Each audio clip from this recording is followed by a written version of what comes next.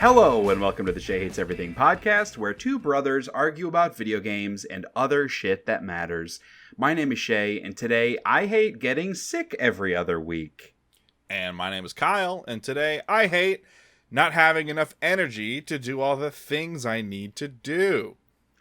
In a similar vein, Yeah. I think, to my hate for today. So ironically, I wrote this Today I Hate prior to when we were supposed to record last month's podcast. Yeah. Because I had just been sick. Yeah. And then we didn't do last month's podcast because I got sick again. Right. And so we delayed it a week.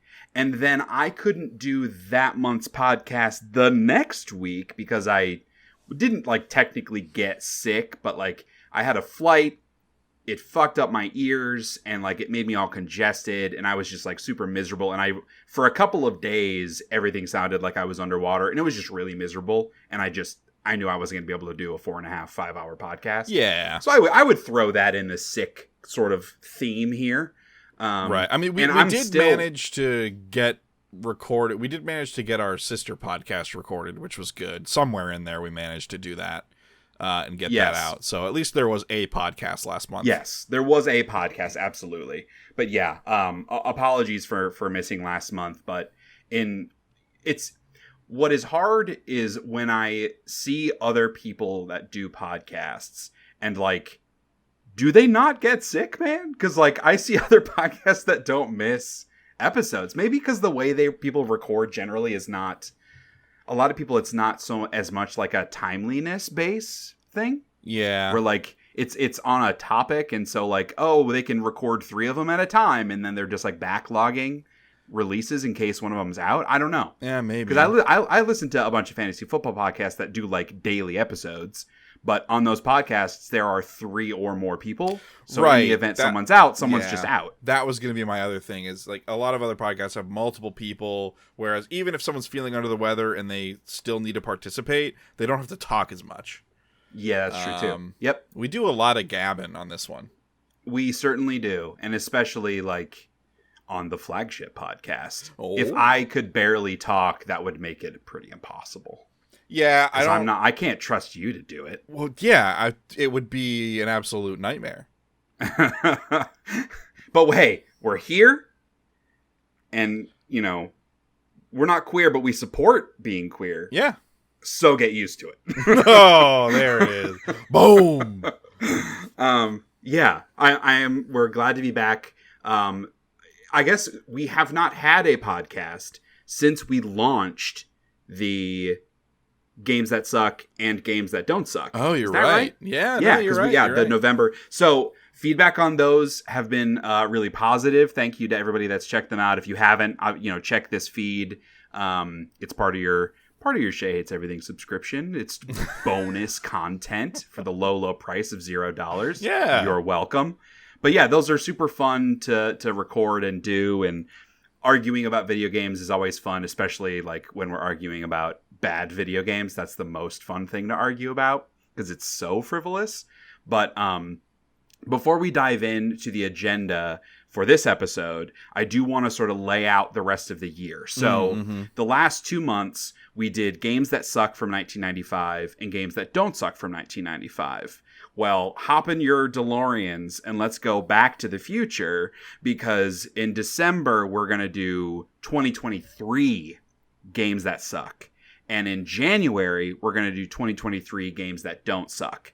And then starting in February, we'll get back to 96, 97 and sort of go through those years, and it will take us years to catch up to modern times. Oh, for sure. But we figured it's a good excuse. It's the end of the year. Let's do a yearly wrap up with the games that are bad, and then kick off the new year with a look back at all the games that were awesome. So yeah, it also gives us a little time to we'll see what other people do for their game of the years, and oh, you know what? I never did get around to playing that particular game. I should put some time into it ahead of ours. So I've always thought game of the year should be in January anyways. I feel like totally agree. It's just like Christmas. for like retailers, where every year they kind of creep it up one more day. I feel like Game of the Year keeps doing that. It's like it's creeping a little further to the left every year. You're going to be doing Game of the Year in like October. Yeah, and then that would never happen because then Call of Duty couldn't be a part of it. I feel like that's because there's Call an of Duty limit. Everyone is loving the new Call of Duty from what I have seen. Well, okay, so actually, yes. People are loving the multiplayer. People are just mad that it's an expansion.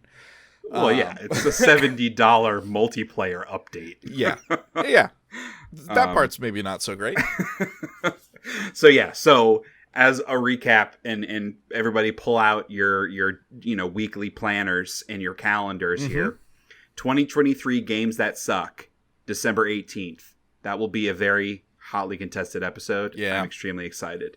January 1st will be a normal episode of the Shea Hates Everything podcast. In previous years, we've done some like Game of the Year conversation around that time, but we're going to purely save it for the dedicated Games That Don't Suck podcast. Yeah, and that's that's just like a divine accident, right? Like that happens on the first of the year. Like, what a way to start it off. A bunch of people have off of work that day if they work like in an office or whatever. So what else are you going to do other than sit around and listen to our amazing podcast? Well, yeah, we know you're going to be hungover. Yeah. So what better way to induce vomiting than by listening to us talk for 5 hours? And everybody knows, get it out of your system. You feel a lot better once you vomit, so we'll help you. Shea Hates Everything, the podcast that'll help you with all of your medical problems by inducing nausea and vomiting. That'll be sort of the cadence over the next month and a half. Very excited for those episodes, and will be super fun. The Games That Don't Suck is going to be tough this year. There were a lot of extremely good video games, many of which we're going to talk about on this episode. Yeah. And many of those extremely good video games, only one of us played. So it's going to be tough. There are not a lot of great games that both of us played this year. So it'll be interesting. We'll figure it out. Yeah, it'll be all right. Okay, so back to this episode. We are going to be, as I mentioned, talking about a lot of video games. We have our October Game Club game that we obviously didn't talk about after missing the episode last month, which was Cocoon. Separate from the podcast, Kyle and I had agreed already on a November Game Club game, which was going to be Jusant, which is released on Game Pass. So we just went ahead and made that the November Game Club game. So we'll talk about that. And then we've got, like a lot of really big video games. Yeah. Spider-Man 2, Alan Wake 2, Super Mario Wonder, Robocop, the Phantom Liberty expansion, and some Starfield talk as well. Dude, I can't, this episode's going to be so... I haven't gotten to talk about Alan Wake 2 yet. Oh, it's going to be fine. But also let's keep in mind, we are doing our Game of the Year podcast in mid-January. So we don't need to spend 40 minutes on any of these games because we will have plenty of time to talk about them in comparison to other video games. All right. Sorry, so 39 minutes is okay. Got it. I'm going out on a limb and assuming that you will want to talk about Alan Wake 2 on a Game of the Year podcast. Is that a fair assumption to make? See, I just don't know if it's going to cut the mustard. It's my number one game of the year. I haven't played Avatar: Frontiers of Pandora yet. Yes, so we'll see.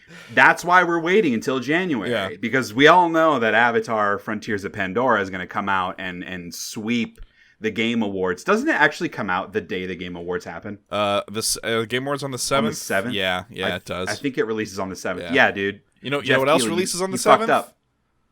What? I don't know, I was asking. Okay.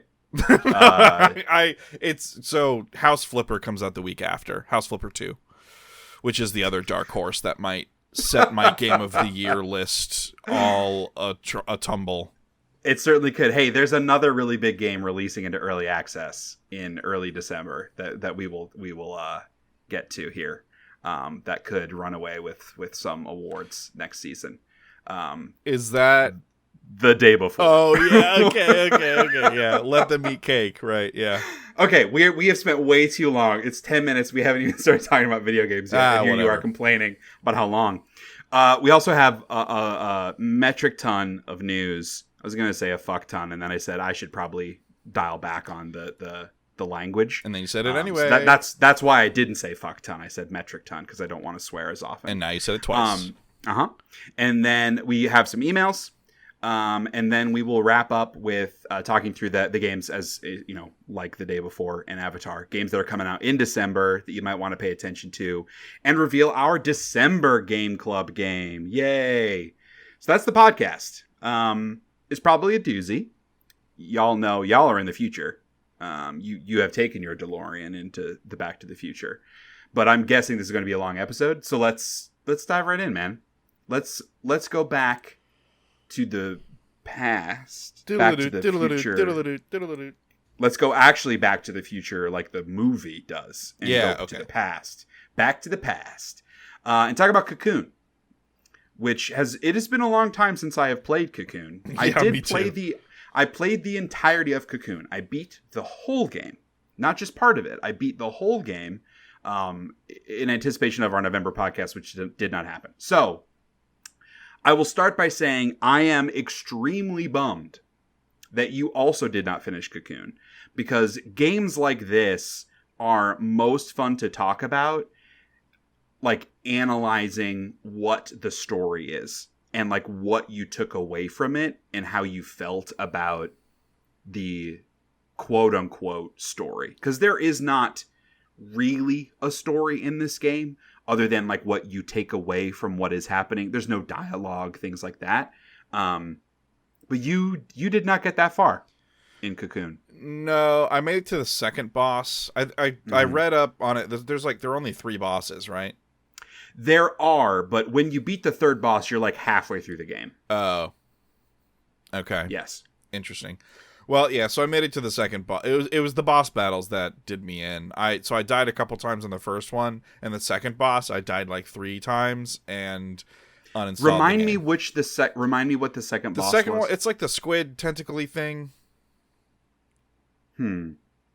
Not, is it where like you're in an arena that like the ground slows you down? Yes. Because I don't remember if that was the second or the third one. It doesn't matter. I was just curious because it's interesting to hear you say that, because I really liked the structure of the game in that first half, because essentially the conceit of the game in its puzzle solving structure is that you're using orbs to solve the puzzles, and each orb contains a world. So when you get your first orb, you go inside the world of that orb and are, moving stuff around and doing some puzzle solving inside that world. And then you discover a second world inside that first world. Yeah. So then it becomes hey, you can go in and out of 2 different worlds. You can put one world inside the other one and move it around. And then you would discover a third world. And so then that's kind of what the game structure ends up being. You do discover a 4th orb, but that doesn't contain a world in and of itself. So the first half of the game I really liked, because I liked it's still a bit of like a mind fuck on like moving between the worlds a little bit. But it feels very understandable. Would you agree with that? Or like, yeah, I didn't find any of the puzzle stuff particularly difficult. Yes, I would agree. I found it to be engaging, at least. Yeah. And also, I loved the world designs. They all felt very distinct, but like thematically consistent. One of them is like sort of a futuristic, very robot-looking world, like very mechanical. And another one is like sort of a futuristic, like a jungle, lots of greens and swamps and that sort of thing. And then the third one being a little bit more like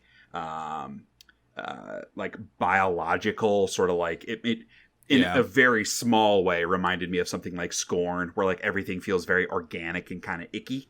And so those worlds I thought were really well designed visually, great colors and all that stuff. Yeah. Oh, and I guess the orange world is more of a like desert sort of world. Right.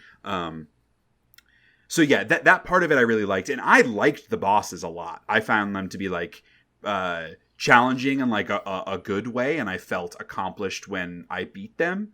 The second half of the game, when you aren't just in one world at a time, essentially, the whole game is about moving through this, like the final world where you have to keep going back into the smaller worlds, but mostly to move the worlds inside of a worlds around. I said that was the word world a lot. Yeah. But like, it doesn't does that make anymore. sense? Yeah, it does. Yeah. And that I found to be less fun, and it felt a little more tedious. Right. Because there are a lot of times where like the only thing you need to do to solve a puzzle is arrange the world inside a world inside a world inside a world in the right order. And that doesn't... That's like it's not as interesting to figure out. And then once you do figure it out, you still have to do like 20 actions. Right. And that feels tedious. Yeah, that's the problem, I think, with like good puzzle games. I think well-paced puzzle games that are the most satisfying tend to be you discover the solution and then the action after that is fast and simple and easy. And so the difficult part is discovering the solution. The action of acting upon or putting that solution into action should be simple and fast, because that's not the interesting part. For me, anyways, I guess I should say. But I felt like in the early stretch of that game that I saw, it was paced really well. So that is kind of a bummer to hear that it not pads itself out, but that it gets a little more tedious in that way. Yes, and I would say it definitely doesn't feel like padding. It's more like taking the action after you've figured out what you need to do. That feels tedious. Right. The game doesn't feel like arbitrarily extended, because what happens is, so like in the first half of the game, when you're getting a new orb, you're being sort of like given that orb from a creature that ends up being the boss. And in the second half of the game, you're sort of being given the orbs again by like a bigger, like larger god-seeming creature. And that creature gives you an orb like one at a time through like little puzzles that you're solving. And then it's like 2 or maybe 3 different times you solve a big puzzle where you're organizing the orbs, and then you fight that big creature. And that fight, I don't know if I liked it or not. So it's not like the first 3 bosses are, you're kind of in an arena that is themed to the world, and each boss has sort of a unique mechanic that ties into the world. That's what you're doing to like to beat the boss. The final boss, and I use air quotes around that because you fight him a couple of times, he or she, like, it's totally different mechanic. You're using... So, man, this is so complex to like talk about without sounding confusing. Yeah. The white orb that you're given, you can shoot like an energy bolt out of it, and you use that to solve a lot of puzzles, because you'll like, hey, I'm in the overworld. I'm going to put the purple orb in the center thing that allows me to get inside of the purple orb. And then I'm going to put the white orb next to the purple orb so that it shoots a laser beam into the purple world. I'm going to go into the purple world at the right time when a laser shoots, so that the laser goes into the purple world with you to like hit a trigger point. Right. And that's sort of like what a lot of the later game mechanics are like. Okay. And so this main boss, you're shooting the laser beam, and that's like mostly what the boss mechanics are like. And you sort of get these like rotating, like, you know, structures in the air that you have to aim and shoot at with like, you know, 360-degree aiming. And that sucks. It doesn't suck, but it's not fun or interesting mechanically to do compared to those original bosses that felt very unique and cool to figure out. It feels like you're playing Asteroids, where it's just you're on a 2D plane, but you can aim in any direction, and these things are flying around you. There are like shields that block your shot, and so it feels pretty, again, like tedious and straightforward. You just have to do it right, and it's not It doesn't feel like it's a puzzle in any way. Yeah. And then once you hit those things, you do a little like mini game push and pull with the laser beam against that main boss. And the reason I give so much specificity on what that boss encounter is like, it ties into like what I would ideally have loved to talk about in terms of like what the story of this game is, because the primary bosses give you their orb and then you make it through their land and fight them and beat them. And it's like, okay, but they gave me the orb first. It doesn't make sense. And then the final boss is very similar, where they're giving you these orbs, and then you end up fighting them multiple times. And in that push and pull, it feels like it's a test. Like that's how it felt to me. And so like my takeaway, and the way the game ends, spoilers, but again, it's a pretty abstract story. You sort of like fly through the sky, and you're sort of placed in this. This cocoon, roll credits. Mm-hmm. And you come out from that cocoon like with wings and you kind of fly away.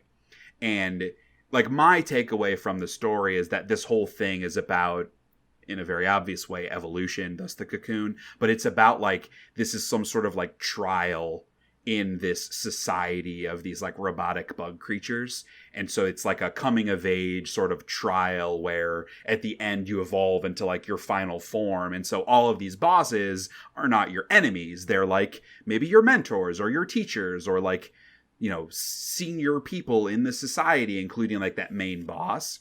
And that that's my takeaway. That might not have been everybody's takeaway, but that I really liked because it made it feel less adversarial and more like, these are people that care about me. These are creatures that care about me and my success. And like when I beat them, they're proud of me. And I just liked that. I liked that the game let, whether or not that's what their intention was. I liked that I was able to have that be my story in the game. And so I had like a nice cozy feeling after I beat it of like, yay, I'm an adult, or, yay, they're all proud of me now and their next stage or whatever that might be. So that was really satisfying. That's interesting. Yeah, I think. Yeah. I don't remember much about Limbo, but Inside, I know. To me, the interesting thing about Inside is like kind of like the questions that it poses, and so. I guess it makes me happy to hear that there's still some of that DNA in Cocoon as well. Absolutely. Yeah, it's more of a puzzle game than Inside and certainly than Limbo, but it still has a lot of that. It's a puzzle game that makes you think, and not in a Portal way where it's like a pretty obvious commentary about something. Yeah. This is more of it's abstract storytelling. And right. I'm a huge sucker for that. I love games that like make me want to sit and think about what they were trying to say, or like what the characters, what's next for these characters. So I know I sort of criticize the second half of the game as being a little bit less interesting, and also for me, like it was a struggle, man. Like some of those, it's part of the reason I'm not a huge fan of like multiversal stories. And this is very much, it feels sort of like that, right? Like you're going in and out of these different worlds. Right. It messed with my head a lot, like trying to organize the right sequence of events in my mind. Sure. That's the whole point. But like, I just don't, that's not really my thing as much. But I super highly recommend it. If someone is a fan of puzzle games, because this is definitely a puzzle game. Like I could recommend Limbo to anybody or Inside to anybody that's looking for something atmospheric. Yeah. But you need to be interested in the puzzles in order to make it through Cocoon, because it messes with your brain in the back half of it. But yeah, I really loved it, and again, I'm really annoyed that you quit because I would have loved to talk about the ending with you, but whatever. Yeah, nothing about the combat felt right to me. Like I felt like I was doing all of the things correctly, but I was just getting hit by stuff because I don't know if it like wasn't as responsive as I was thinking it was, or skill issue. Yeah, it was clearly a skill issue. I don't know why I didn't. Either my brain or my hands weren't working right or whatever when I was playing it, but I just couldn't fucking beat those bosses, and it was driving me nuts. And then because where I was at in the game up to that point, the puzzles weren't a challenge, right? They're still teaching you mechanics. So you fail once, and that's how it teaches you how to do it, and then you succeed on the next attempt, and then you move on to the next thing where you fail once, and then you succeed on the next attempt because you learned something about it, and then you repeat those a couple times, introduce new mechanic, fight boss. So to hear that it, becomes more complex and layers things like a good puzzle game should in the back half is good, but I just couldn't. And that's the other thing, like Limbo and Inside, they don't really have combat. Like they're narrative puzzle games, and they don't really have, like, combat is puzzle solving in some cases, where like you beat or defeat a thing by solving a puzzle, not by actually doing combat. Because like in the boss encounters that I played in Cocoon, the first two, it's not really I feel like what you need to do is very apparent, and it is like you're having to dodge and do all this other stuff in addition to like throwing the ball at the right time or whatever it is. Like, and that, it just didn't, I don't know, it didn't come together very well for me, and I felt like a game could have been better served if it wasn't like direct combat and it was still a little more intellectual. Like the previous games have been. I would disagree that it's like it feels like direct combat, because it's not like you're not hitting anything or shooting anything like you would in direct combat. Like, I'm remembering the second boss now with the tentacles, where it's sort of like there's a floating like green thing that you need to pull out, and that's what hits it. Like, I feel like there still are puzzle mechanics in the boss fight. Like, it makes me feel, because I've been playing Super Mario Wonder, it makes me feel a little bit like how when you fight Bowser in Mario games feels. Like, you're not punching him. I mean, you do jump on him, right? But like most of what you're doing when you fight Bowser, fight whomever, there's some mechanic in the level that you need to do a couple of times to open them up for an attack. And that's how I would describe like the boss fights. Yeah. I don't know what it was. It's something. It just wasn't what I was looking for or what I was expecting, I guess. It's definitely different than anything in Limbo or in Inside in terms of like the fact that it has a boss battle. Like, neither of those games have anything like that. And like that's totally fine. Like, they're allowed to make the game they made, or like, you know what I mean? It's just I wasn't expecting it, and then I failed repeatedly, and it wasn't fun. And so I was like, I don't know that I want to continue spending time in a thing where I'm gonna bump up against these boss battles just for the quote-unquote satisfaction of moving on to the next puzzle thing, when I feel like the wow moment of the game has already happened, where it's world within a world within a world kind of thing. It's like I already got that out of it, and I feel like the layers that they're going to layer onto it aren't going to be all that fun for me to continue to engage with, and so that's why I stopped. And I should also say, for like listeners' sakes that are hearing about this game for the first time, like, Playdead didn't make this game. Like, the Inside and Limbo folks, it was someone from Playdead, or like a couple of people. It obviously shares a lot of DNA and or something. Like, that's why we're comparing it, but it's not like the next game from Playdead. So it to me, it adds more context to why it feels so different in a lot of ways. It's from the designer. Okay, sure. But yeah, that's Cocoon. I really liked it. But you definitely need to be up for this kind of very intellectual, cerebral kind of puzzle game, which is not everybody's cup of tea, and usually is not mine. It was more about the atmosphere and the graphic and design that made me want to continue to go through. I guess I didn't really talk about. I did like the art a lot. I'm a big fan of like the really simple graphic styles, and I feel like they use that to pretty great effect to evoke things and without being really busy. And I really liked their use of color as well, which I think you touched on.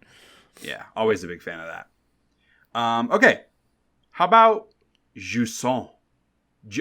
I was joking around with my wife about this game and how you, as the French taker, pronouncing this game, and I just wanted to annoy you and always pronounce it like Jusant. Oh yeah, play some Jusant. Y'all play Jusant. So yeah, how far did you get in Jusant?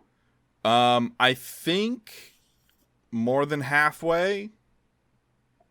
Do you remember like what chapter? I don't remember numbers, but I had just done the second big horn that you blow into, where like the big thing trundles out of the wall, breaks through the wall, and bumbles on past. I think that's where I stopped. Okay. Yeah, I'm probably like 30, 45 minutes past that point. Okay. I think I'm in, it's like chapter 4 maybe, and I don't know how many chapters there are. It's supposedly only like a 4.5, 5 hour game. Yeah. I was probably like the 2.5 mark. So yeah, that sounds right. And it did. When I was looking on like how long to beat, because I always try to look at that stuff of like, is this like if I'm like 2 hours in and I'm kind of on the fence, I'm like, oh, if it's a 4-hour game, I can go ahead and finish it. Why not? But if it's like a 10-hour game, I'm like, okay, I'm done. Which like I only played one session of Jusant, and I ended up playing a lot longer than I initially planned to. Cause, me too. Again, it very similar to Cocoon. I just loved the environment.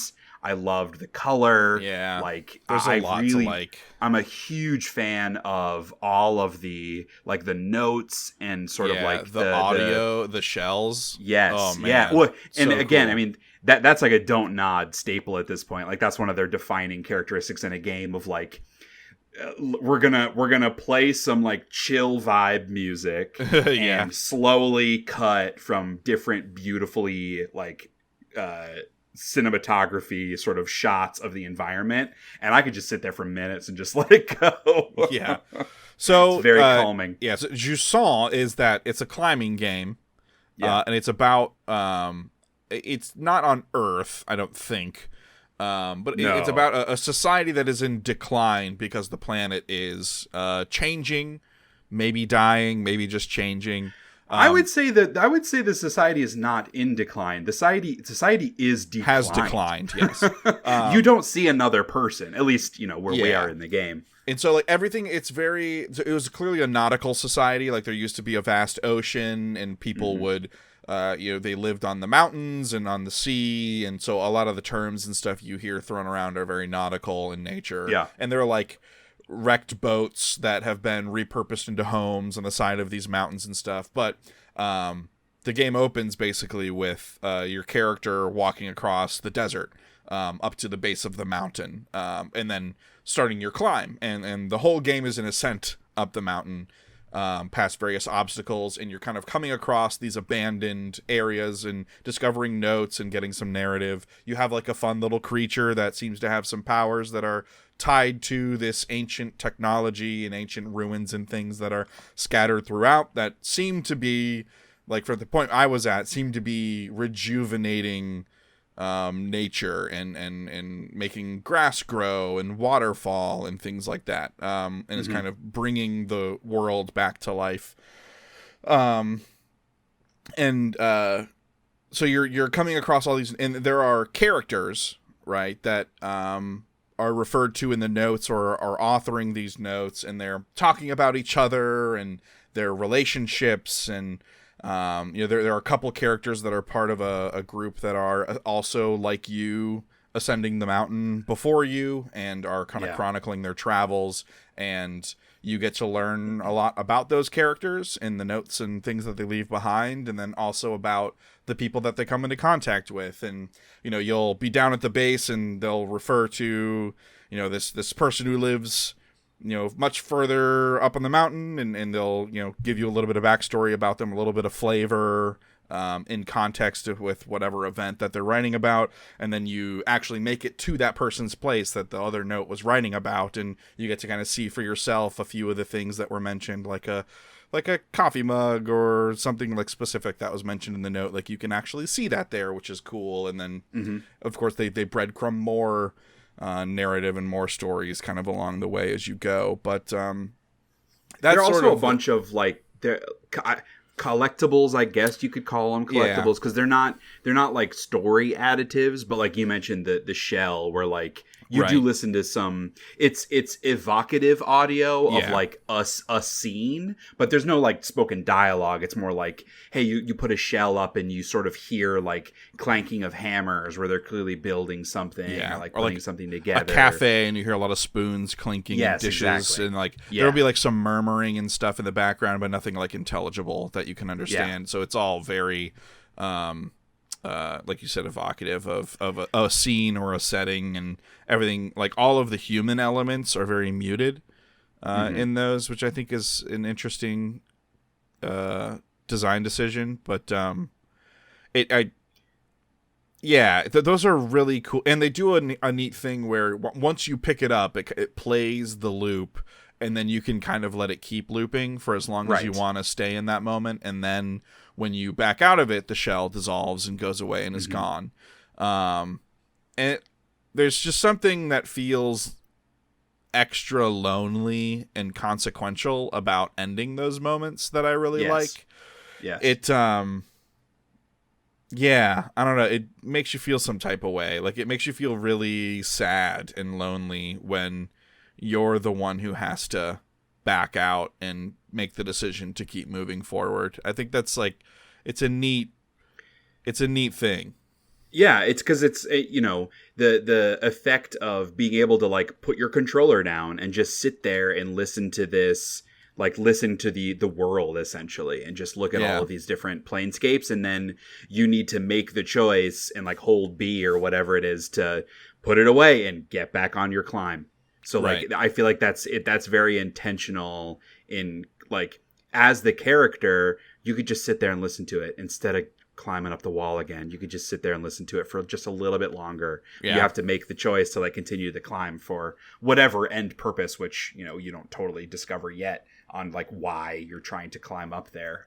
It's like a bunch of those Last of Us giraffe moments where Joel and Ellie are standing on the rooftop together, and you can watch the giraffes go, and then the scene just goes, and they sit there kind of in silence, just sharing that moment together until you back away from the edge and continue on your journey. Yeah. It's like they do that over and over again, but not so frequently that it feels like it lessens the effect of it. I mean, I've found maybe like 3 or 4 of them so far. Okay. And like that's been, like I said, that's been a staple of a lot of Don't Nod games, like a lot of the Life is Strange stuff. I remember in Life is Strange Season 2 with the 2 brothers, and they're trying to walk their way to Mexico, and there are lots of scenes that are like that where you can just like sit and enjoy. And there's a very similar emotion of like, no, we got to stop at some point. We got to move forward. We got to keep walking. And in Brothers: A Tale of Two Sons, there's something similar too, where those are 2 brothers also on a quest that like they need to move forward, but there are benches scattered throughout the world where you can just sit. You could just sit at the bench and just enjoy the view and the music. And that's just, like you said, like that lonely journey, especially in this game. That's what really makes it hit home, is the physical choice to move away from like the calm and the peace and the comfort to continue along on like the quest that you're on. Yeah. They also have like little sort of stone piles that you can add a stone to the top, which I don't think they've been explicit about like what that means. I think first that's the autosave or the save. Oh, or checkpoint maybe. Maybe because some of them are like not hidden, but like off the main path. Yeah, maybe I took it as more just a again a quote unquote collectible, like a thing to do throughout the process, which like you don't get anything. Nothing really happens when you do it. You get a little bit of like, hey, some grass grows around it. Yeah. But I take that more like it reminds me of the movie Moana, where like all of the chieftains of the village, whenever they take over, they put a stone up on top of like their mountain, and that's their memory for the rest of their society. They will always have that place in the like grand structure of their society, and that's how I took this as being of like the people that are taking this journey, they each leave a stone, and that's how to both like the future generations to remember them, and also for them to like feel a sense of camaraderie and a sense of community of all the other people that have done the thing that I'm doing.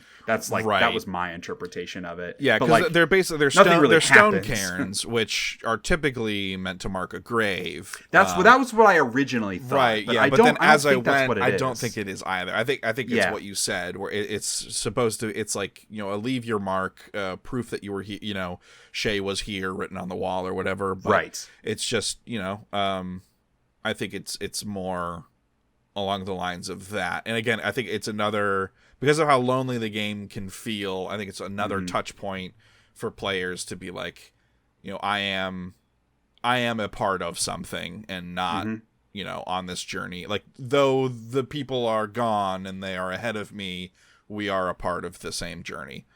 Yeah. So I think that all that stuff helps it not feel so lonely. Yeah, well, and in some ways more lonely, like in, you know, in a very intentional way. Oh, sure. Makes you feel a little more isolated. And then there are like these murals that you can light up by like using the little chirp of the creature that's with you. And those I haven't seen ever. And also there's like not a chime, but it's like a big bell that you spin that like makes a bell sound. But I haven't seen any that like actually do anything or like evoke anything. I'm wondering if you find all of them if something happens when you get the last one. I doubt that'll happen. Those are more off the beaten path, many of them. Like I'm sure I've missed a handful already. Oh, definitely. I know, like I found a couple but didn't know you were supposed to chirp until I tried it later on a later one. I was like, damn it. Right. Yeah, and because I think like I am going when you reach like a new plateau after you climb, and I guess eventually we will talk about the actual climbing, which is the whole game. Yeah. But when you get to a new plateau where like there are homes and like a little village, that's where you're finding a lot of the notes. So I will go off the beaten path in the hopes of finding another note.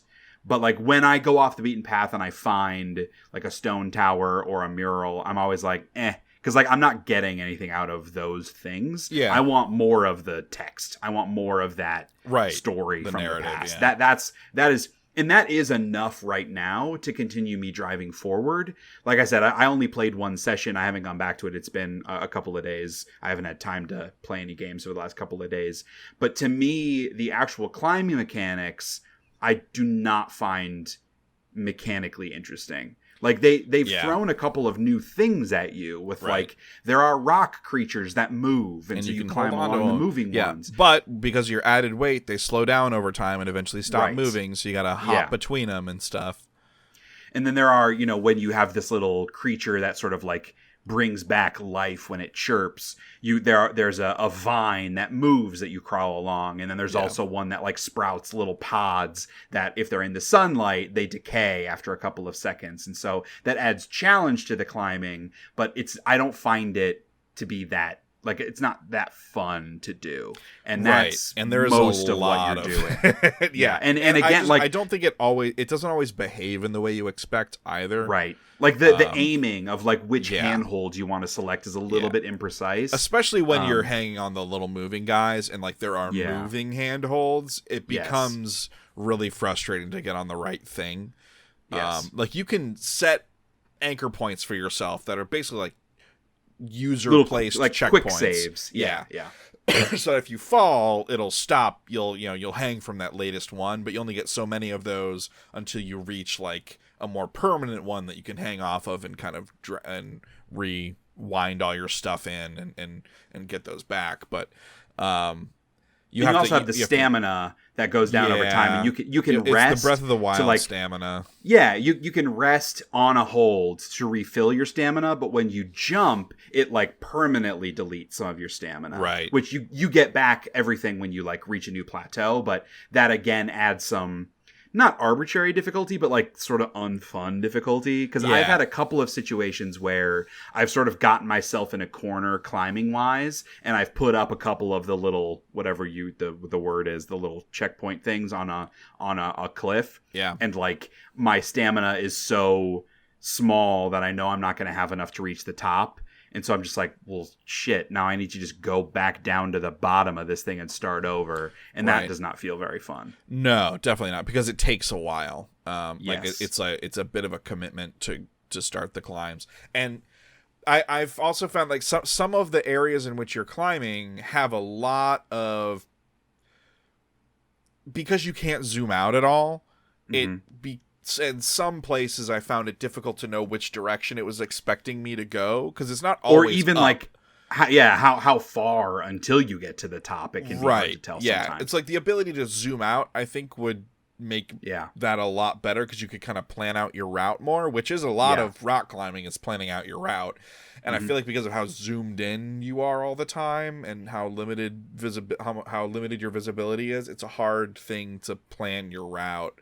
I feel like that would help a lot. And because I found that, like, if I go the wrong direction, it's a significant task to, I might be climbing for 2-3 minutes and find out I'm going the wrong way, and I have to do all that over again. And it's like 2 or 3 minutes doesn't sound that long, but it's like a long, laborious, like holding the sticks and holding buttons, alternating triggers on hand grabs. And it's a lot of physical controller movement that is expected of you, and like a lot of tension in the hands when you do it too. Just because I'm afraid of heights, and whatever, like, the to do that actual again is frustrating. In the mechanics of actually, like, it's that ambidextrous, like, we both play drums. Like, there's a little bit of that. There's a rhythm to it. Right. You have to be able to use both hands in like a synchronized way to get into a flow of movement. It is challenging. Like, it's not like literally physically challenging. It's not supernatural sometimes in the way that it feels. Yeah. And then when the game doesn't behave the way you expect it to, it throws the rhythm off, and then you got to get back into it. And that's a little more frustrating. And so that's kind of where I'm at with the game, is like, I don't know that I want to continue to climb. Like, I want to get all the narrative elements, but I don't want to have to do the climb anymore. Yeah, that's exactly where I am. I definitely will go back to it. I actually plan to play a little bit tomorrow if I can get the podcast edited fast enough. Because I want to see how this ends. I've heard the last climbing sequence is really awesome, is what I've heard. Oh, okay. Well, that's good. Yeah, and I've heard like the ending is really cool, and the last sequence is really good. So I feel like, well, that's great. That's good motivator. Yeah, I know. I just I don't want to do it, but I do feel like I have to. Yeah, because I like all of the other elements, and even just the little notes. I played longer than I intended to because I wanted to like get to the next little thing and read another little note, and that's enough to keep me going while I'm playing it. But the thought of sitting down to play it feels kind of daunting. That's right now. The killer, absolutely. Yeah, like once I'm in it, I can keep going, but starting it is tough. Yeah, especially because I've got 2 other games I'm playing that are really, really fun. It's hard to go to Jusant when it's a little bit more laborious. Right. And I mean, like, I guess for context, like, in the past 2 months, I worked insane amounts of overtime at my job. I had to go build a set for high school theater program and also tear down that set. We had family stuff for Thanksgiving and all this other stuff. It's like, I was really busy and really stressed out and exhausted all the time. And so, like, that was also keeping me from going back to this. It's like, I don't want to engage with something where I foresee a lot of fail states in front of me. I want to just be able to do a thing that I'm confident in and go back to that a lot, a lot, which I think is kind of the latter half of my games that I played over the past couple months, is a lot of that. But that's why I haven't beaten Jusant yet, is because I just couldn't work up the motivation to spend the time and focus to do it. But I do want to get back to it and finish it. Yeah. I would say that's Jusant. That's enough of Jusant. I will definitely play more of it before the next podcast. Whether or not I finish it is TBD. Yeah, it is, which good. Is interesting. I mean, you and I are harping on the climbing thing. We're maybe blowing it a little out of proportion because I don't think because so. I mean, maybe like 5%, because it is the thing that you and I are hung up on, pun intended, and like. But it's the majority. That is the game. Yeah, is the climbing. It is. So I don't think we're harping on it or exaggerating on it. It's the fucking game. No, you're right. It's like, oh well, I know we've been talking about. I just like the rest of it so much. I hate to say bad stuff about it. Dude, I 1000% agree with you. But again, it's the game, dude. Like, right, yeah. Oh man, I really love the new Call of Duty, but it's just like the shooting is garbage. I don't want to harp too much on the shooting being bad in this Call of Duty game. Yeah. Okay. Fair enough. So there, a double dose of Game Club for this month. That I fucking love indie games, man. There's so much more inventiveness and creativeness and ambition than in AAA. It blows my mind. Like, for the criticisms of Cocoon in the back half, of the climbing mechanics in Jusant, like, I'm so glad that both of these games exist. Yeah. And I really enjoy both of them, both on their own merits and as, thank God, people are still trying to do stuff in this industry where people are getting laid off constantly and no one wants to take risks. And not even to be doom and gloom, because this year was an insane year in terms of awesome insane AAA games too. So I don't want to be too negative about the AAA space. Speaking of, it's good to have both. Let's move on. Yes, absolutely. It's a good balance. What do you want to talk about first? We got a bunch. We got a bunch on here, bro. All right, we had to dive really deep on those. So why don't we do like a couple of easy ones? Okay. So you pick an easy one for you, I'll pick an easy one for me, and then we'll do a couple of heavy hitters. Okay. Pokemon Violet. So I mean, the only thing I really have I have two primary things to say about Pokemon Violet.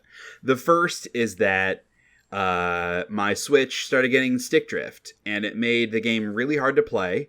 And I was being stubborn about it because I never play my Switch anymore except to play Pokemon. Like, that's all I've used my Switch for over the past couple of years. And I was like, I'm not buying new controllers just to finish this fucking Pokemon game, and that's it. And so it was really annoying. Thing you got a new controller for Christmas. That's a great point. That would have solved some of the problem. But I mostly 95% of yes, for Pokemon, because normally I'm playing that like when we're downstairs watching a movie or like the kids are eating dinner, like things like that.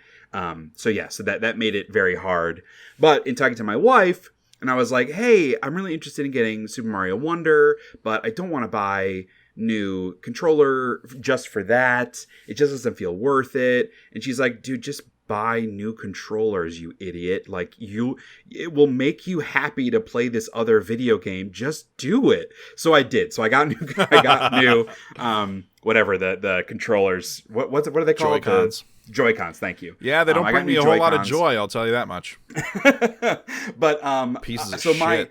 My Switch was the gray Joy-Cons, and I liked that. It was low profile, it felt sleek. Yeah. They didn't have the gray ones anymore, or at least I couldn't buy them like from Nintendo or from any like authorized site. It was, in order to get those, it was like $200 through an eBay kind of place. Interesting. So I got the red and blue ones. None of the other, and like I was down to get funky colors, but all of the colors are ugly, dude. Yeah, they're like bad.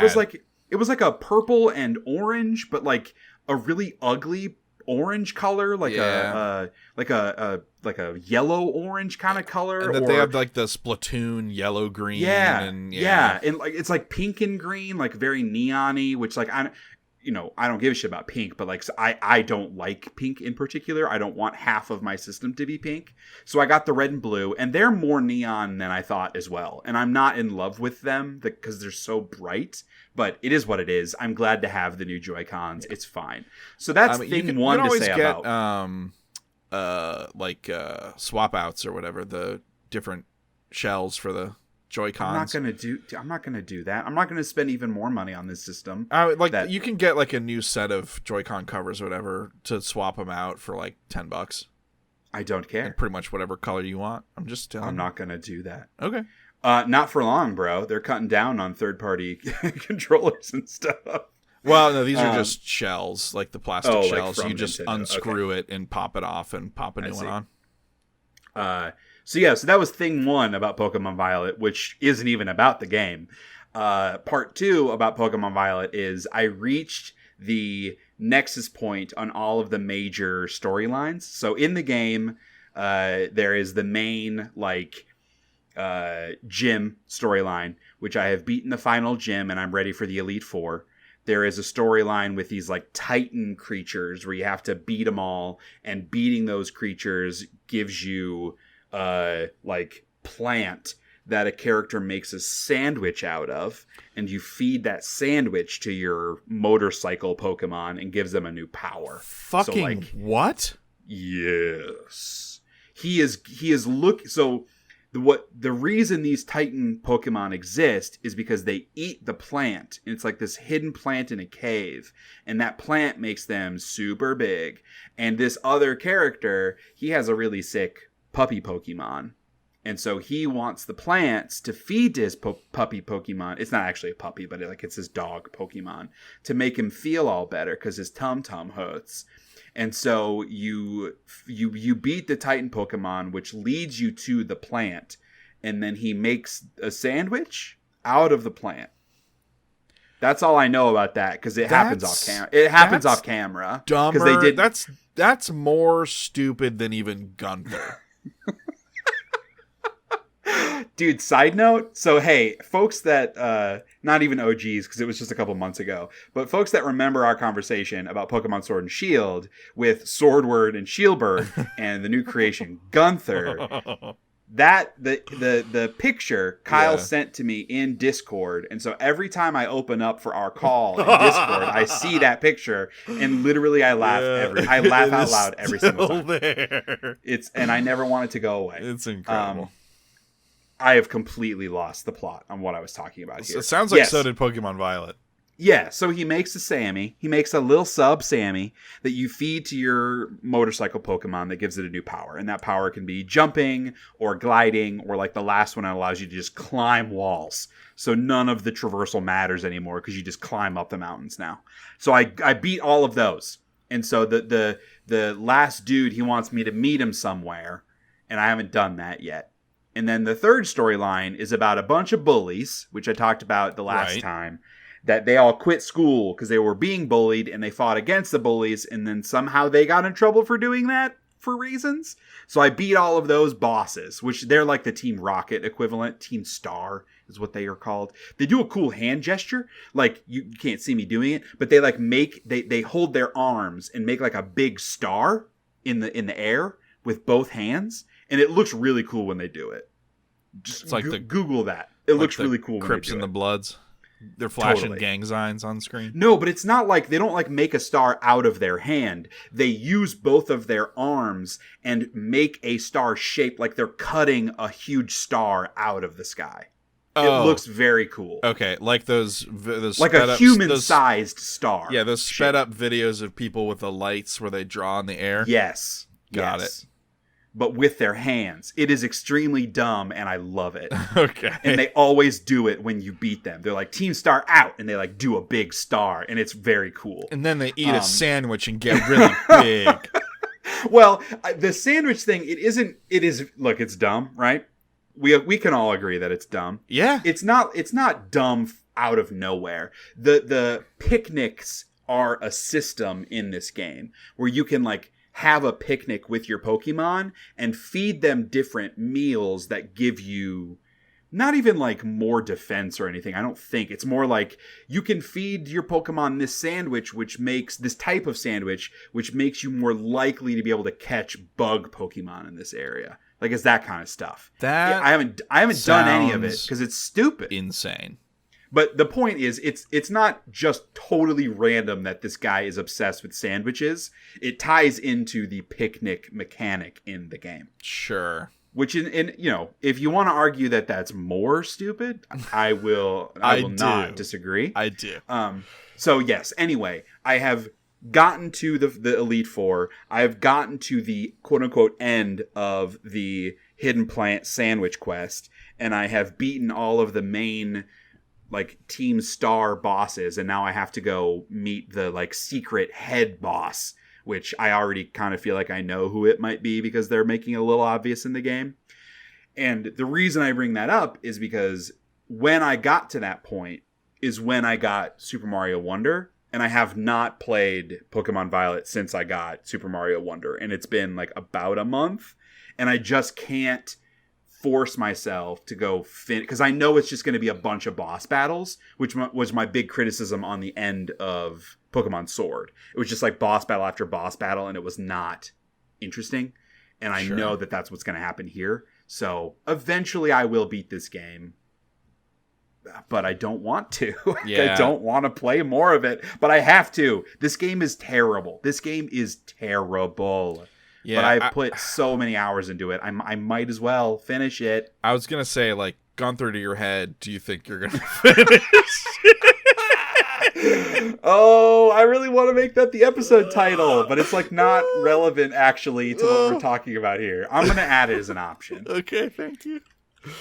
Is that too violent? Gun to your head? No, it's perfect. I'm very thank you. You're welcome. How long were you sitting on that? Like 30 seconds. Okay. I'm proud of you. I was just letting you go. That. I was letting you talk. So that's Pokemon Violet. The game the game is fucking terrible, dude. Like I'm shocked. I'm shocked and upset at how low effort that game is. It blows my mind that they thought that they could get away with it. And it blows my mind more that they absolutely did get away with it. Because that game sold like 10 million copies. Because the problem is they don't know how to make the game they want to make. And so normally you would go ask for help or change the scope of the thing. Yeah, you would try to make the game you want to make. Oh, yeah, sure. Oy vey. They just put it in a big empty open world where there is nothing there. Yeah. And the game runs at 15 frames a second the whole time. Unhinged. It's bad. All right, what about you? So I'll do two really quick, easy ones. So the Invincible, I played about 20 minutes of. This is a first-person, sort of a walking simulator, but it's a sci-fi game. There was a Steam Next Fest demo for it, but it's out now. I picked it up. It's interesting because aesthetically, there's like... It's sort of like retro future sci-fi where a lot of things are like very 70s inspired so it's a lot of primary shapes and like a lot of curves on everything, and everything's also kind of like it's curved and bulky. Everything is curved and bulky, and there's like weird mishmashes of technology. Like there's a scanner that is like a series of dots that light up, like individual LEDs that light up to like go in a direction. And so it's like a circle of dots. And so instead of like a radar scanner on a screen, like a digital screen, it's these like very like analog dots that will light up in a direction. It's like a lot of that stuff. It's like a 70s version of like a retro future kind of thing, right? Yeah. Totally. And all of that stuff is really cool. I think the voice acting was good. The writing was fine. It was passable. I, however, unfortunately encountered so many bugs in my first like 20 to 30 minutes of play that I could not progress, and like they started to compound. So like there was one sequence where I was walking through a sandstorm and I brought up my map, and when I tried to put my map down, my hands went down, but another set of hands stayed on the screen with the map, and I couldn't get it to go away. And then when I climbed a ledge, another set of hands came up and grabbed the ledge, but my other set were still holding the map. And then there was a moment where I needed to put the map down to open a different menu to progress the story, and I couldn't do that. And so I had to quit, and then I refunded it. Because that sucks. There was a lot of problems. So I think I'm just going to give it a little bit, like let them patch it. I have, because I watched a handful of reviews, because I was, knowing that I was never going to play it because it's on PC, I was interested in this game because of the aesthetic again. Yeah. Like, because, it seems very cool. And like all of the mystery stuff that they're setting up is really interesting and compelling. And again, I think the writing is fine. It props itself up enough. But a lot of it is about the sci-fi mystery and the aesthetics for me. And I just, as long as the game works fine, I would play it and enjoy it. But it was not in a state. Well, at least my experience with it was such that I encountered many problems in the first like half hour. So like I'm gonna give it like a month and then maybe pick it up again on sale or something. But that was unfortunately my experience with that. Yeah, and I mean you're definitely more forgiving of like story stuff than me. I will only say like everything that I have seen about this game is that the story payoff isn't there. And bummer. It is. I mean, I think it's a pretty short game, but even like all the reviews I saw were like even though it's short, it feels long because of how little you're actually interacting with the game, and you're just walking, and the walking is very slow. It is. What I have seen, it reminds me of Everybody's Gone to the Rapture, right? Where like that again, that was all about setup, and you wanted to see how things would play out, but it was a fucking slog to get to the end of it, and it was super not worth it. And that's, again, have not played the game, you enjoy those types of games more, but I would say if it remains technically rough for a little bit, it doesn't sound like you're missing out on like some amazing experience. Okay, that is good to know. Because I haven't really looked at anything beyond it, because none of the main people that I watch or pay attention to had played it, so that is good to know. So that's the Invincible, unfortunately. Second quick one, Star Ocean Second Story R. I did pick that up and started playing that on the Steam Deck. Runs great. It's super beautiful. I love what they're doing with the mix of 2D and 3D. The sprites animate really well. The lighting layer they have on everything looks fantastic. I'm probably like 8 hours in, and I didn't realize how many systems this game had, and now I'm remembering why I stopped playing the PS2 Star Ocean game that I got, like I don't know, like 15 years ago or something. It's because it's insane. Well, if it was PS2, it would have been more than 15 years, my friend. Well, yeah, that's true. 20 years. And is this a remaster? It is. Well, it's the second one. Yes, it is a remaster of the second one. Like new graphics, they've added some quality of life stuff. They've added like, I don't know if they added systems. That I don't know. But because if all of those systems were in the original game, it seems crazy, because there's like. So you have your normal like RPG leveling, you have your normal RPG equipment, and like commerce and all that other kind of stuff. But then there's this whole like challenges thing that as you beat these challenges, you're gaining upgrades that you can apply to your characters, or like. But it's all like kind of nothing's worded in a way that makes sense. So like, it's. They unnecessarily word things differently. Like so it'll say like, oh, in order to get this like party bonus that you want, you need characters that have these qualities. And it's like, okay, but none of these qualities match up with the things that I'm able to spend this like third currency of battle points in. So you kind of have to intuit that like, oh, having more artistic party members means having at least one person be level 3 in like painting and like other. So like they're not, I don't know if I'm getting this across correctly. It's like it's not like in order to get the party bonus, you need a character with level 3 painting, a character with level 5 cooking, and blah, blah, blah. It just says like characters that can, with a culinary focus and characters with an artistic focus. But there's like 50 different skills you can spec into, and there's always like one or two that feel like they could apply, but only one is the right answer for the category. It's weird, and I don't know why they did it that way, but it made me very confused and like not like unsure of what my leveling target should be. But like I just kind of looked up stuff on a wiki to find out what I should be speccing into for stuff. But it like it's to the point where like there are all these different modifiers you can tack on stuff. Like you can have it so that your party gains decreased XP but more like battle points that you can spec into increasing skills. And the battle point stuff, I don't know if they're called battle points. That's what I'm calling them. I think it's BP.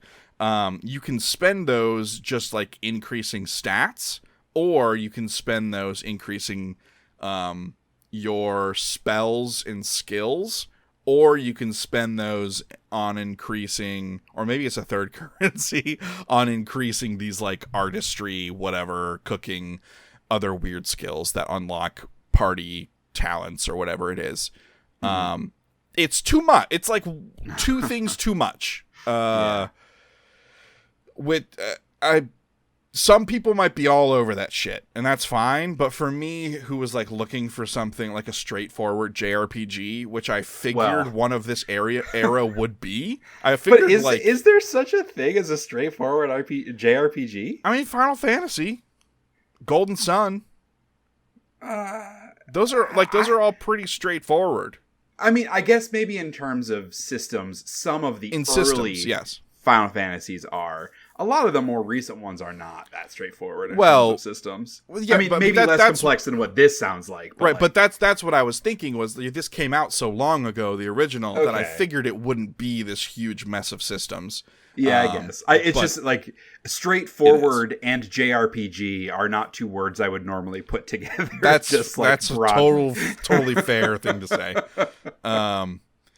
Yeah, and it was like one or two things too much, and I just became very overwhelmed. And I thought the writing was fine, maybe more than fine. The writing was pretty good. And again, the art was fantastic. The musical score was fantastic. There's a lot of running from place to place. I didn't have a good, because the map is actually pretty open. So I think it's one of the games where the original had like a Mode 7 world map where it's like this big sprawling thing that's like pseudo 3D that you're moving through the space. And so I think again, I was wanting something more straightforward, and you can really bumble your way into very high-level, dangerous areas, and you'll just wipe. In the game, it has save points, not auto-saves, right? So they didn't add that function.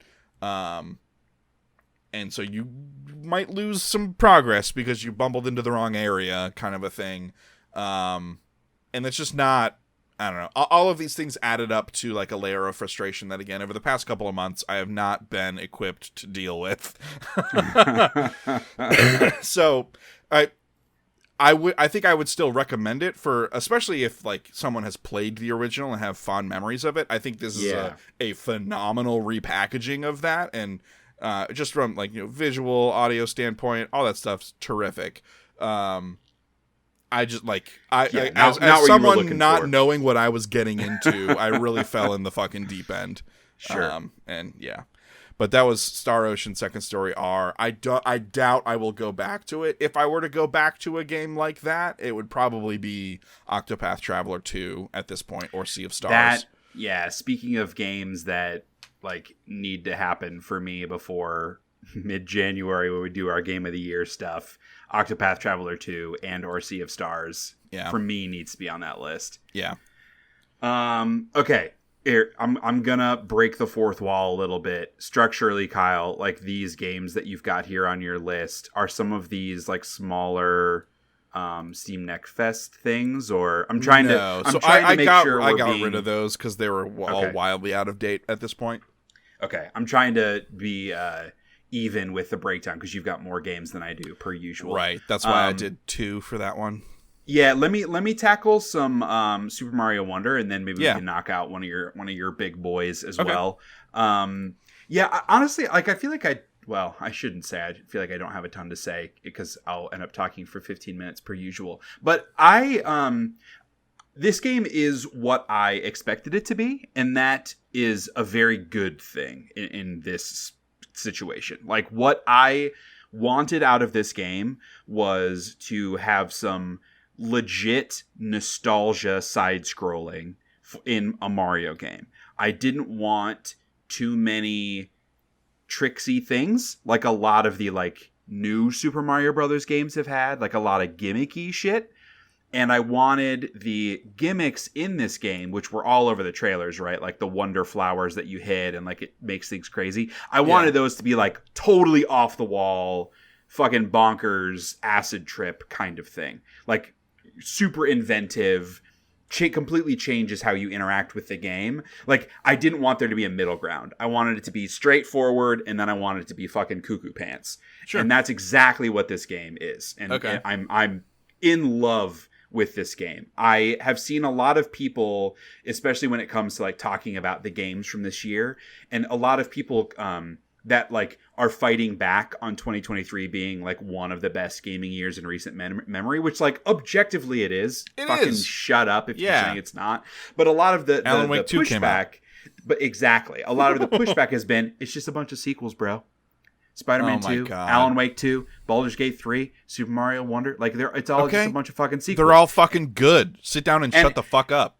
And also, that just, like, completely eliminates any nuanced conversation about what a video game is and what a sequel is. Because, like, look, Spider-Man 2, fine. That game is just more Spider-Man. And we'll talk about that in a minute. But, like, if you talk about Alan Wake 2 as being just a sequel to Alan Wake, you literally, like, you literally have your head in the sand. Yeah. If you talk about Baldur's Gate 3 as just being, like, another Baldur's Gate game, like, you're just literally a fucking idiot. You cannot like those games. But if you say that Call of Duty Modern Warfare 3 is just another Call of Duty Modern Warfare 2, you're a fucking oh wait. Yeah, you are an idiot because it's just DLC. It's not another one of those. It's just literally supposed to be more of it. Right. Okay.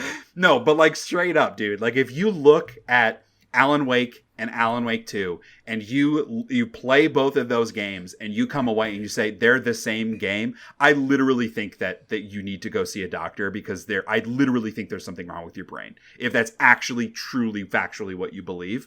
So I say all of that because that has been a criticism levered at Super Mario Wonder of it's just another 2D Mario game, bro. And at its core, yeah, because that's like 2D platformers is like a whole genre of games. And so, yeah, there's going to be 2D platforming in the genre of 2D platformers. But the Wonder Flowers completely make this feel so fresh. Like, the Wonder Flowers are often hidden in a level, and they're not, like, super hard to find. It's not, like, a lot of, like, the red coin stuff from previous games, even. It's, like, you need to do a certain thing in a certain order, or, like, hit a slightly hidden block, or just, like, oh, this really obvious off-screen cloud. If you get up on top of the cloud, you see it. Like, it's that kind of stuff. Sure. But they feel like they're things that you're discovering and finding. And so there have been instances where I have played through an entire level and missed the flower. And so I've played through the level as normally intended, and it's still a good time. But I am extremely bummed that I have missed the flower because the flower, like, you see the examples in the trailers, right? Where like, oh, there's one where it turns a pipe into like a wiggle worm and you ride it the whole way. There are so many examples. I played one just earlier today. It was one of the Bowser Jr. sort of like main castle levels that you do at the end of each world. And in that one, the Wonder Flower, it made the game super slow and super fast. And it just kind of like alternates that on some kind of time frequency, but it feels random as you're playing it. And it felt so fucking hectic because like I could be in the middle of a jump where I'm like jumping over a Goomba and then all of a sudden it's like double speed and like, oh, now I gotta figure out how to dodge the like spinning fire things. And like, oh, now it's super, like that kind of thing makes the game, it feels like cheats or like skulls from Halo or like things that make the game feel so fucking different, like a one-hit kill mode in a shooter. And that is like, I get so excited every time I get a flower because I have no idea how it's going to change the game. One of them, it like made the whole thing underwater. And it's just like, it totally changes the level and you can play it either way. But that has been very, very fun. There are also in each, so it's structured into worlds as most Mario games are. And there's sort of like, I would call it like a hub where there are levels, but the hub connects each world to each other. So you kind of like go out, you do a world, you get like the big, whatever, royal seed, I think is what they call it. And that's what you're collecting to defeat Bowser and turn Bowser turned into a castle. I don't know, man. There's no story in this game. Okay. But you're trying to get these royal seeds, and you have to beat a bunch of levels to unlock the main castle to get the seed. And so once you do that, you go back to the hub world, do a couple levels, go to another main world, and that's sort of the structure. But inside of each world and in the hub world, you will often, like, if you get both sort of like whatever, the little seeds that you're getting in each level, if you get both of them, because there's a Wonder Flower seed and there's a Beat the Level seed. And if you can get both of them, it'll unlock like a special level right next to that one.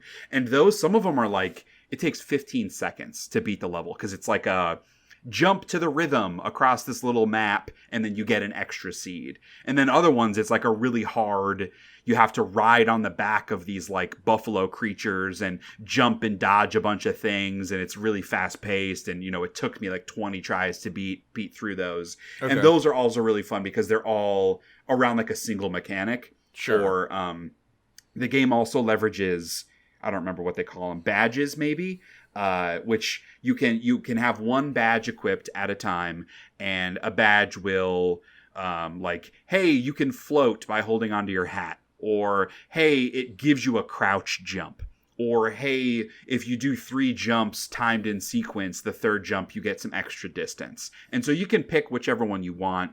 Many of the side levels will either like give you a new badge or force you to use one of your badges for a special challenge. Okay. So there's one which I never would use in a regular level, but it makes you hop constantly. Like you're always hopping, but your hop is higher than other ones. And so this one, it's like very pinpoint accuracy platforming across these tiny little things. And because you can't actually stop, you can't sort of sprint jump to go to the next thing, it feels very chaotic. So those are all super fun. And again, most of them are very singular in their focus, very quick to finish. And so they feel like nice little like breaths of fresh air in between the larger levels. Those sound like similarly positioned to like in Super Mario Galaxy, the little side challenge levels. I don't remember those. Well, like in Mario how you could like there were those, in order to get all the stars or whatever, you'd have to like go do the sides. Wasn't there side stuff in Super Mario Galaxy? I'm sure there was, but I don't. Like there were like special little challenge areas that were all like always messed with some of the mechanics in a fun way. Sure, yeah. I mean that's definitely what these are. So yeah, that'd be similar if that was in Super Mario Galaxy. But yeah, I mean overall, it's delivering exactly what I want, and the thing that I want is very fun for me because it's the platforming that I want without a bunch of like dumb gimmicks that impact the whole game, and instead really stupid gimmicks for one level at a time that are just really fun. The game is not that hard. There are secret worlds with like uber hard levels. I've only tried one of those hard levels and it was very hard, and so I just like I'm like I died like 3 times. I was like okay, I'll come back to this. So I'm not sure the depths of all those like super hard levels. Okay. But in general the game's pretty easy, which I'm totally okay with, because again the purpose of me playing is discovering the Wonder Flowers and seeing the weird bullshit that's in a level. Dude, there's one of them where like the flower, it just superstars rain from the sky. And so the whole time you're just running at max speed, invincible, knocking shit out of your way. It was such a cool power trip kind of level. It's just, man, it's a great time and a breath of fresh air. And again, it works perfectly for my use case, which is I'm going to play 2 levels real quick in 10 minutes. While the kids are finishing, their episode of fucking Mighty Mouse Racers on Disney Plus. Right. So have you done any of the multiplayer stuff, like any of the online stuff? No, I don't have Nintendo Online anyway. Oh, sure. I've heard there's some cool things there. That makes sense, actually. I bet you there is, especially because of like the weirdness of the flowers, like if you get different powers or something. Yeah, and I guess there's like a way to help each other out and stuff like that too, without kind of like directly fucking each other up. Yeah, and I guess I should say, so there are, like, you have character select, you can play as different characters. It doesn't change anything. If you choose the Yoshi or Nabbit, which I don't know if that's a new character for this game or if he existed in previous Mario games, but those characters don't take damage, but you can't get the Wonder Flowers with them. I have not played with either of them because I want to get the Wonder Flowers. I'm guessing that's for multiplayer, for playing with your kids. Let them play as those characters. It does suck because I would love to play as like a pink Yoshi or a blue Yoshi because Yoshi rules. Yeah. But I don't want to. I want to get the Wonder Flowers. And then like there are new powers too. Like there's the drill power where you can go into the roof or the floor and like pop out. That one I'm not in love with. The mechanics of it are... Like the way that it changes how you engage with the world is kind of interesting because you can go underneath a lot of stuff. And then there's a sort of bubble Mario where you shoot bubbles that I have found to be very useless. And then the elephant one, which is the one that everybody talks about, where like you're huge, you can push stuff around, you can hit shit with your trunk and carry water. The elephant Mario is very fun to play as. Okay. So yeah, that's Super Mario Wonder. It rules. That's cool. Yeah, I mean, people have been talking a lot about it, so yeah, I am not surprised. That'll be a tough one come January. Yeah, because you don't like Mario. We'll cross that bridge when we come to it. Yeah. Oh man. I'm gonna say. Are we gonna do it? No, I'm gonna. Are we gonna do? Okay, all right. Cyberpunk Phantom Liberty. So I had played this. I had started Cyberpunk 2.0 last time we had our podcast, and I had not started any of the Phantom Liberty content. I have since completed that and played that in its entirety and got the story and stuff there. It was really good. That Phantom Liberty DLC fucking rules. It's badass, and that... Playing Cyberpunk again was fucking great. It was so awesome. They made the game fun. Like they got rid of anything that would be a barrier to you having a good time, and they streamlined a bunch of things. They added some extra combat systems, and it was just an absolute fucking blast to play. Like it's still not a perfect game, right? Like there's like the base of it is still several years old now at this point, but they've did a lot of fucking awesome work. And the new area, Dogtown, is really, really good. There's a lot of mystery and interesting twists and stuff that go on in the story. Although I kind of always knew how the ending was gonna end up. There are a couple different endings, but like there is an aspect to it where they did surprise me. So like the quote unquote good ending or whatever, like. Because at the beginning of the DLC, you get contacted by this netrunner, and she says she can cure what ails you, right? Like she can get Johnny Silverhand out of your head and make it so you don't fucking die, and he doesn't take over your consciousness. Go easy on the spoilers here, just to clarify. I know. That's just the start of the DLC. That's been in all the marketing. That's the thing. So there are a couple of different endings where like. Because, of course, like, you need to be able to beat the DLC and then keep playing the base game. Right. And the base game is all about that, too. Like, taking down Arasaka and, you know, trying to get Johnny Silverhand out of your head or whatever. Mm-hmm. And so it's like, well, clearly that can't happen. Like, that can't work because the rest of the game exists, right? Right. They do some really interesting things and give you like multiple ending kind of possibilities that then have repercussions on the rest of your time in the greater Night City as you go to complete the game. I had convinced myself to say, fuck it. If I replay this whole game, it will never happen. I'm just going to load up my save, go do Phantom Liberty and enjoy it. But knowing that it actually has consequences back into the rest of the game, I just have to play the whole thing again. And like there's one ending that it's like is the least satisfying thing I could possibly imagine, but it's also the thing that like feels the most right. And I love. Look, there are no happy endings in Night City. Well, yeah, and that's the point. Is like Cyberpunk is a dark universe. In the main game, if you ride off into the sunset with Pan Am, yeah, but you're still gonna die. Like at any time, you're gonna drop dead. Like the clock is ticking, right? You don't have a lot of time left. But that ending is better than the one I originally got, where you just like go to a space hospital and like die alone up there unless you choose to leave and just die back in Night City. That was the most depressing shit ever. Yeah. So there's another ending that great. Can't wait to accidentally get that one. Hilarious. No, it's pretty intentional. Okay. You'd have to do some things to make it happen. But yeah, anyways, it's like there's a bunch of new vehicles you can get, a bunch of new weapons, a bunch of new cosmetics and stuff. Like they overhauled the cosmetic system in 2.0 where like clothes don't have stats attached to them, so you can actually play Fashion Souls.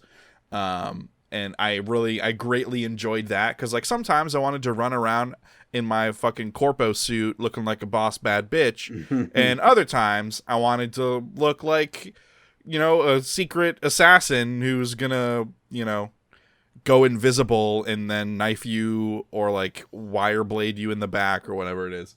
Yeah. So like it really amps up the possibilities for the power fantasy and ties back into the main game in some cool ways. And because for the first time I played through it, I played a male character and I went with Pan Am. This time I played a female character and I went with Judy. And all of Judy's stuff, like the Pan Am romance stuff is very good and a lot of fun. And obviously the tank scene is hilarious.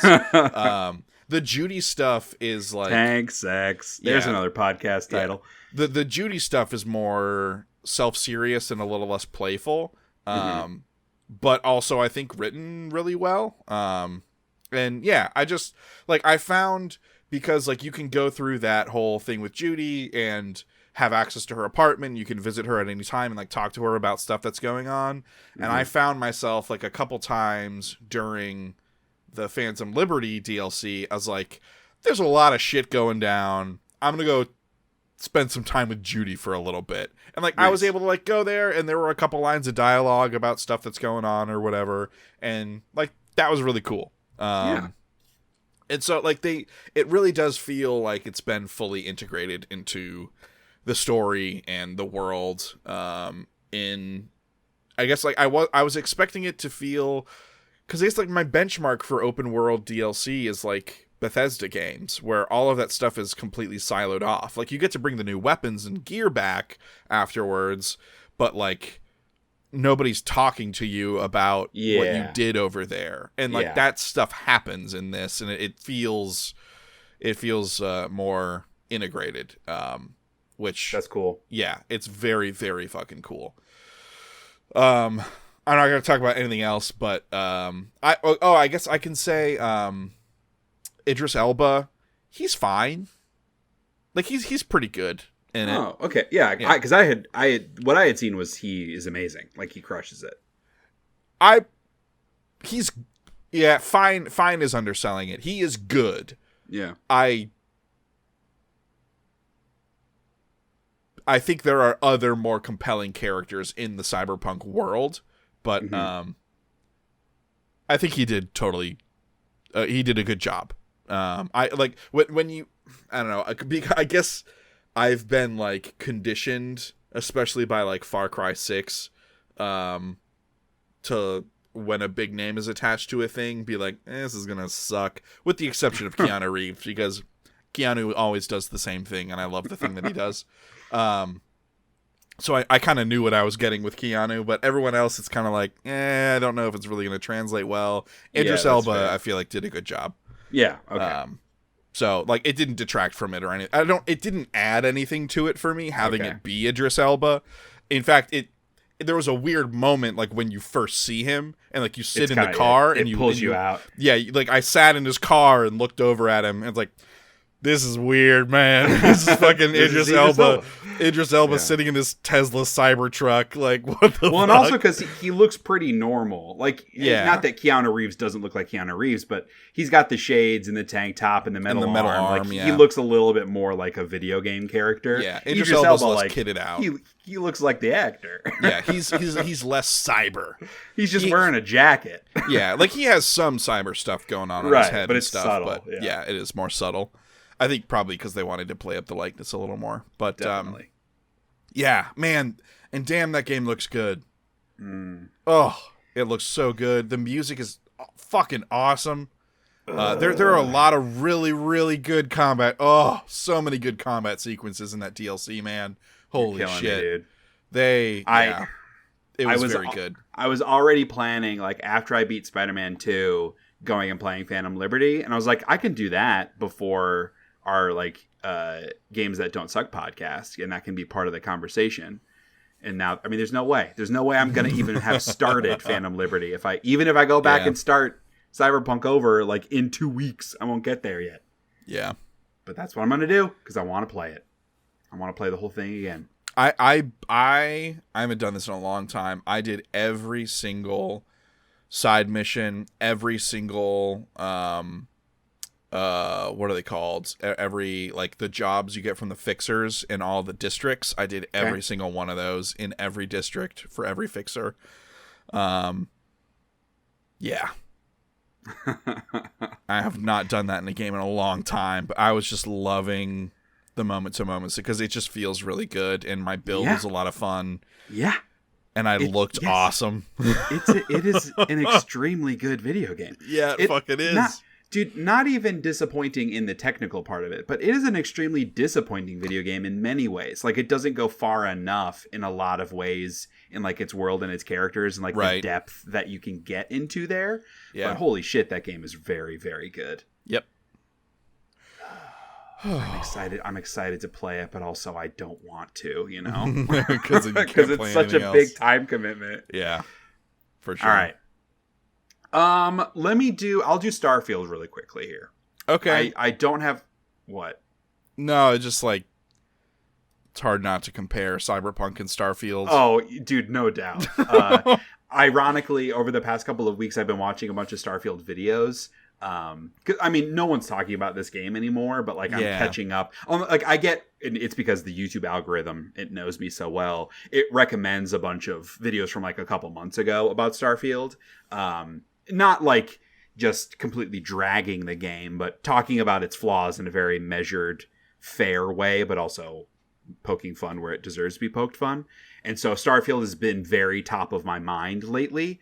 But I haven't played it at all. Yeah. Because, you know, again, it's been 2 months since we did the podcast. I did play more Starfield after the last podcast, at the end of September. Okay. And I played more Starfield because I wanted to get deeper, because I knew as soon as I started Spider-Man 2, I would not play more Starfield. Right. And that's what happened. Yeah. I started Spider-Man 2, and I have not for a single second been tempted to go back to Starfield. So I think the last time we talked about this, I had started the Vanguard quest, and I maybe had, like, landed on the planet where you meet the Freestar Collective.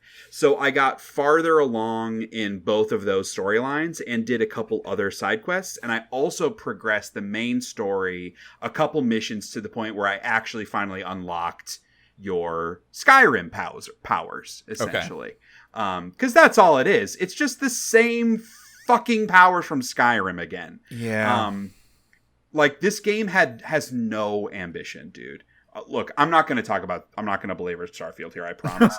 and honestly, like, there is a 90% chance this is the last time we talk about Starfield. I cannot imagine a universe where I will want to go play more of this game. And that is one of the most disappointing realizations that I have had about a video game in years. There are so many games that I have played that have phenomenally disappointed me. Cyberpunk is one of them. When I started that game on PS4 and it did not work, I was fucking livid out of my mind, justifiably, at CD Projekt Red for releasing a game in this state. And I was like, fuck this game. I am out of here. And then as soon as they started fixing it, I immediately went back, and it's one of my favorite games over the past decade.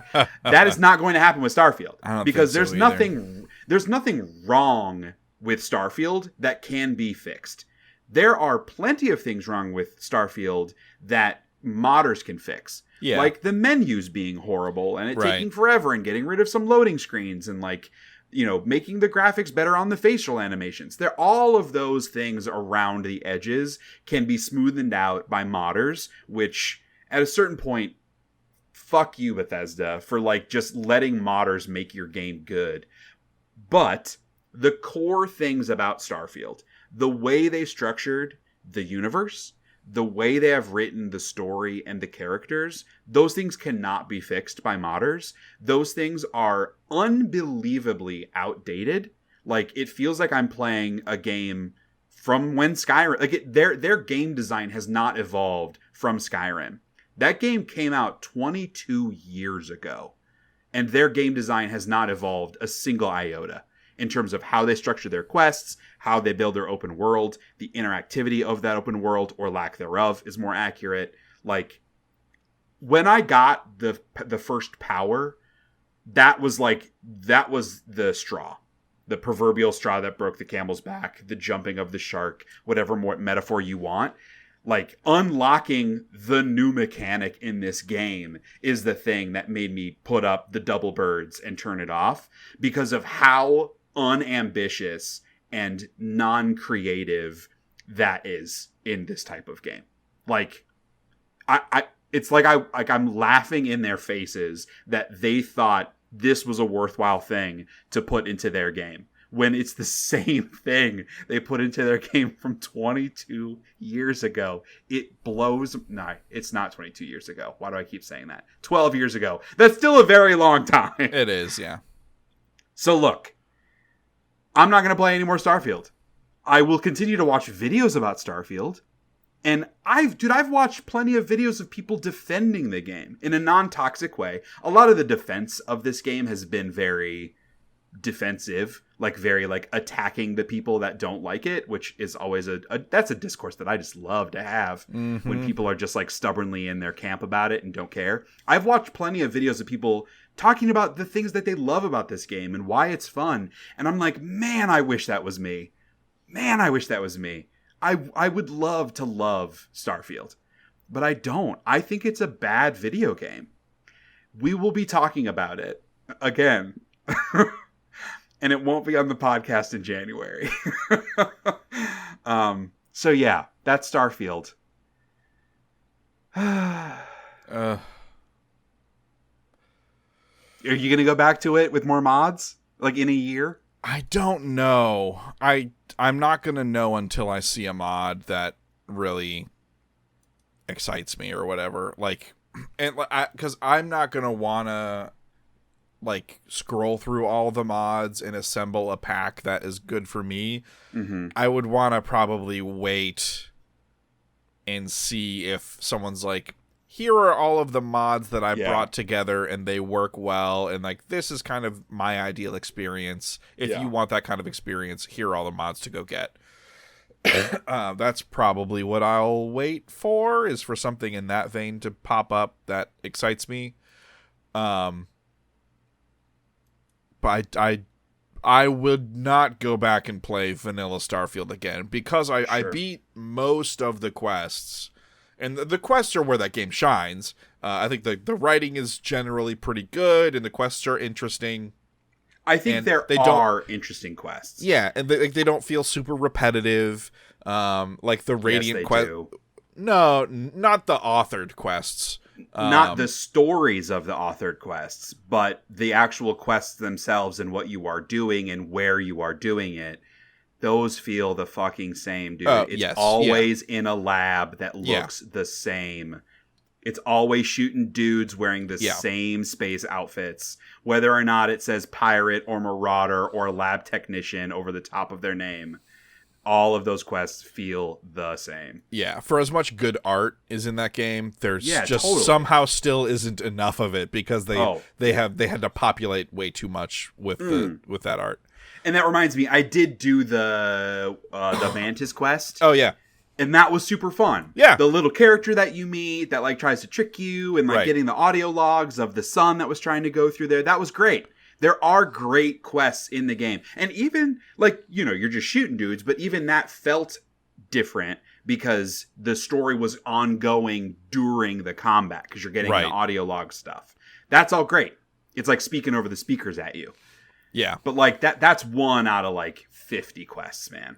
Like so many other ones. Again, there are pockets. There are pockets of good writing in there, but the actual quest design is so basic. Comparing that to a game like Cyberpunk, it's embarrassing. Straight up, it is embarrassing playing Starfield after playing Cyberpunk. Yeah. Which is why I haven't since I started playing Cyberpunk. I have not gone back to it. Yeah, dude, you make me sad.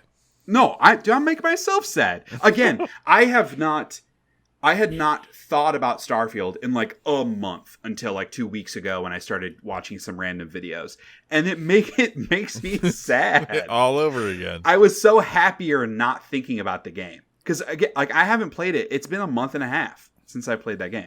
Yeah, like Kingdom Hearts 3 makes me mad. Kingdom Hearts 3 is exactly the game I was thinking of when I was thinking about games that like depressed me and pissed me off. I played that whole fucking game. I cannot believe you played the whole thing. Ugh, what a sack of shit. Kingdom Hearts 3 made me so angry. Starfield just makes me sad. And bored. That's what the thing about Starfield was. It's tedious and boring. It has so fucking many loading screens. The emptiness of all of the planets that you land on, there's nothing there. Like you walk and run and jetpack for literally minutes to get to a cave, and there's nothing in that cave. Nothing. If you are not playing a main quest, whether that's the main story or the main faction quests, or like a handful of authored side quests, there is nothing to do in this video game. Yeah. Let's talk about a fun video game, or like a fun setup for a video game. I would love to hear you talk about Robocop, Rogue City. Wants an Oreo. That game looks just so stupid and fun. So I think the thing that saves it is that it knows it's stupid. Mm-hmm. And I think that makes the difference because they're not trying to like earnestly make a RoboCop game. It knows it's a meme and it knows it's silly. So there, like recently there was a documentary on the making of RoboCop, not the game, of the film, and I don't know if you've seen this clip flying around. I have, yes. Okay, yeah, about like Robo wants an Oreo. And did you see the response from whatever the main actor where he's like, this literally never happened? Yeah, he was like, I don't remember a single fucking thing about blah, blah, blah and his fucking Oreos. That's such a good editing cut. Because it's like this dude, and he's so happy he has this story to tell. And he's like they have a little animation about the story. Totally. And he's telling it, and then hard cut to the actor. I don't know a single fucking thing about blah blah blah and his fucking Oreos. He's so angry. It's like every media person for 20 years has been asking him about the story. Him about the Oreo. He's fed up. He's fed up about the Oreo. Oh man. So anyway, so that's the energy of this game, is what you're saying? Yes. Like it knows how stupid it is. Yeah. It looks so good. Mm-hmm. It looks like shockingly good. Yeah, from a fidelity standpoint, it looks incredible. In that, like, it's surprising, and there's a lot of uncanny valley there where it could use a little bit of nudging this way or that way. But like they look The characters look fantastic. The environments look great. There isn't a lot of reactivity in the environments, but what is rendered looks very nice.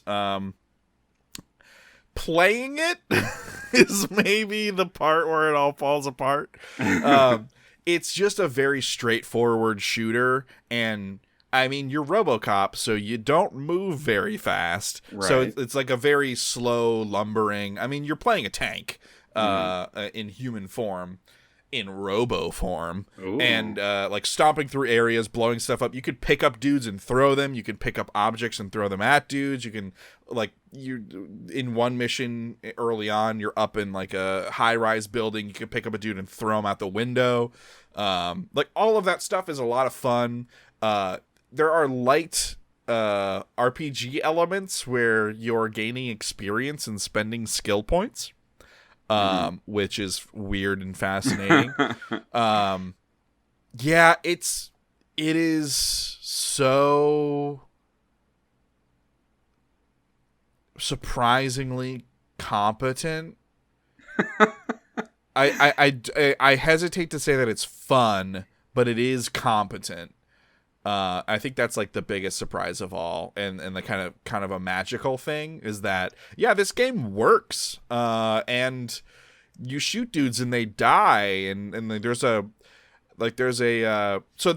these little side quests that you can do, that will kind of pop up as you're doing a main mission, and you can choose to do them or not. They're side quests, and one of them early on is you're in the police station. And there are too many people queued up for, like, the front desk, too many people that need help with something or that want to report something. And so a dude asks you to step in and form a second line. And they're like, there's one lady where she's like, look, my son's missing. And I'm not sure where he is. And like, you guys won't, send out a missing persons, whatever, because it hasn't been long enough.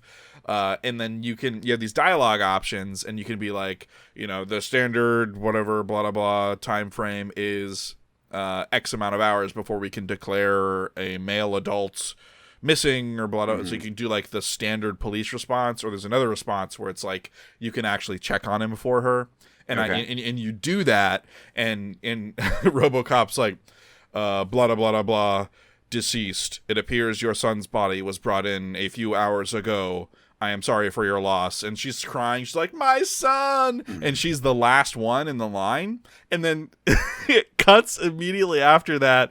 And like the big splash screen of like quest completed, like experience points awarded, success pops up on the screen. And this lady's like, my son is dead. Blue success. Mission completed. Experience points awarded. Yeah. And they only do that knowingly, like it's tongue-in-cheek. Totally. Absolutely. That's very fun. Yeah, so it's having a lot of fun with itself, which I appreciate. I played probably 3.5, 4 hours of it. I don't know that I need to play more, because the thing I needed to find out is this actually a video game? And surprisingly, yes, it is. Yeah. I don't, like, there are other things that I need to spend my time playing now. So I doubt I will go back to it, but I might someday get a bug up my butt and say, like, you know what, I should beat that RoboCop game, because it's not like it's super boring or bad. It's just competent. Right. My only burning question is, did you shoot a bunch of dudes in the dick? I did shoot a couple dudes in the dick. They have very funny reactions. Yes, they keel over in a very funny way, as one would if they were shot in the dick. Absolutely. Yeah. Don't shoot anybody in the dick. Just don't do that, man. Just don't do it. There's so many other places you can aim. Depending on the person, that's a small target to hit. So you can shoot anywhere else. If you're looking for some hard target process, like some practice to shoot dudes with small dicks, you can go to any like pro Starfield forum, and that will give you a good. Nice, yeah. That was not worth this. I thought you were making a hard dick joke. That's where I thought you were going with it, but I'm glad you didn't. No, I'm saying people that like Starfield have small wieners. That's what the joke was that I was saying. Man, that's fucking got him. Okay. The only other video game I have to talk about is Spider-Man 2. You have like 5 more games plus Alan Wake 2.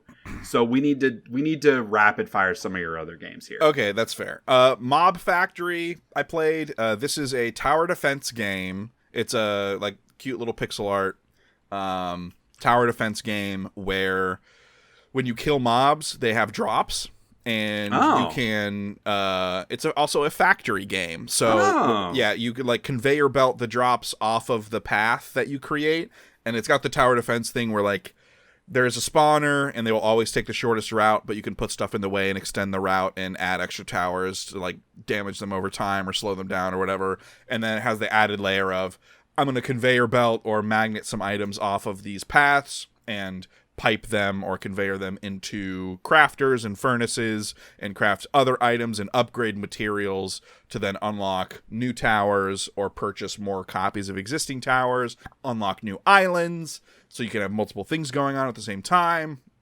You can get to the point where you can increase the number of spawners on an island so you can farm materials faster. Mm-hmm. So it's like a really cool idea. Like they mishmash those genres really well. I would say it requires a lot of tearing down and rebuilding of things. Is it because you're getting better versions of said thing? Yeah, because you're getting better like turrets or like you unlock a thing that allows you to make a much more condensed setup and therefore farm more things on that particular island. But space is always at a premium because there's these little squares of islands with only a certain number of tiles you can do, and each island is self-contained in its like spawn point and end point. Those you don't really get to change. You can add more spawners, but you can't take away the initial one, and you can't change where they end up. So there are some limitations there. You can create bridges between the islands that you can shuttle resources across, but enemies won't go across. Those are always localized to the specific island.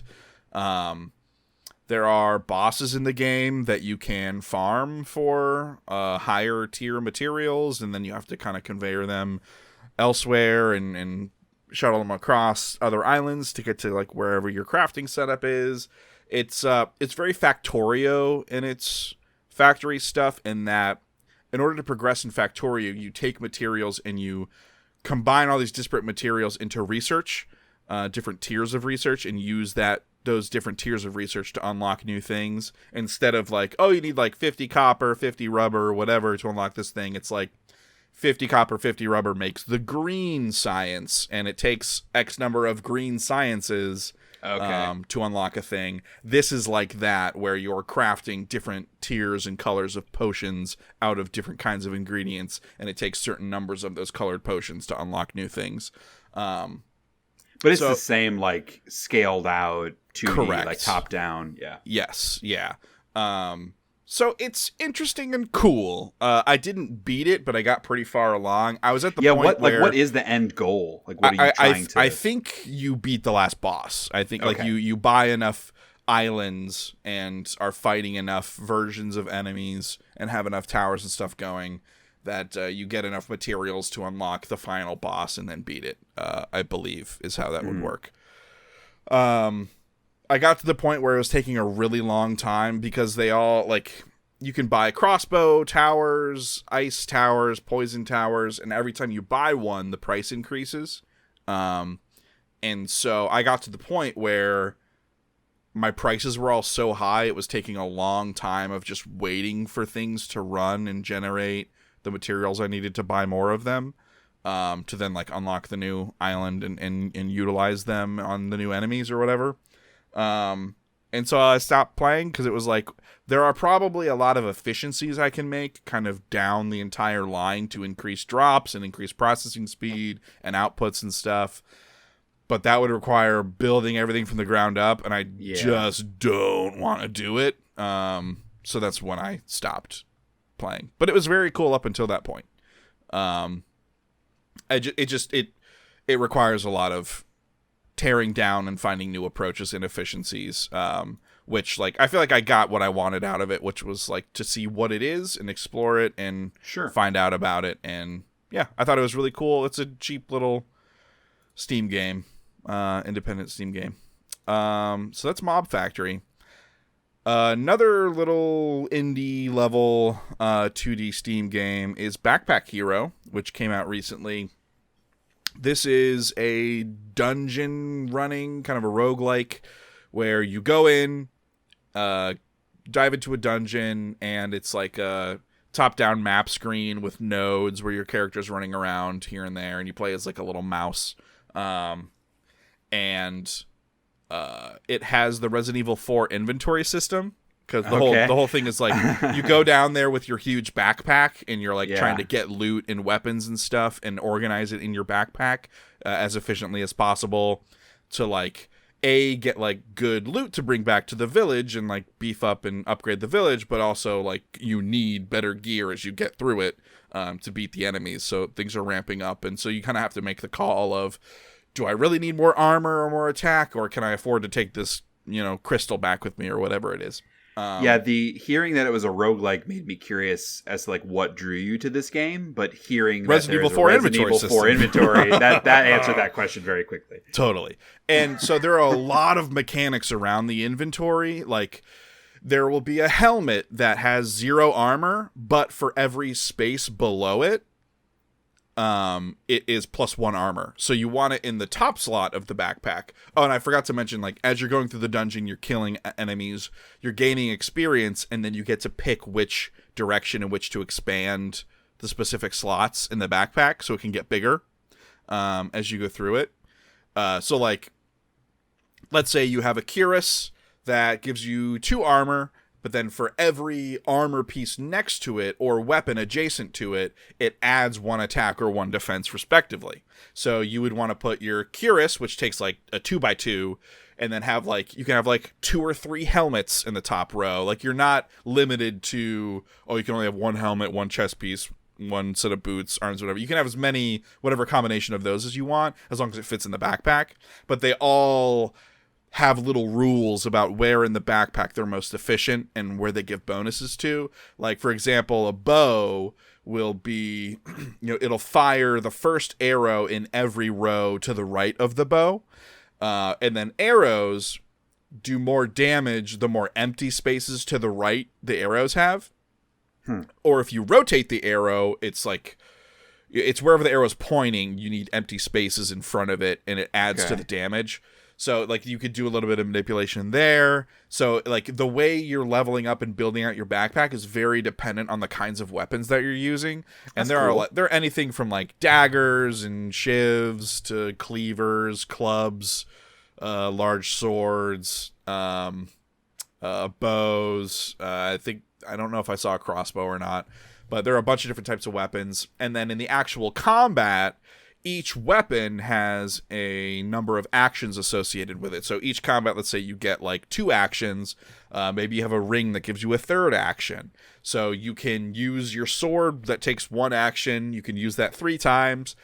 You have a couple of extra little shivs that do like 1 damage, but they cost 0 actions. So it's like, I can use these once per turn for free and do a couple of extra damage. And I can kind of pick which enemy to apply that to, because they're all kind of in a row, like a Darkest Dungeon style. And the enemies will have different icons above their heads, kind of telegraphing kind of what they're going to be doing on the next turn. So like, they're going to do like 15 combined damage next turn. I should use all of my actions on my shield to increase my total armor so that I don't take any actual hit points worth of damage. Yeah.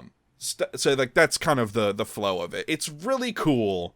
It's a lot of fun. Again, it's like anthropomorphic animals, little mice and foxes and cats and other creatures and stuff like that. So which it's is always furry fun. bait is what you're saying. Yeah. Big furry bait. But I mean, the biggest mechanic, of course, is the backpack, and everything kind of feeds into that system in a way that I think is really cool. And I've been playing that on my Steam Deck, and it largely works on Steam Deck. There are some weird things when you're out in the village and you're trying to build stuff with like opening the building menu, and sometimes it like you can't actually scroll left or right to select the building. You have to close it and reopen it, and some weirdness there. But for the most part, it works just fine on Steam Deck. So that's Backpack Hero. I had a lot of fun with that one. I will probably continue to play it here or there in little spurts, because like each run doesn't take that long, like maybe 15-20 minutes. So yeah, that sounds like the idea of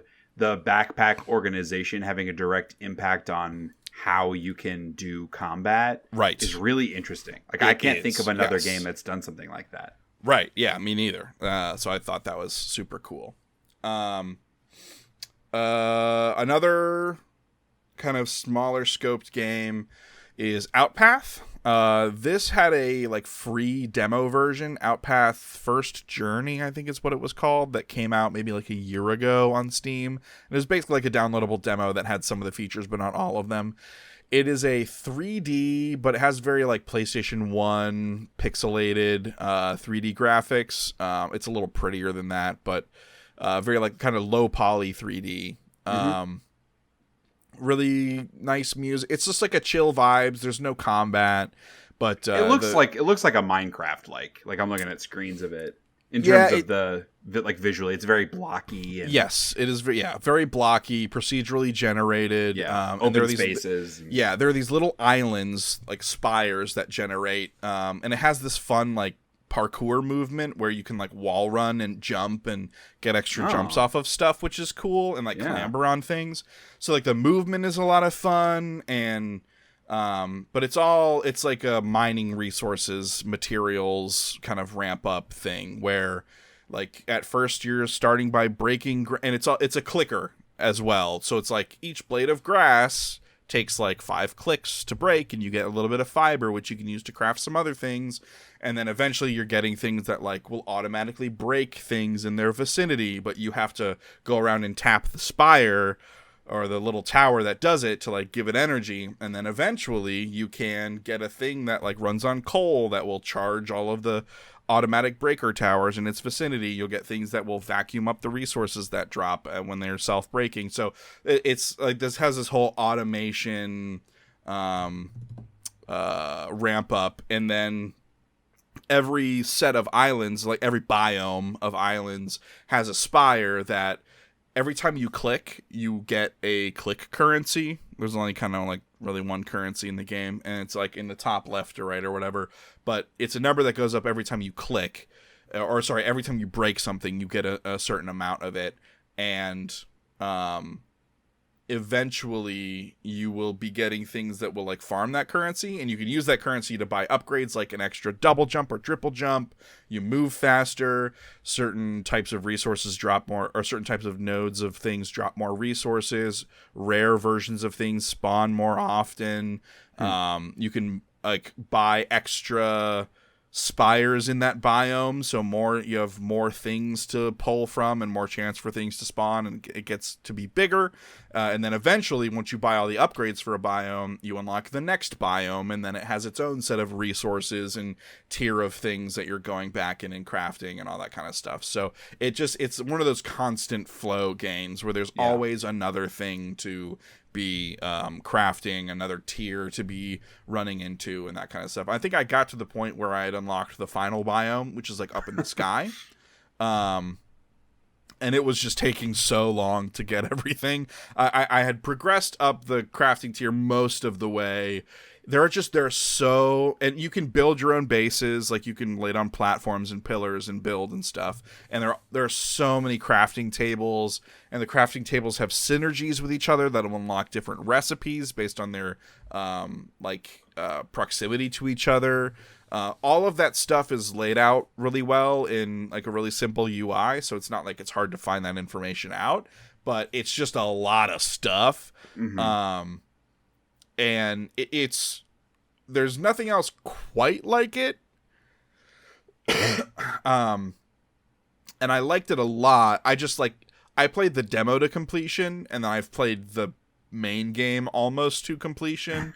And it's like, all right, I got my fill. You know what I mean? Like, It's just because it is a lot. Like, similarly to Mob Factory, I got to the point where I was, like, standing around waiting for mats to come in. Right. In Outpath, I was kind of doing the same thing. I mean, I got to the point where, because the islands the biomes spawn kind of far apart in the water, and I got to the point where I had, like, 4 jumps and a glide, and a super jump, so I could, like, hold my super jump really high, glide, and then do, like, a triple jump, and, like, be all the way at the next island without ever having to, like, touch the water or whatever. And, like, that's cool. Like, the movement was the thing that felt really good, because you can, eventually with upgrades, you can get really fast. And you can have, like, you can get upgrades to, like, make other biomes active at the same time. So you can have more things running constantly. And then you just basically have to go pick them up in order to use them. So, like, if you're into that kind of, like, endless progression type of a game, like the numbers go up, and that kind of stuff, like, it's a great game for that. I want to see how many hours it took me to get there. 15 hours. Okay. That's not nearly as much as I would have thought. No. And that was, like, getting to the final biome and getting most of the way through that. So probably, like, I don't know, it's maybe like an 18 to 20 hour game if you're playing actively and not just kind of, like, if your objective is farm. Yeah, if you're trying to get to the end of it, but it seems like part of the fun could just be, like, building stuff and exploring stuff. Yeah, for sure. Like, you could I just built this big, like, multi-level tower to hold all my crafting benches. I didn't bother spending time, like, making a cool looking building, which you can totally do. Which normally I would do. It was just like, if I stop to do that, I'm not progressing. So I must progress.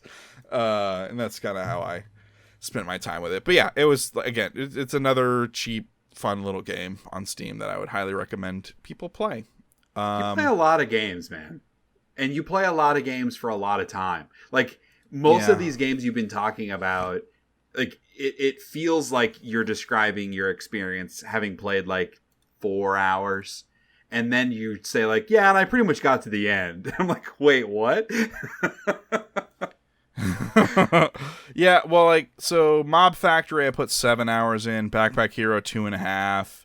Robocop I've only put 3 hours in. Star Ocean was like 5 or 6. It always feels like you bring a handful of these, like, smaller games, and the conversation starts with, it feels like you're describing an early game experience that you're just kind of, like, done with, because you're always like, yeah, and I probably don't need to go back to it because I almost finished it, and that's why I'm always like, wait, what? yeah. Oh, what's it like not having kids? You know, that's true. I have 2 other really small ones. Let's do it, and then the big ones. So let me get the small ones out of the way, and then you can do your stuff, and then I'll do Spoderman too. All right. Whew. Boy, here we go.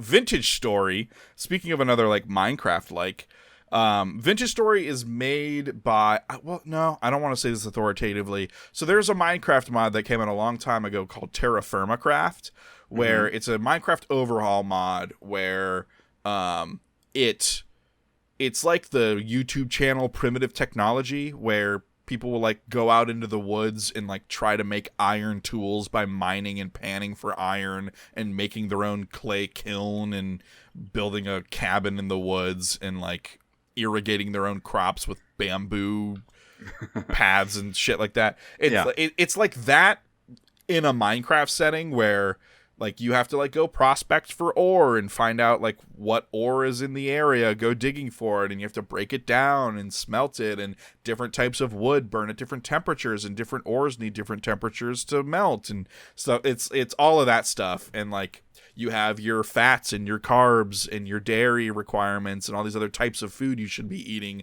instead of just eating bread, like a stack of 64 bread for the entire time you play the game. Like, you have to grow crops and, like, the soil has mineral components, and certain crops require certain types and percentages of minerals and moisture and temperature. It has like all of those systems. So Vintage Story is that, but not a Minecraft mod. It is its own game. It is still a voxel-based Minecraft-like blocky world, but it is its own game on its own proprietary engine and all this other stuff. It is incredible.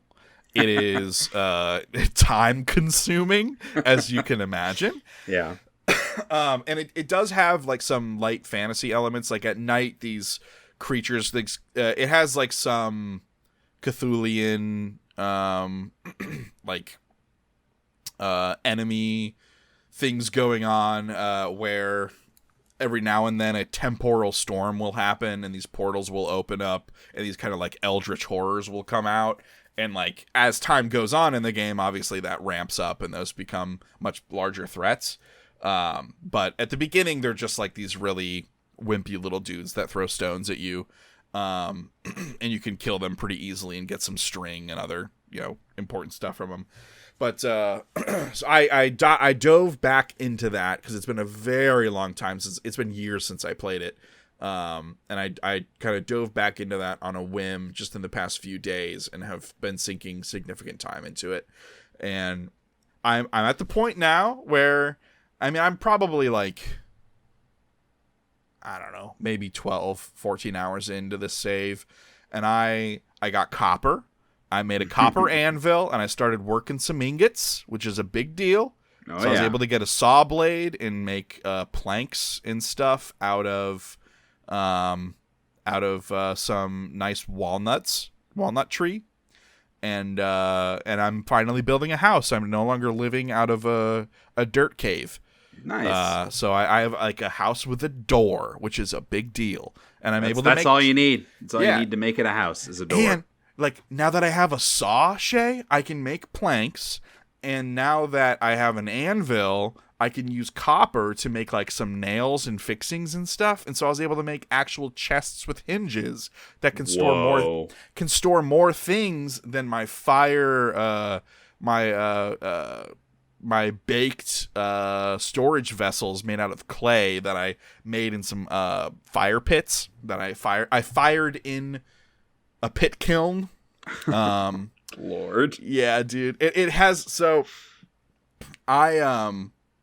I got, like, at one point in time, there's a Minecraft mod called Chisel and Bits, where you can take any block in the game, and it is 16 by 16 by 16 pixels, and you can break each pixel away in 3 dimensions. And so you can, like, sculpt things and make things, and I got really into that. I was making furniture and shit, and like I was on a Minecraft server with a friend, and he wanted like log cabin interior furniture, and so I made like fucking log furniture. I made a dining table with bowls of pea soup, all this shit.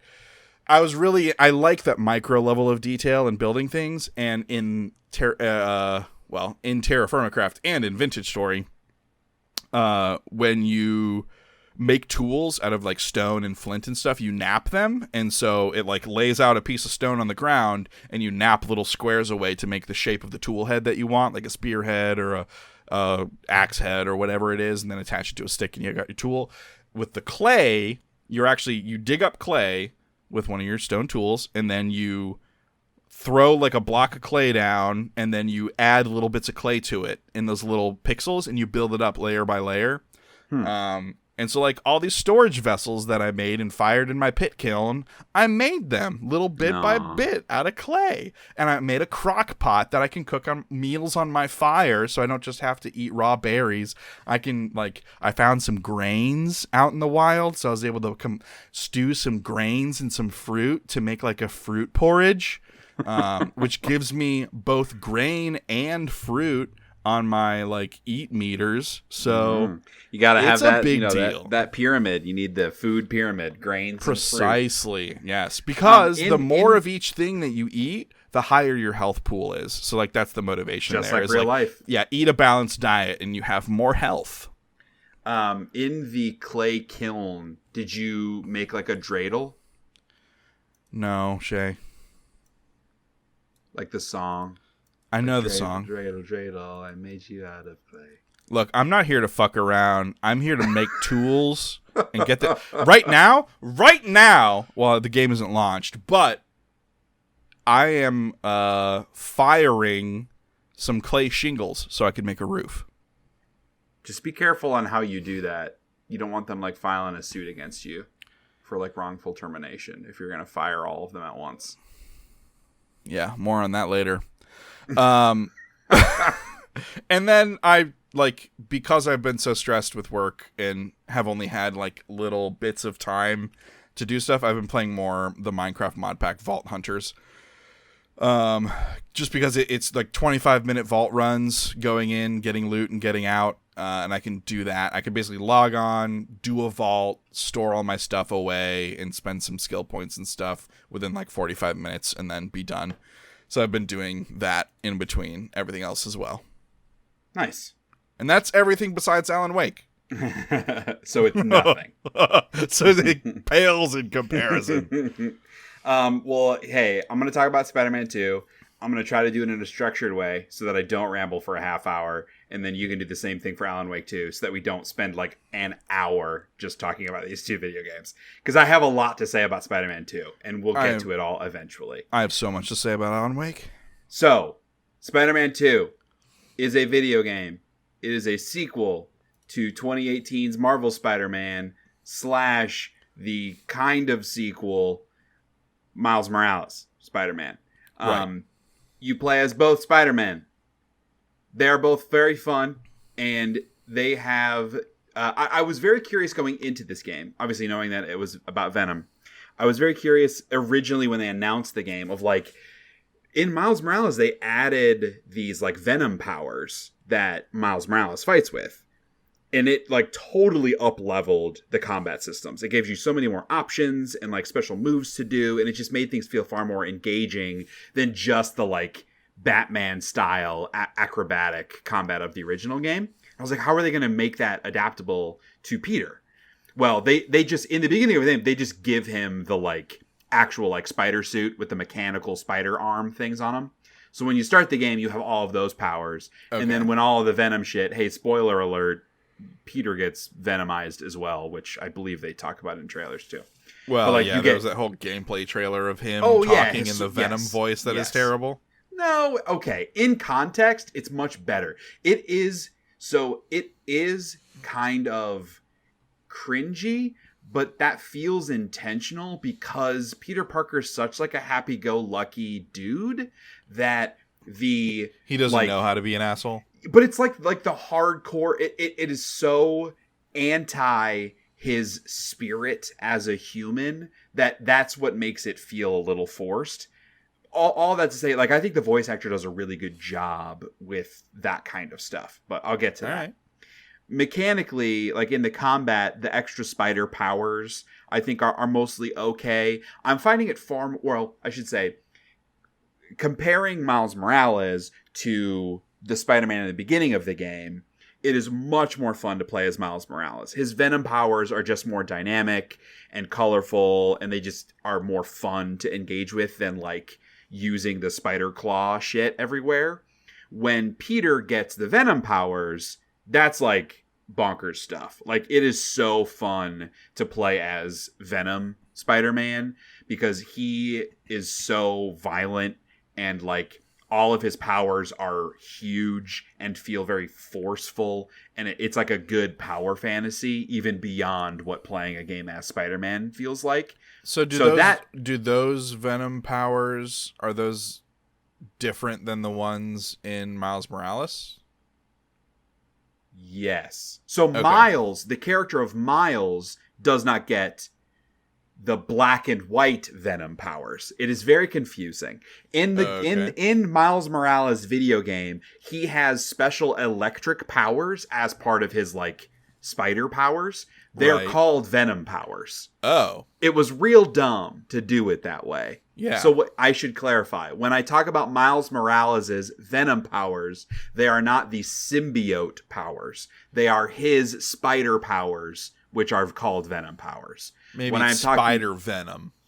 Sure, yes. When I'm talking about, I'll call him Symbiote Spider-Man. He has symbiote powers that are like the black symbiote making a giant fist or like shooting spikes outside of him. Like those are symbiote powers. So delineating between those things.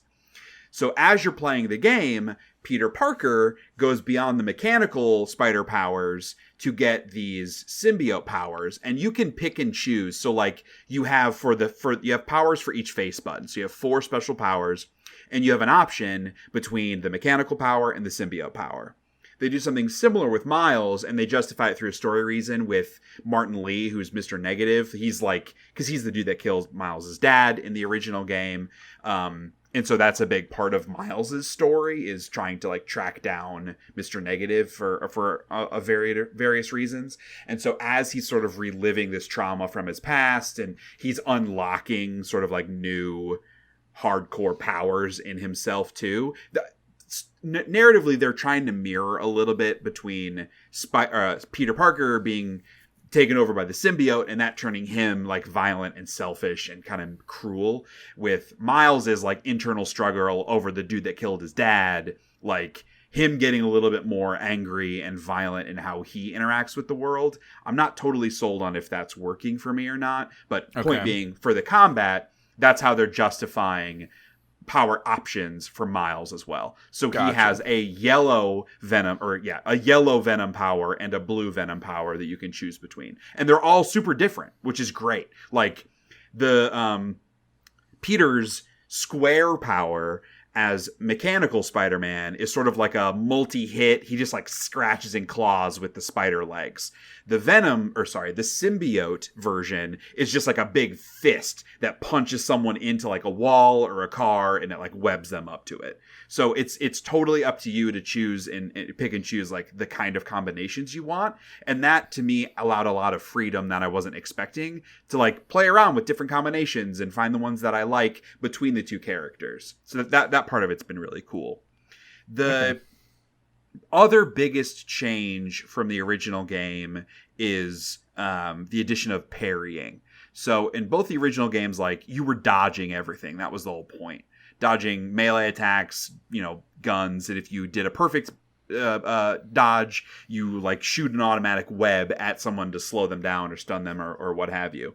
In this game, they added parries. So you come across Kraven the Hunter's minions, and some of them have like swords or big hulking dudes with a giant hammer, and they have attacks that you cannot dodge. You have to parry them, and that's a different button than the dodge. And I am finding that like a step too far in the amount of different things to do in combat, because you've got your normal attacks through combos, you've got your special attacks, you've got sort of a super attack that builds up over time, you've got your finishers that are building up over time as you do combos, you've also got your Spidey gadgets, which you have 4 Spidey gadgets that are also on face buttons to like, hey, a web that sucks a bunch of dudes into a single spot, so you can set them up for like a big ground pound attack, or another one that like launches all the bad guys into the air so you can go up and do a bunch of aerial combo shit. And then on top of that, they've also added parrying, and that's like it's just one thing too many to try to manage, and they always telegraph when you need to parry, like the dude has a bright like yellow bright orange thing that tells you can't dodge, you have to parry. But it's still kind of tedious. But the other part of it, just like narratively for the character, I'm playing Spider-Man. He's nimble and acrobatic. I want to dodge. Yeah. It feels unnatural to me to parry a sword attack. I want to slide underneath him or jump over him and web him in the back or like run up on a wall. Like that's what Spider-Man would do. He wouldn't parry. So it just feels like an unnecessary addition that overcomplicates the combat just a little bit. I never parry unless they're forcing me to. I've finally gotten to the point, and I'm pretty far, I believe, into the game. I think I'm getting close to the end of the second act, so like 2/3 through ish. And that's taking aside like a bunch of the extra random stuff that I haven't done yet. But I'm finally getting into a point where like I'm not fucking up the parries constantly, because I was in the beginning, and that was really frustrating. I'm finally getting sort of like in the groove of when to do it and how to do it. I just don't like it. I just want to dodge. I want to dodge everything. there are a lot of QTEs, as there always have been in these games. Part of me is like fed up with some of the QTE stuff, but then there's the other part of me that's like, this is a really cinematic game. It's much better than just being in a 3-minute cutscene and just putting the controller down and watching the character do cool shit. At least with some like QTE button presses, at least it feels like I'm engaged in the cool shit that's happening. So I'm kind of mixed on that. And then the final mechanical thing I'll mention is the addition of the wingsuit. So this, I've seen a lot of people criticizing the wingsuit because it makes getting around the city much faster. They put in a bunch of like air tunnels and like vents on buildings that give you some height with the wingsuit. Yeah, where you can pretty much like jump from the top of any building and wingsuit to anywhere you want to go. And in fact, there's a trophy for like doing a nonstop wingsuit across like a huge river through most of the city. And so people are like, swinging was like the best thing in the first game. Like, why would you give us a thing that makes us want to swing less? And I definitely understand that criticism. For me, it is only added an additional option where right. I like to like go back and forth, where I'm swinging through the city, doing my little tricks, and then I see a wind tunnel. Excuse me. So I pop out the wingsuit and like glide super fast down a random alleyway. And then I bring back out my webs and swing through the next alleyway. And it makes it feel even more dynamic. But it's one of those things, and we talk about this a lot, where you have to make your own fun. Because if you want the easiest option, you would just wingsuit. And that isn't as fun as swinging. But aren't there also like areas, like more suburban areas in this one where like there are less things to like attach webs to? Yeah, like they added Queens to the game where it's definitely harder to swing through Queens. There are plenty of tall trees and you can still swing through some of the houses. But yeah, the wingsuit is great in that area. Honestly, you don't go to Queens that much. Like there are some story reasons that bring you over there for specific things, but you're not spending a bunch of time free roaming around Queens, because there isn't a ton of side activity to do there.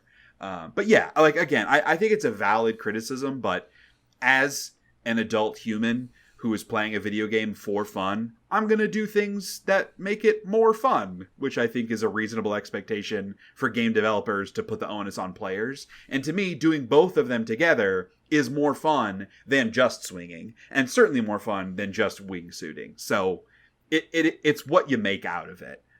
So if for listeners, like if you've seen some stuff about the wingsuit and be like, that doesn't seem like it'd be as cool, it totally isn't, but it's more cool if you do both. So just do both. It's awesome. Narratively, I don't have a ton to say, mostly for like spoiler reasons. I think the most interesting thing for me thus far is who becomes Venom.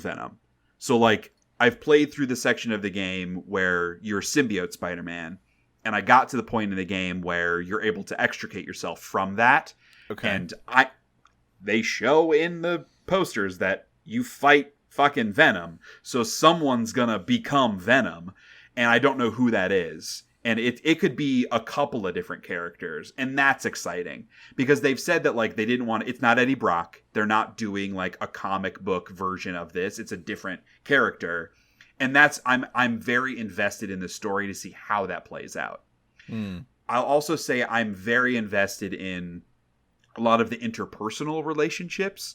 I don't want to get into too much detail on that for spoiler reasons. The symbiote plays into that as well. And not just, like... Peter being an asshole when he's under the influence, but like it actually plays a part with some other characters in the game too, that I think is like really, really compelling. And again, to the dude that voices Peter Parker, like to his credit, I think he does a really, really good job as Peter in a lot of the cutscenes and like smaller moments where, you know, you're like there are quote unquote quests where you're playing as Peter and you're just like bicycling down the streets of Queens with other people and interacting with them.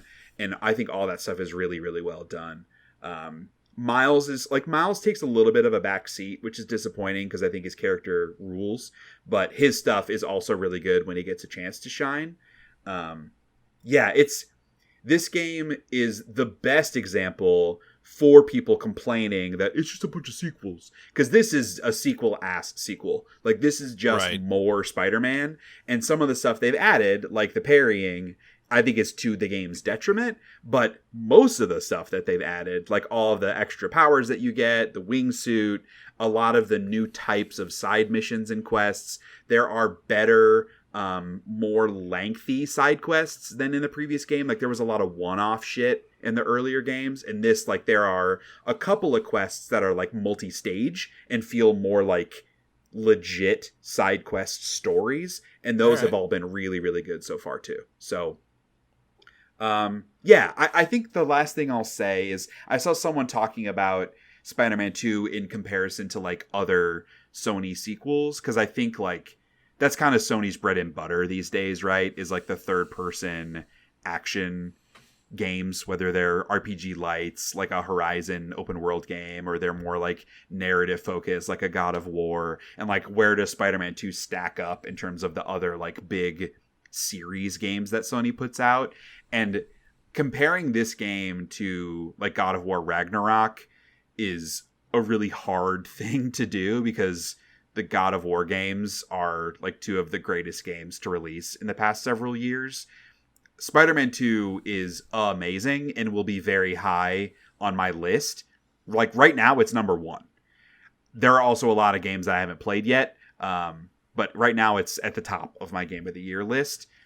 It is not as ambitious as something like God of War Ragnarok in any capacity. Like, how God of War Ragnarok added more open areas, the type of story it was trying to tell with the complexity. This is coming nowhere near that. It's just more Spider-Man, but more Spider-Man is fucking fun as shit. So I'm totally down with that. And I'm very excited to see where the story goes.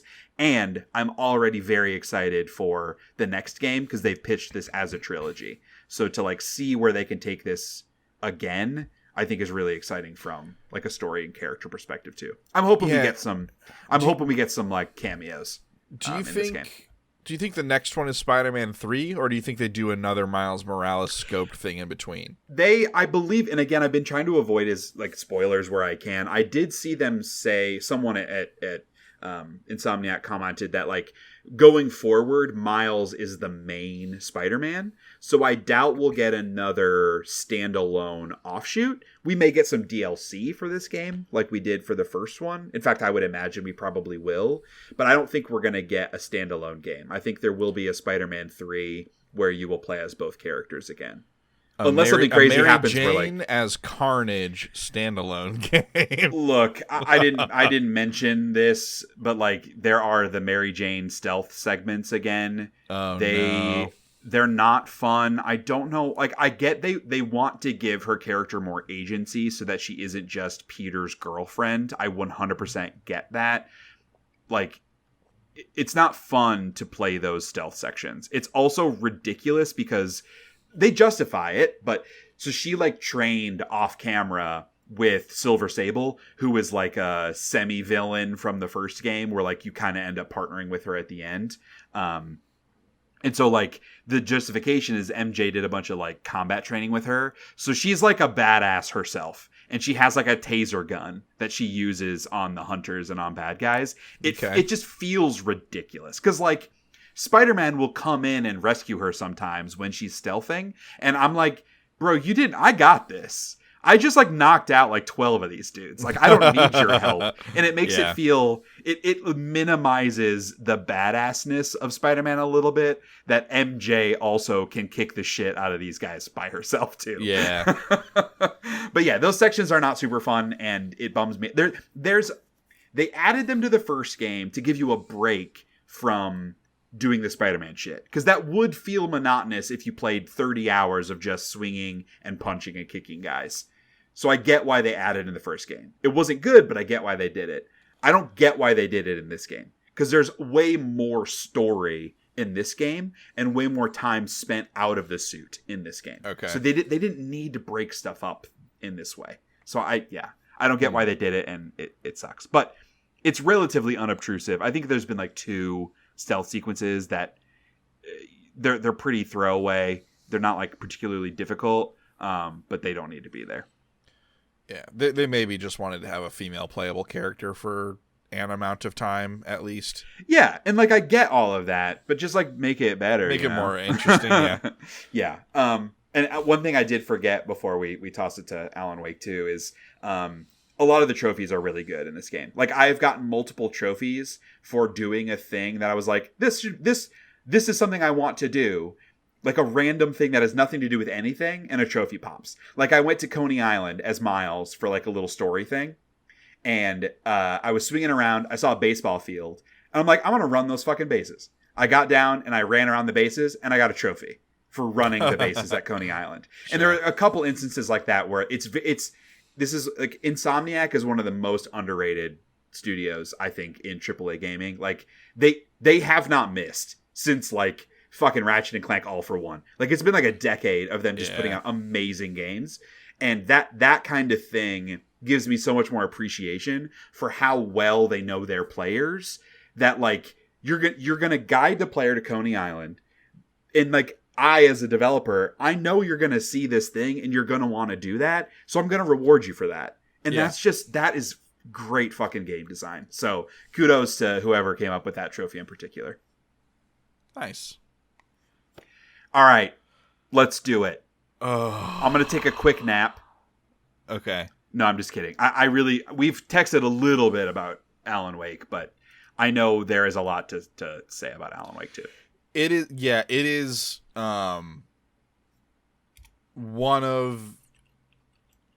the most complex game narratively and creatively that I have played. I don't want to say ever, just like off the cuff, but that's how I feel right now. It is the most narratively and creatively complex game I have ever played, is the sentence that I want to say. Yeah. And I mean that in all of the positive connotations of that, not in a... I think it is to its disservice for some types of players. Okay. But I also don't think those types of players would be interested in playing it anyways, so I don't think it's a problem. But it is... So the first Alan Wake game, we kind of have to start there. The first Alan Wake game saw a lot of success over time. I think initially when it came out, it did okay, but it was a little more of a cult classic, and over time it has gained a much larger following. Obviously... Right. They cut their teeth on Quantum Break. They cut their teeth on Control. And it feels like every one of their games, there's a very clear lesson that has been, or set of lessons that has been learned in their previous title, carrying it forward. And it really feels like this is the game that they've always been wanting to make. Yeah. And just like went whole hog on it. Like just absolutely, like Sam Lake has, it's been 13 years since the first game came out. I can tell that Sam Lake has been making this game for 13 years. And in making other games has been building up the chops and the technology and the team to be able to make Alan Wake 2.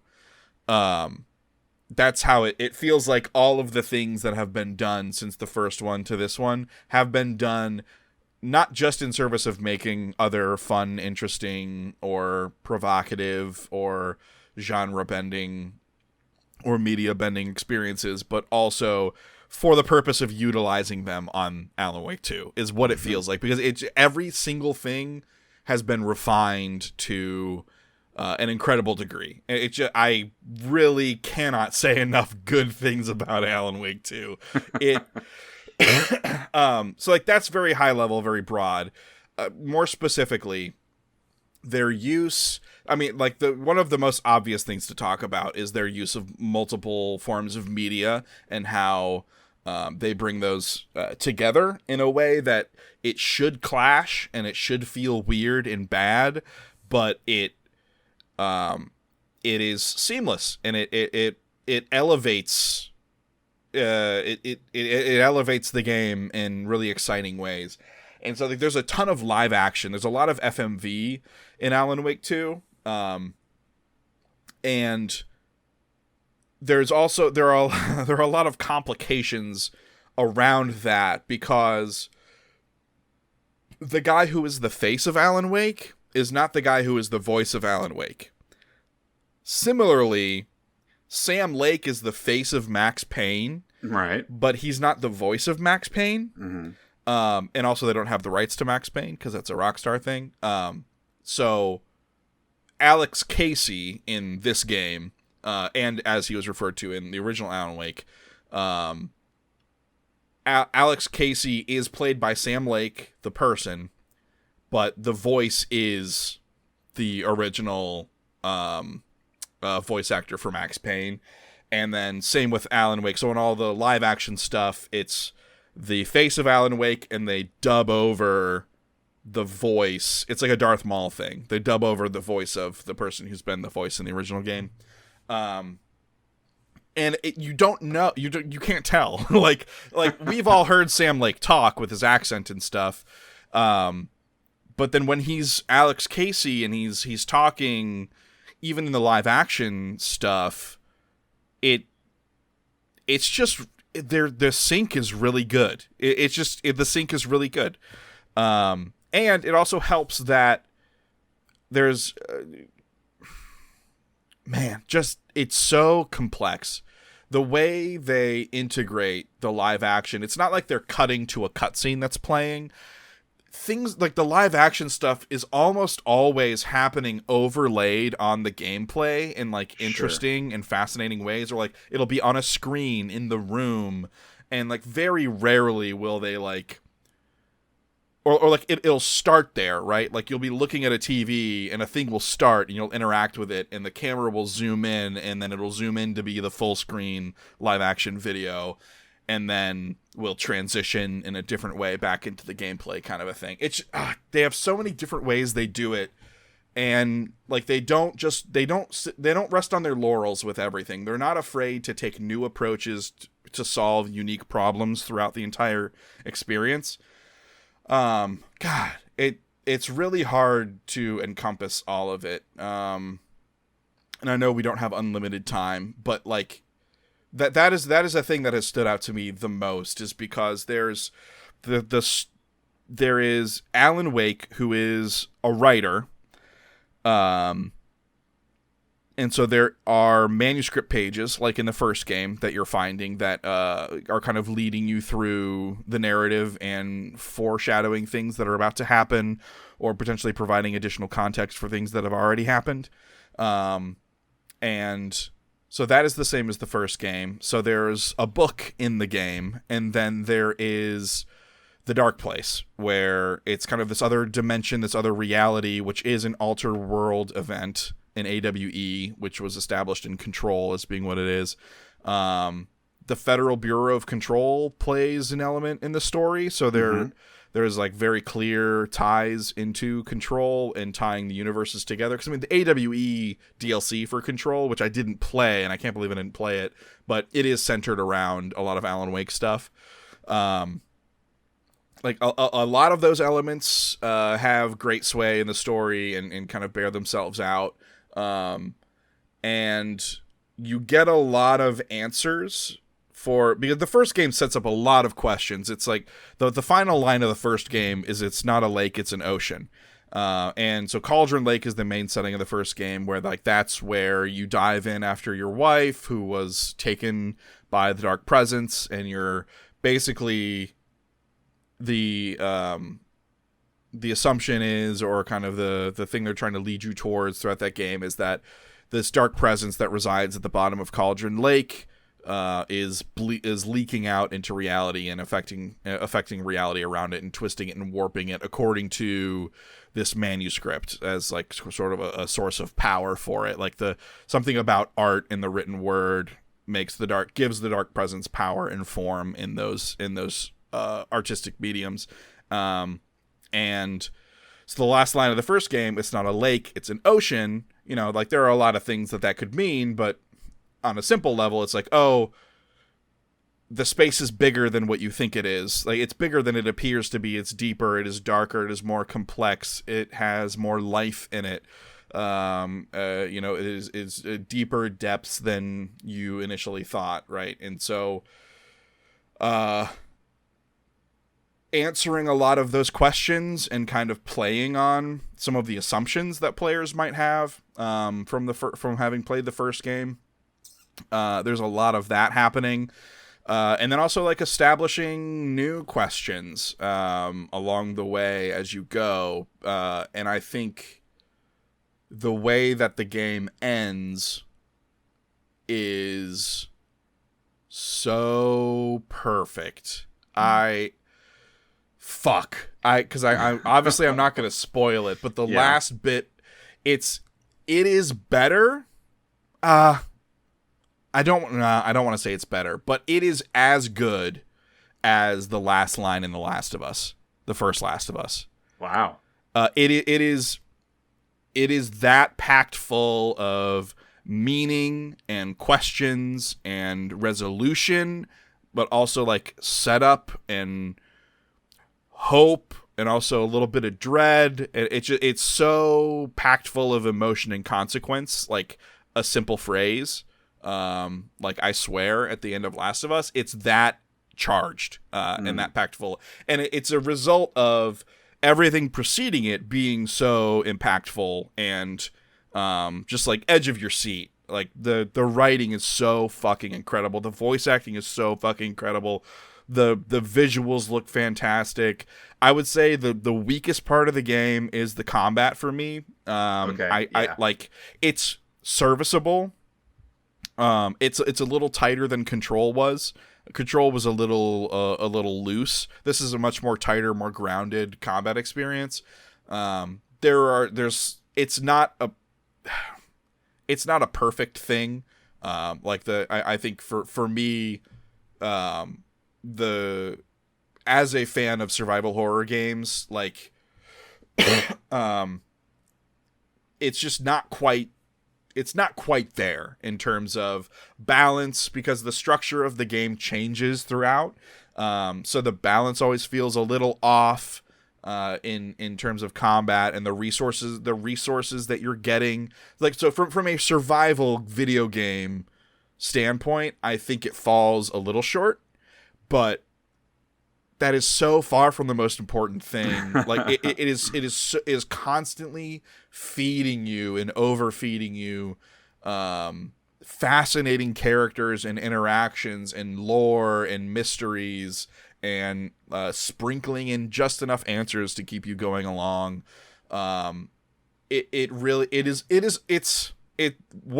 they do is unlike anything else that anyone else is doing in gaming or other media. And it is fucking incredible. I just want it to be less scary.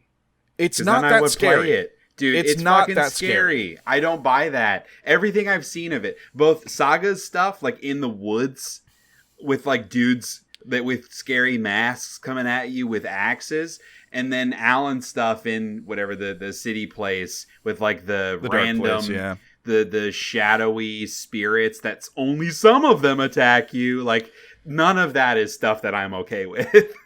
Yeah, but it's not like there are jump scares, but I saw a lot of frustration about the jump scares, like, oh, it's so cheap, like blah blah blah blah. But they address it, like, the reason there are jump scares, and the characters react to the fact that they are jump scares as well. It's like, 'cause the characters are constantly breaking the fourth wall. Yeah. But the thing about the Alan Wake 2 is that the fourth wall is still in their world. They are they break their own fourth wall a lot. But the wall between the player and the world of the game is always still intact. The fifth wall. Yeah, exactly. The fifth wall. The wall behind the fourth wall. Like the fourth, it is, yeah, because I mean it's it's like a tangled frame story. It's so it really is complex to even just talk about, but they do the mind place, which is a mind palace, but it's a place that Saga can go to. Yeah, it's a place that's they say mind palace, but she's like, it's a mind palace, but I call it the mind place. Why? So they actually say it. So I think, like, why do that? Well, I think they went with mind place instead of palace because it is individual, and it's not. It's meant to be like a place of comfort and not like a place of extravagance. So I don't think they liked the word palace. But then why use the words mind palace? Because that's the vernacular. Like that people instantly know and recognize. That feels unnecessarily confusing. Like you don't need to say it's like a mind palace, but I call it something different. That's just unnecessary. Everybody knows the concept that they're going for here. Yeah, but like I feel like that's this game through and through. Is it knows arbitrarily confusing? No, it knows what you're going to think in response to all of the things that are happening, and it meets you there, in a really intelligent way. And like what the mind place thing's a bad example, but anyway, like. What the mind place is a separate space that Saga, one of the playable characters, can go to.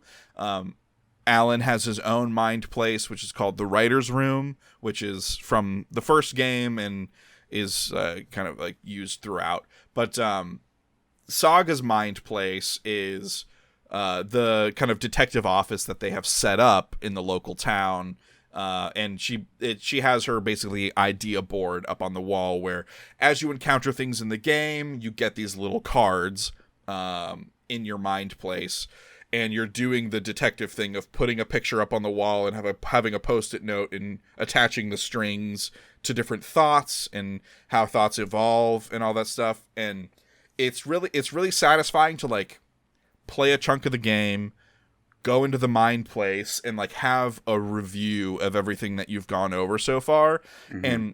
And every time you post something or complete something, Saga has a thought about it and like talks about it as you're putting stuff up. Like, oh yeah, Ilmo and Yasker, like they were a little cagey when I asked them about this. And like, there's a picture of them and it has a thing written on the photo, and it's like old, like Instaprint photos from those old Polaroids with like the little bit of Sharpie written on the bottom, connected to these Post-it notes and stuff.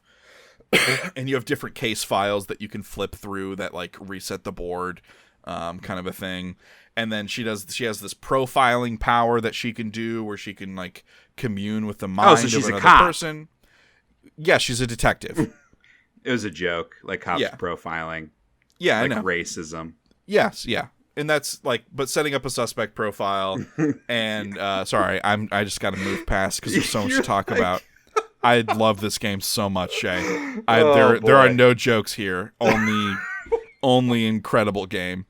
So like this profiling system where she'll sit down at a table and pick a Polaroid of a person, and then it'll enter this weird trance thing where there's like FMV overlays of like low opacity, the actual actors playing the characters talking and like sharing some of their thoughts, and then they're always like a little vague and kind of leading, and then Saga will kind of wrap up her assumptions based upon that profiling, and that can become an extra piece to put on your mind palace or your mind place board. Okay. You can also use that area to like upgrade Saga's ability to like use weapons and stuff based on some collectibles you're getting. You can use that area to review any of the videos that you've watched or review any of the manuscript pages you found. All that other, like, that's where it all kind of stores it, or is stored. And then in Alan's writer's room, his version of it, as he's in the dark place, he has a couple of like chalkboards set up in this loft where the desk is and the typewriter is that he's writing the story that you're kind of living through. And for Alan, because he's in this like kind of ethereal other dimension, the dark place, he can, so he's trying to write himself out of the dark place.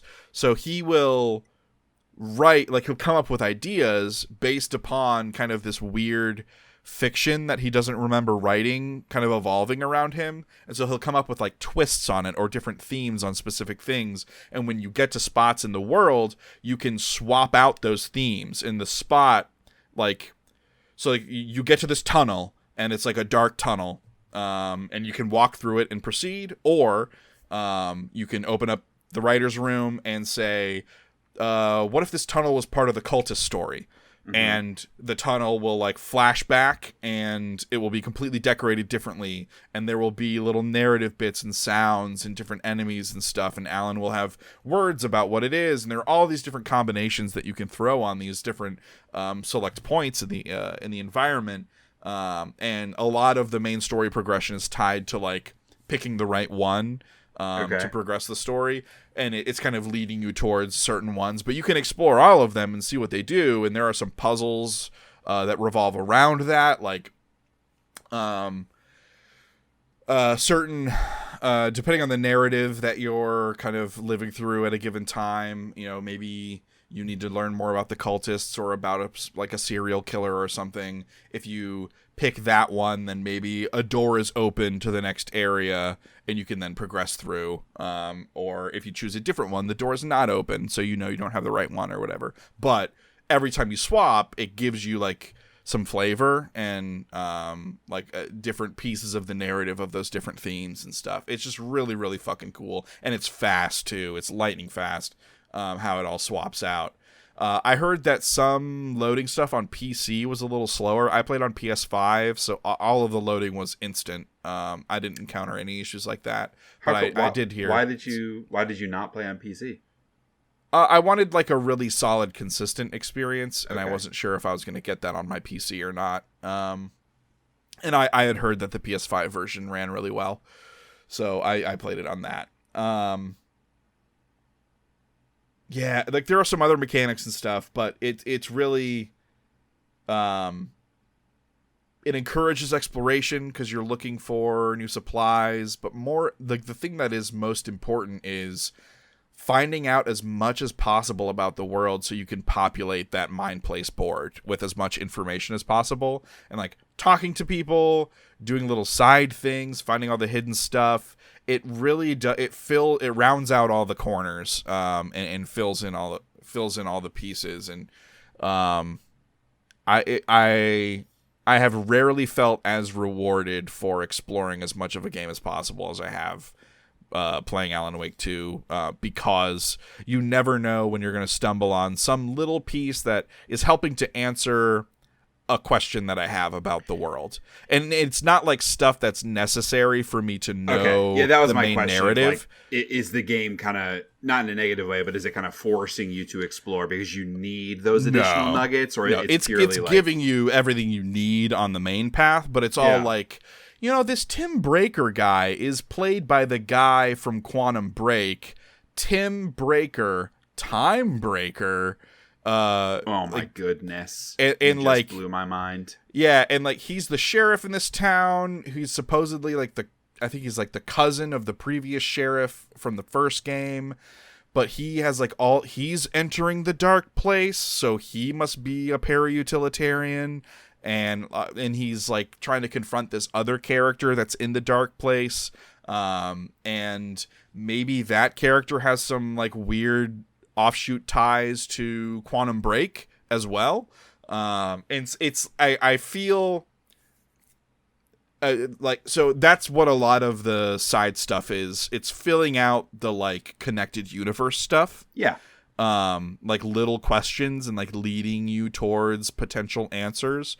Like they don't really answer any of that stuff for you. They're giving you like breadcrumbs along the way. So you're in the way that a good author like Brandon Sanderson in his Stormlight Archive series, he sets up a bunch of mysteries and he's answering the core things throughout, and he's drip feeding you the little things around the edges as you go along as like little extra sprinkles of flavor. So it's not just this main narrative that you're finding out about. He's reminding you of these other existing mysteries and trying to bring you along there as well. And that's what Alan Wake 2 does really, really effectively.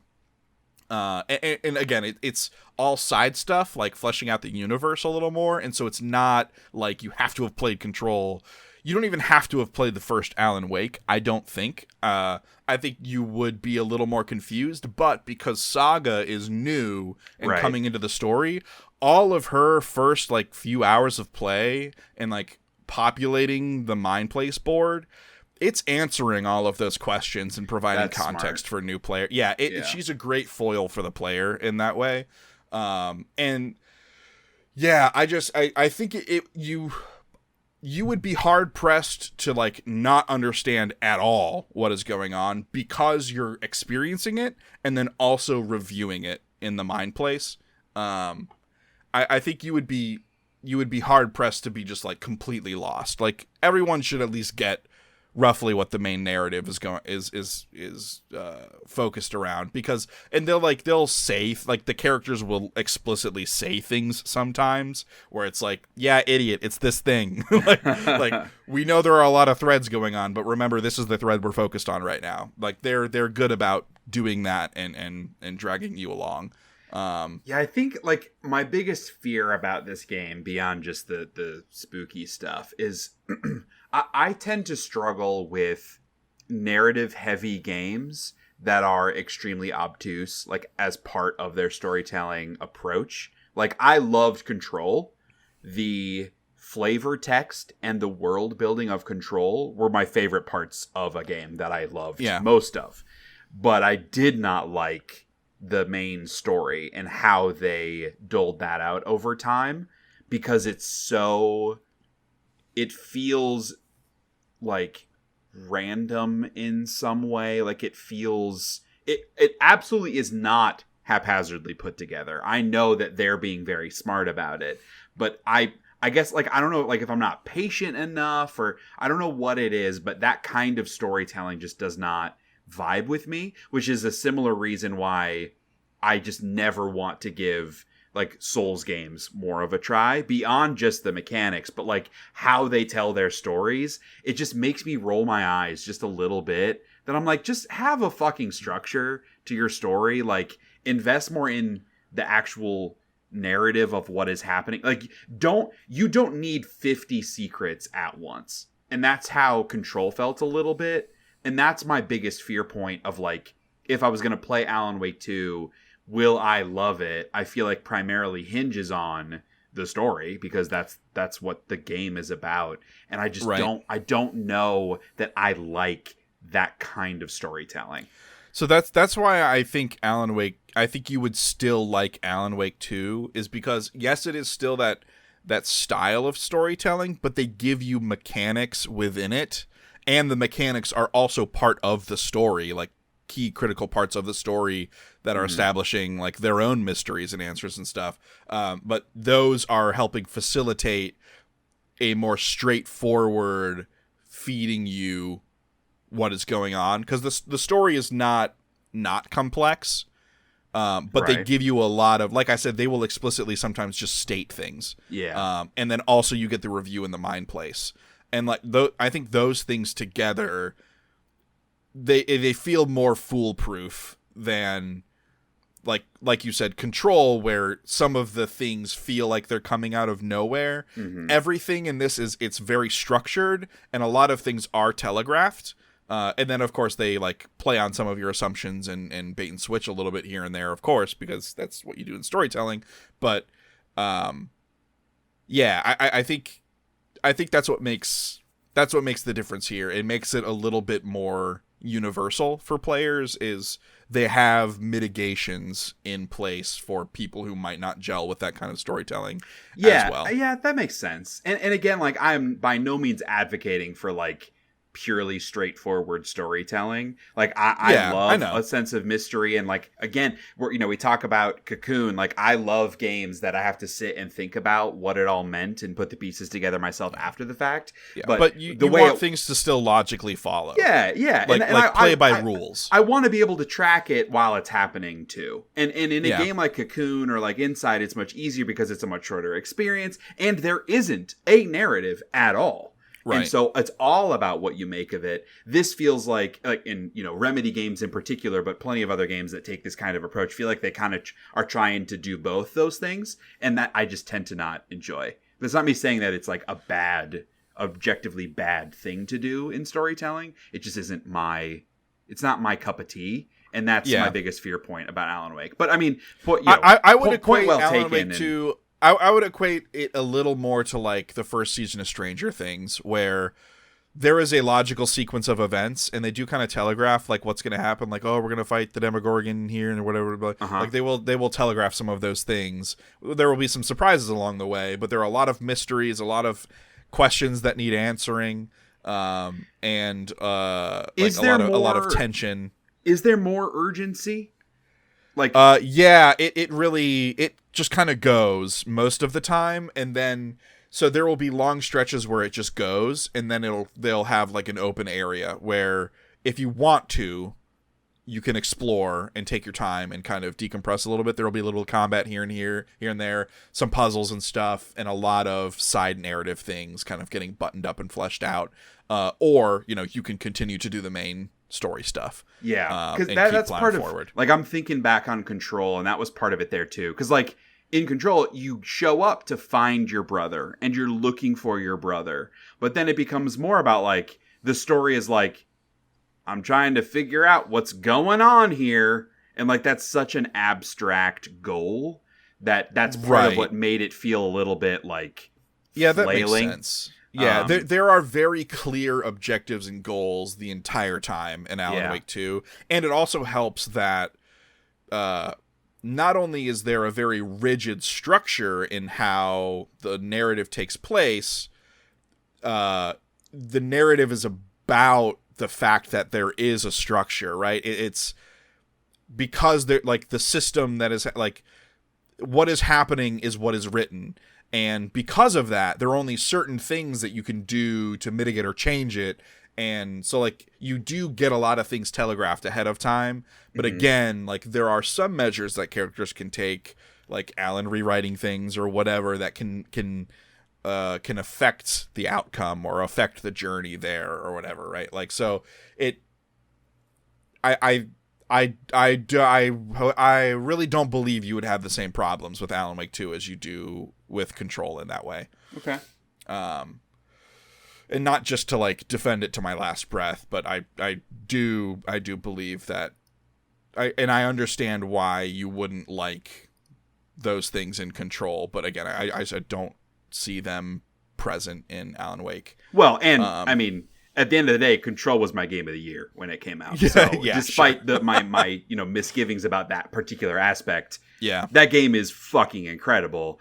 It's a little bit discouraging to hear like the combat being the weakest component of the game, because it also sounds like where we're talking, whatever game it was we were talking about in Jusant, where like the climbing's not great, but everything else is, so it's not that big of a deal. Where like the climbing's most of what you're doing. It doesn't sound like shooting is most of what you're doing in Alan Wake 2, No, I mean there is a good amount of combat, and there are some boss battle-y type things that have some mechanics in there, but a lot of that stuff is combat based. But it's not to the level of Jusant where it's like it just doesn't quite feel right or whatever. It's a third-person action game. I think it feels similar to Control. It's just a little more grounded. Like, obviously, you're not fucking floating around and throwing powers and shit around. You have guns and you're running around. Then it feels nothing like Control. Well, no, but like I mean in the way the characters mechanically feel.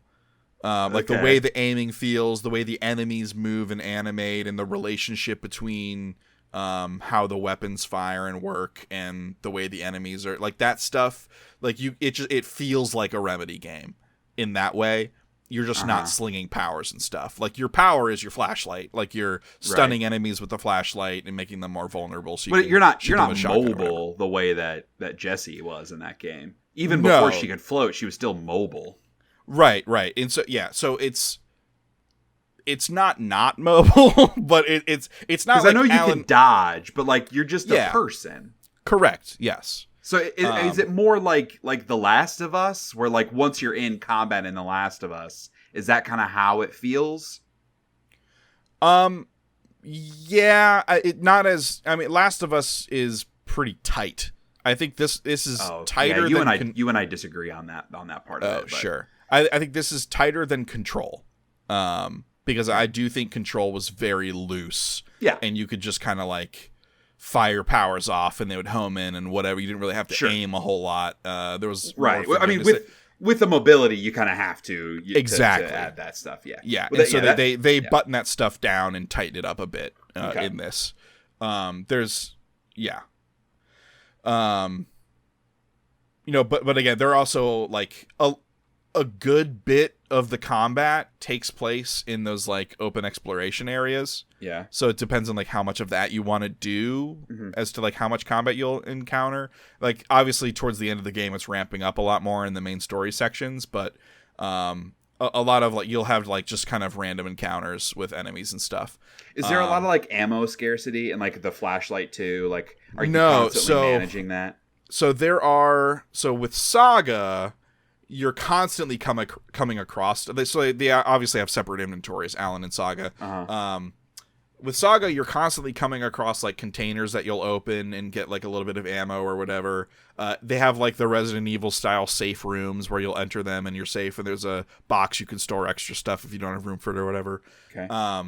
But the loot in the boxes doesn't spawn until you open them, and so the game kind of tries to give you whatever you need when you open those things. Yeah. So it's really good about that. And there's also a difficulty mode called, it's just like story mode or whatever, where it really loosens up some of the, or it makes the combat a little less, like they do less damage and you do more and et cetera, et cetera. That might be a good answer for me. Cause like, and like, I know there's like a combat challenge out of this. Totally. Yeah. And that would take away some of the spooks. Yeah. To kill guys. Yeah. And it like, again, because I think the combat isn't bad. It's just not the primary strength and focus. Yeah. And so I think it's like story mode is what I would recommend most people play it on, unless they're like a hardcore survival game fanatic and really want that experience. Yeah, but I mean, otherwise, you're there for the story and the craziness. Yeah, not for the that makes sense. Yeah, but just to kind of wrap it back around, it really does feel like the game that Remedy has been wanting to make. It feels like the purest distillation of that vision. Right. And they're really, every tool they have in their toolbox, which is not an inconsiderable number of tools, right? They've done a lot of different kinds of experiences. Like, those are all being applied here, and it doesn't feel slapdash. It doesn't feel duct taped together. It is seamless and intelligent, artistic. It is just impressive across the board. There's one sequence, which is absolutely, it's maybe my favorite thing I have done in a video game in years. I imagine it's the same sequence my dude Skill Up also mentioned in his review. I'm sure. He didn't spoil, but he's like, this might be the best thing I've ever done in a video game. Like, And it, like, the idea is such a simple, funny, dumb idea, but then because they are who they are, they layer all of these intelligent, thoughtful systems underneath this crazy, hilarious thing that's happening, and it really just pulls it together. I know it sounds pretentious, but like they continue to elevate their own formula over and over again. And that's just so exciting to see, and like to have them be able to execute at this level is so fucking cool. And like, I'm not gonna say it's a perfect game, because no game is perfect. Like, it has its problems, right? Like, the combat's not perfect, there are some, like, there's a little bit of weirdness about, like, enemy respawns sometimes and other times not. There's, like, some weirdness there. Saga, if you do a bunch of the side stuff, Saga gets these charms that she can only have a couple equipped at a time that do, like, extra little buffs or whatever, or change how certain things function, like guns and stuff. And you're accumulating a lot of those, and you can't really get rid of them. You have to, like, store them, but even your outside storage has a limited amount, so it's like... Oh. It's sort of like by the end of the game, because I had done everything, I like didn't have a ton of extra for that. Yeah, I like didn't have a ton of extra storage space for my other stuff, but it also like didn't matter because I didn't end up needing all the stuff that I'd been saving anyways, because that's just how I am. So like, I don't know. I would recommend story mode, and just like if you got it, go ahead and use it. Don't save. Don't hold on to stuff. Just have fun, and like, oh man. Just that last line is so charged. It's so fucking incredible. People, I've heard people talking about the last line, but more people are talking about the sequence. I think that last line is the most important and fascinating thing, because the last line provides so much back context for everything Remedy has been doing up to this point. It's just unfucking believable and so smart, and also like simple. Fuck, Alan Wake 2 is so good. Like, I don't want to play this game, but I feel like I should, and I want to, but I don't. Does that make sense? yeah, it does. And like, I should. It's not a preface. It's an afterface. This game is 100% every bit of DNA is my shit. Right. So of course I would love this. Well, I don't know. But... There's no like factory building, resource yeah, gathering. That's true. That's game. True. That'll true. Be Alan Wake 3 or like right. Yeah, it's actually just a factory game. Their random new IP that they've teased. You're killing shadows in the dark place, and they drop shadow ooze, and you gotta manufacture that into light so you can fight the dark presence. And then you can farm the dark presence on top of it to unlock a brand new type of factory. See, now you're getting it. Well, awesome. I am very happy for you that this game rules. I know you're very excited about it. Fuck, man. Yeah. I feel like I need to. I would love to be able to talk to you about it. Totally. Like, that is not an insignificant part of this as well, as being able to actually talk, even if it's off camera with you, about all this other stuff. Like, because I remember us talking about Baldur's Gate 3, and you kind of selling and unselling me in various degrees on that game. And just the, like, me knowing myself and the scale of that game, just knowing that there was no way I was going to have time to do it, and being bummed by that. And this game, it was like hearing everybody talk about it, knowing that it's not my type of game, I had that like FOMO where I was like, I feel like I need to play this game because it's so great in a unique singular way. Not just like it's an amazing, like Baldur's Gate 3 is just a really amazing RPG. But like, I've played games like Baldur's Gate 3 to some capacity. I've played games like Baldur's 3 before. It doesn't feel like there are contemporaries for a lot of the things that are in Alan Wake 2 that I really feel like I'm missing out on like a super unique experience. Right. But that's compounded with the idea that I know this isn't my type of game, so am I just going to end up more disappointed starting it and not being into it than I would not playing it at all? And at least not playing it at all, I'd be saving $70, So like, that's the thought process that happens for me. But I also feel like there is a chance that I can start it and fall in love with it and think that it's incredible. Like, it's not... I don't know that I won't enjoy this game. I'm just going from my experience with this type of game. But, I fucking loved Control. But Control had a lot more going for it from a gameplay perspective than this does. Yeah. I mean, we don't ever talk about, like, did you like X-Files, and did you watch I was Twin never Peaks super no. I mean, I like Okay. that kind of thing I have a great appreciation for, and in a like television medium, it is much easier for me to sit and ruminate and like make predictions and think about things. While I'm playing a video game, I don't do that as much. And that's part of what makes it disconnect for me. So yeah, but fair. like I haven't seen Twin Peaks.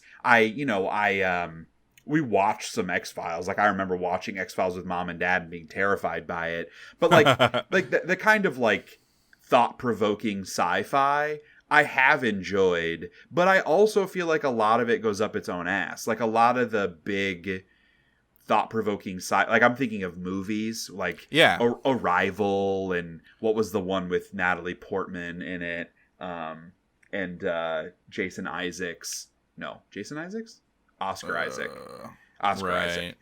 Whatever that one was with like the shimmer, Annihilation. Like those movies, I'm like, fuck off. Like they annoy me because there's nothing there. It's like I remember we've had this conversation of like reading the great American fiction and all of these themes that like people have pulled out of The Old Man and the Sea. And it's like, fuck it, dude. I was just writing a story about a dude trying to get a fucking, it's like, it makes me think of Ron Swanson from Parks and Rec, where like he read Moby Dick and he's like, it's just about a man who hates a fish. Like that's all it really is. And so it's like, I get a little bit of that vibe from these like quote unquote thought provoking sci-fi things, where it feels a little bit like people make the thing and then fans watch the thing and make up these really existential themes. And then the people that made the theme are like, oh yeah, totally. Yeah, that's what we meant. Absolutely. And I'm not at all saying that's what Alan Wake 2 is or what Remedy is doing. No, it's the opposite. But they pack it full of that stuff intentionally. Absolutely. But I'm just saying like that style of storytelling and that style of creating atmosphere generally does not connect with me for a huge variety of reasons. So I don't know. I don't need to wax poetic about why I'm on the fence about playing this video game. It's frustrating because I want to play it. I just have there's a very high likelihood that it's just not my type of thing. And I know it's not my type of thing. And I wish that it was. I wish that it was my type of thing. Yeah, I also like, so there's a lot, because it's like a cross media thing. I think it's easy to lose. There are a lot of intelligent there's a lot of intelligent exploration on the creative writing process in Alan Wake 2, and like playing on some of those tropes that go along with that creative process. And as someone who also has a lot of knowledge, like literary knowledge and knowledge of the creative process and writing and stuff, I feel like if nothing else, that part of it would also attract you and you would appreciate and get a lot out of. Even just that stuff. Like the fact that it is like chapters of a book that are being written and then acted out, and then like it's a lot of it's about the hero's journey, but then how much of the hero's journey can you manipulate to survive that little bit longer and make sure this other outcome doesn't happen, kind of a thing. There are a lot of like literary metaphors that become realities. It's really cool. Yeah. Tune in for our January podcast where I sadly announced that I ended up not playing Alan Wake 2 and I regret it. But maybe I'll prove myself wrong. I need to finish Spider-Man 2 before I do anything else. Because that game is too big for me to be able to play something else alongside it, like something else meaty alongside it. I need to be able to dedicate mind share to another big game. Yeah. So that's the first checkbox. So if I can get Spider-Man 2 done in the next couple of weeks, maybe I'll have good news for our January episode. We need to move on. Yeah. Can we take a quick break? Yes. We will be right back.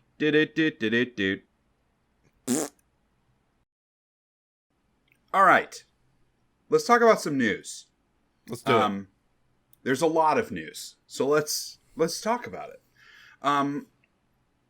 Again, this is news collected over the past 2 months. We're going to cover some of like big stuff from 2 months ago, and then there's a handful of things that are pretty recent at the time of recording. First, Sony has come out with some new PS5 models that will be the new default model. So it's like, it's not just a new option. It is a full like redesign of the PS5 with the intent of making it sleeker, faster, softer, smoother, and just as ugly. I've warmed to the PS5. It is a behemoth of a console.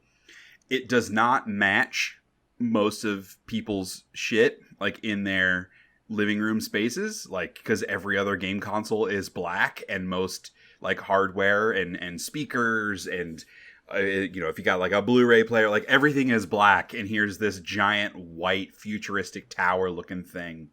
But on its own merits, I don't hate the look of it. You can also buy some new skins for it, bro. You can make it red. You love your red shit. It's just the shape sucks. It's weird. It is weird. So anyway, the new model is smaller and lighter, like 24% lighter. It also has a disc driverless model with a disc drive that you can buy separately if that's what you want to do. Yeah. An interesting piece of info on this, like with the disc drive, it requires an internet connection to use on like the first time, which is like an anti-piracy measure. But yeah, I think it's to verify that you're using their disk drive. Yeah, but it's just like, I don't know, it's that Big Brother kind of stuff. Not like in oh my God, they're stealing my data. The FBI is after me. Not like that kind of Big Brother, but just the corporations having all the power and us having none, where they can just turn shit off whenever they want, and there's nothing we can do about it because we signed their 50-page end user license agreement. That kind of Big Brother. And I just hate that stuff. Yeah. But yeah, if you're going to be buying a PS5 in the near future, it might be one of these.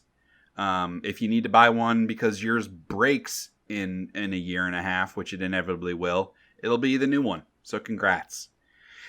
But hey, at least it's smaller. Yeah, 18% smaller and 24% lighter. Wow. Love the marketing on that. Yeah. Now it still can't fit in anything. It makes it so tangible, you know? When something is described as 18% smaller, you know exactly how much smaller that is. Damn straight. All right. So we talk about Starfield. We talked about Starfield making us sad. Another thing that makes me a little sad is the fact that Bethesda is responding to Steam reviews about Starfield. So if you haven't been keeping up specifically on Starfield on Steam, I believe recently, as in like the last week or so, has gone into the mixed category. Which is not good because people mostly on Steam love a bunch of things. And this game is not one of them, sadly.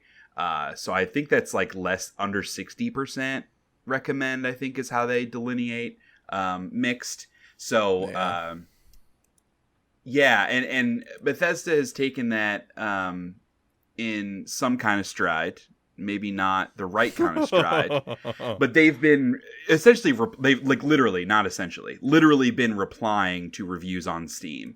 And those replies are a little bit unhinged, not in a, like, some social media manager is going to get fired because they're, like, using racial slurs in the replies unhinged, but more in the, like, the chief marketing officer at Microsoft is sitting over this community manager's shoulder, like reciting verbatim from the one pager they launched in EGM last week.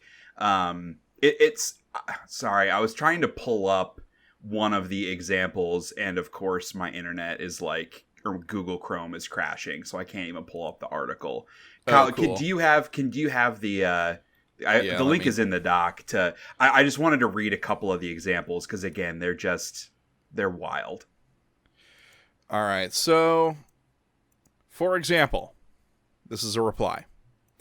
You can take time to explore various planets for resources and items. You can also break the law by smuggling and selling contraband, build your own outposts and starships, and customize them to your enjoyment. Exploration and role-playing. There are many things to do and explore. One of these is from a review that just said midfield. It's like why? Why are you replying to these reviews? It's crazy. Yeah. Some of these replies point players to the game's official Discord server to help them find further ideas from other players. Okay. Yeah. Someone was complaining about the numerous loading screens. So here's what Bethesda thinks about that. While there may be loading screens in between fast traveling, just consider the amount of data for the expansive gameplay that's procedurally generated to load flawlessly in under 3 seconds. We believe that shortcoming will not hinder our players from getting lost in the world we created. Yeah. It feels like it's marketing copy. I mean, that's also a fair point. It's like, yeah, these loading screens could probably be better. Other games do it better. Yeah, but dude. It is still a lot of data, though. Remember but when loading screens were like 3 minutes? Yes, but they aren't anymore. And no, I know. Like, both things are true. One, it is a fair criticism of the game. Because, again, this is an individual reviewing their experience with the game. Them saying there are too many loading screens and they are too long is a fair thing to say and feel. It doesn't even need to be objectively correct. It is their opinion of the game that they played. So to reply to that and be like, we didn't have another option. It's fucking weird to do that. Yeah. It feels like so insecure and a really weird. I like this one. So yeah. in a further reply to that same complaint about loading screens, because like it cuts to your ship taking off or your ship landing and all that other stuff, and how much extra time that takes.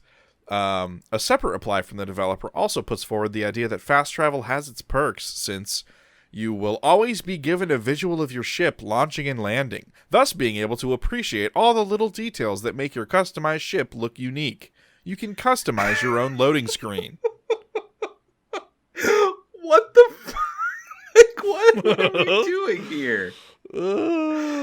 And again, like they, because a lot of the criticism against Starfield, which you may have heard on this podcast at this point, like 6 hours ago, this has been going on for a while. But me commenting about it, so much of the game is boring, and in many of their replies, they're saying that. They're like describing a thing about the game and then saying that's not boring.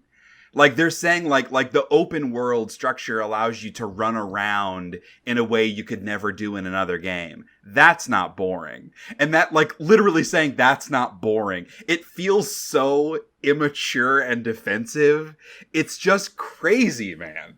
Like they're having a hard time over there. Is the vibe that I get. So anyway, just a really, and this, like, the purpose of this story isn't just to continue to dog on Starfield and on Bethesda because of Starfield. It's to dog on Bethesda for this thing. Separate this thing from the game entirely.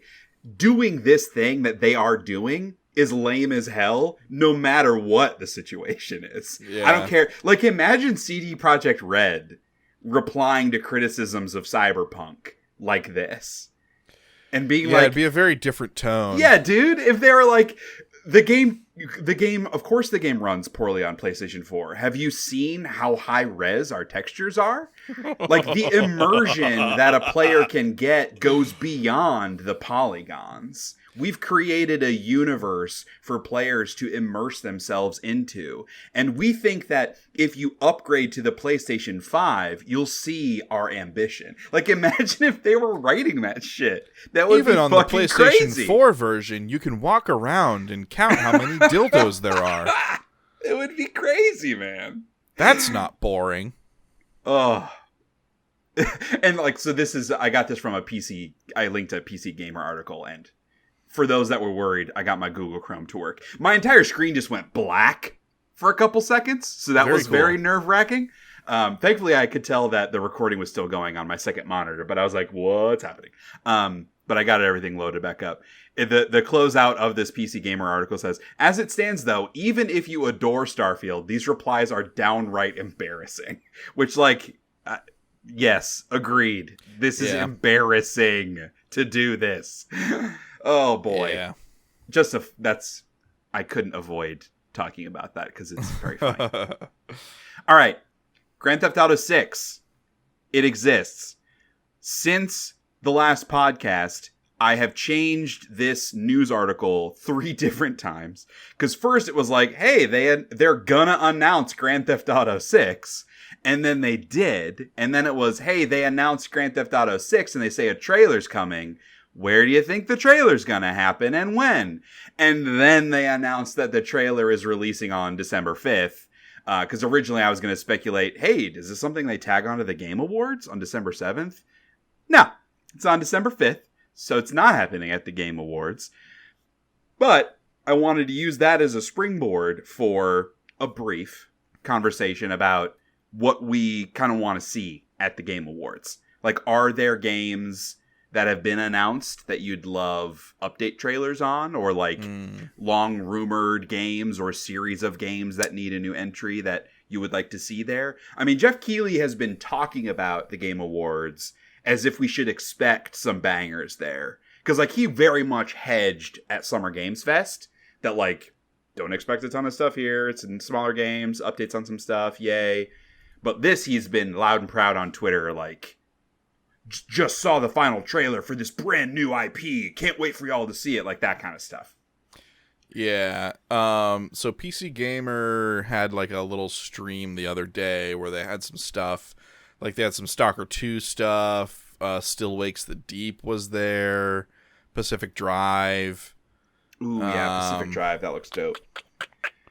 Avowed showed up there for a little bit. Dragon's Dogma 2. Which that got a new trailer with a release date. That's coming out in March, I believe.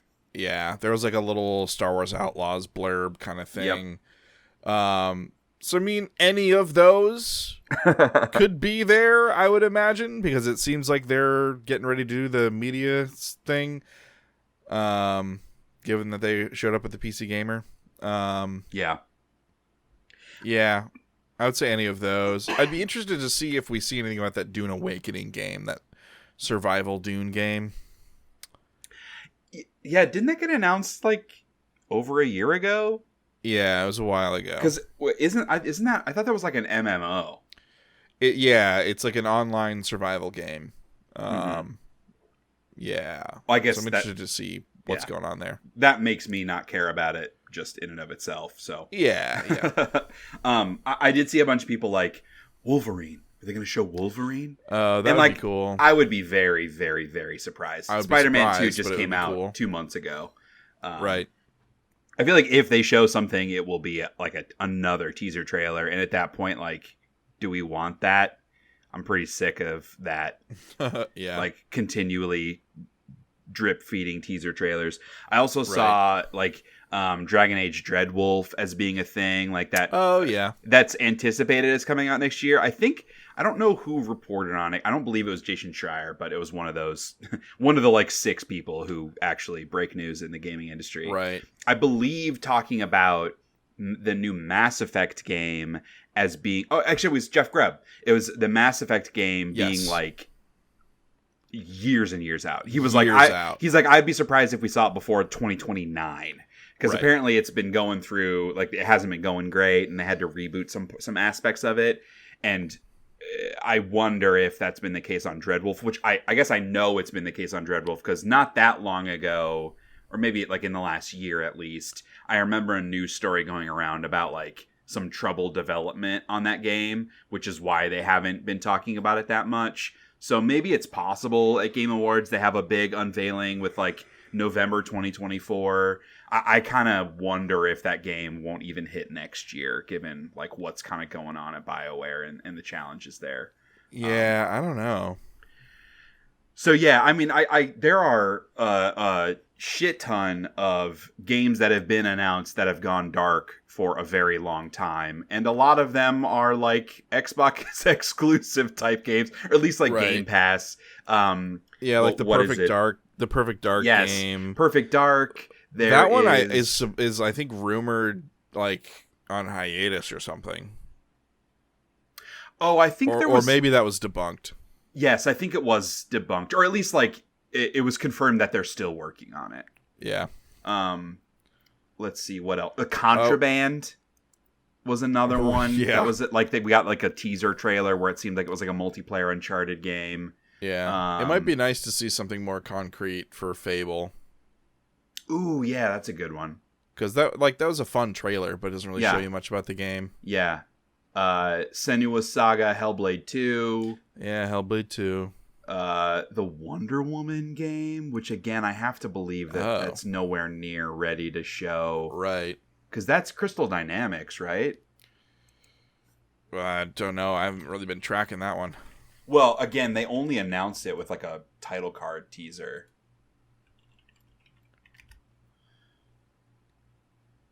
Oh shit, no, it's Monolith. So it's the Middle-earth Shadow of War people. Interesting. Yeah, announced at Game Awards in 2021. So it was announced 2 years ago, and we've seen nothing.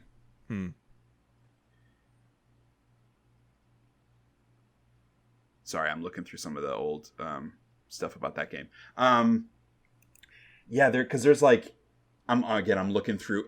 I have like my big tracked list of game releases, and I have a TBD section for each year where like something gets announced without a date, and then I just move everything from the previous year to the next year. And so there's a bunch of stuff that I just moved from 2023 to 2024 that like still doesn't have a release date, and a lot of this I know is like very far off. So, I mean, there's a new Tomb Raider game.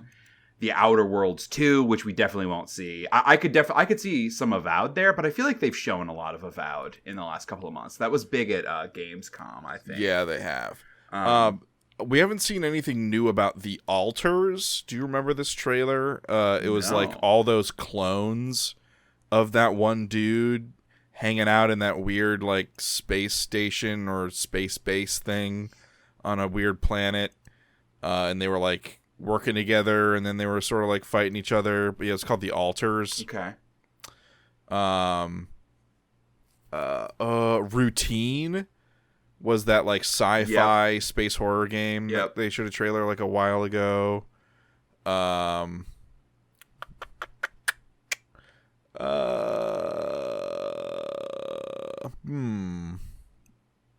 Abyssals. What is Abyssals? Abyssus? I have that written down, but I don't remember what that is either. Abyssals is like a city builder on the bottom of the ocean. Hey, the Arcania Gothic 1 remake. Maybe Arc 2. Mm-hmm. Let's show some more Vin Diesel.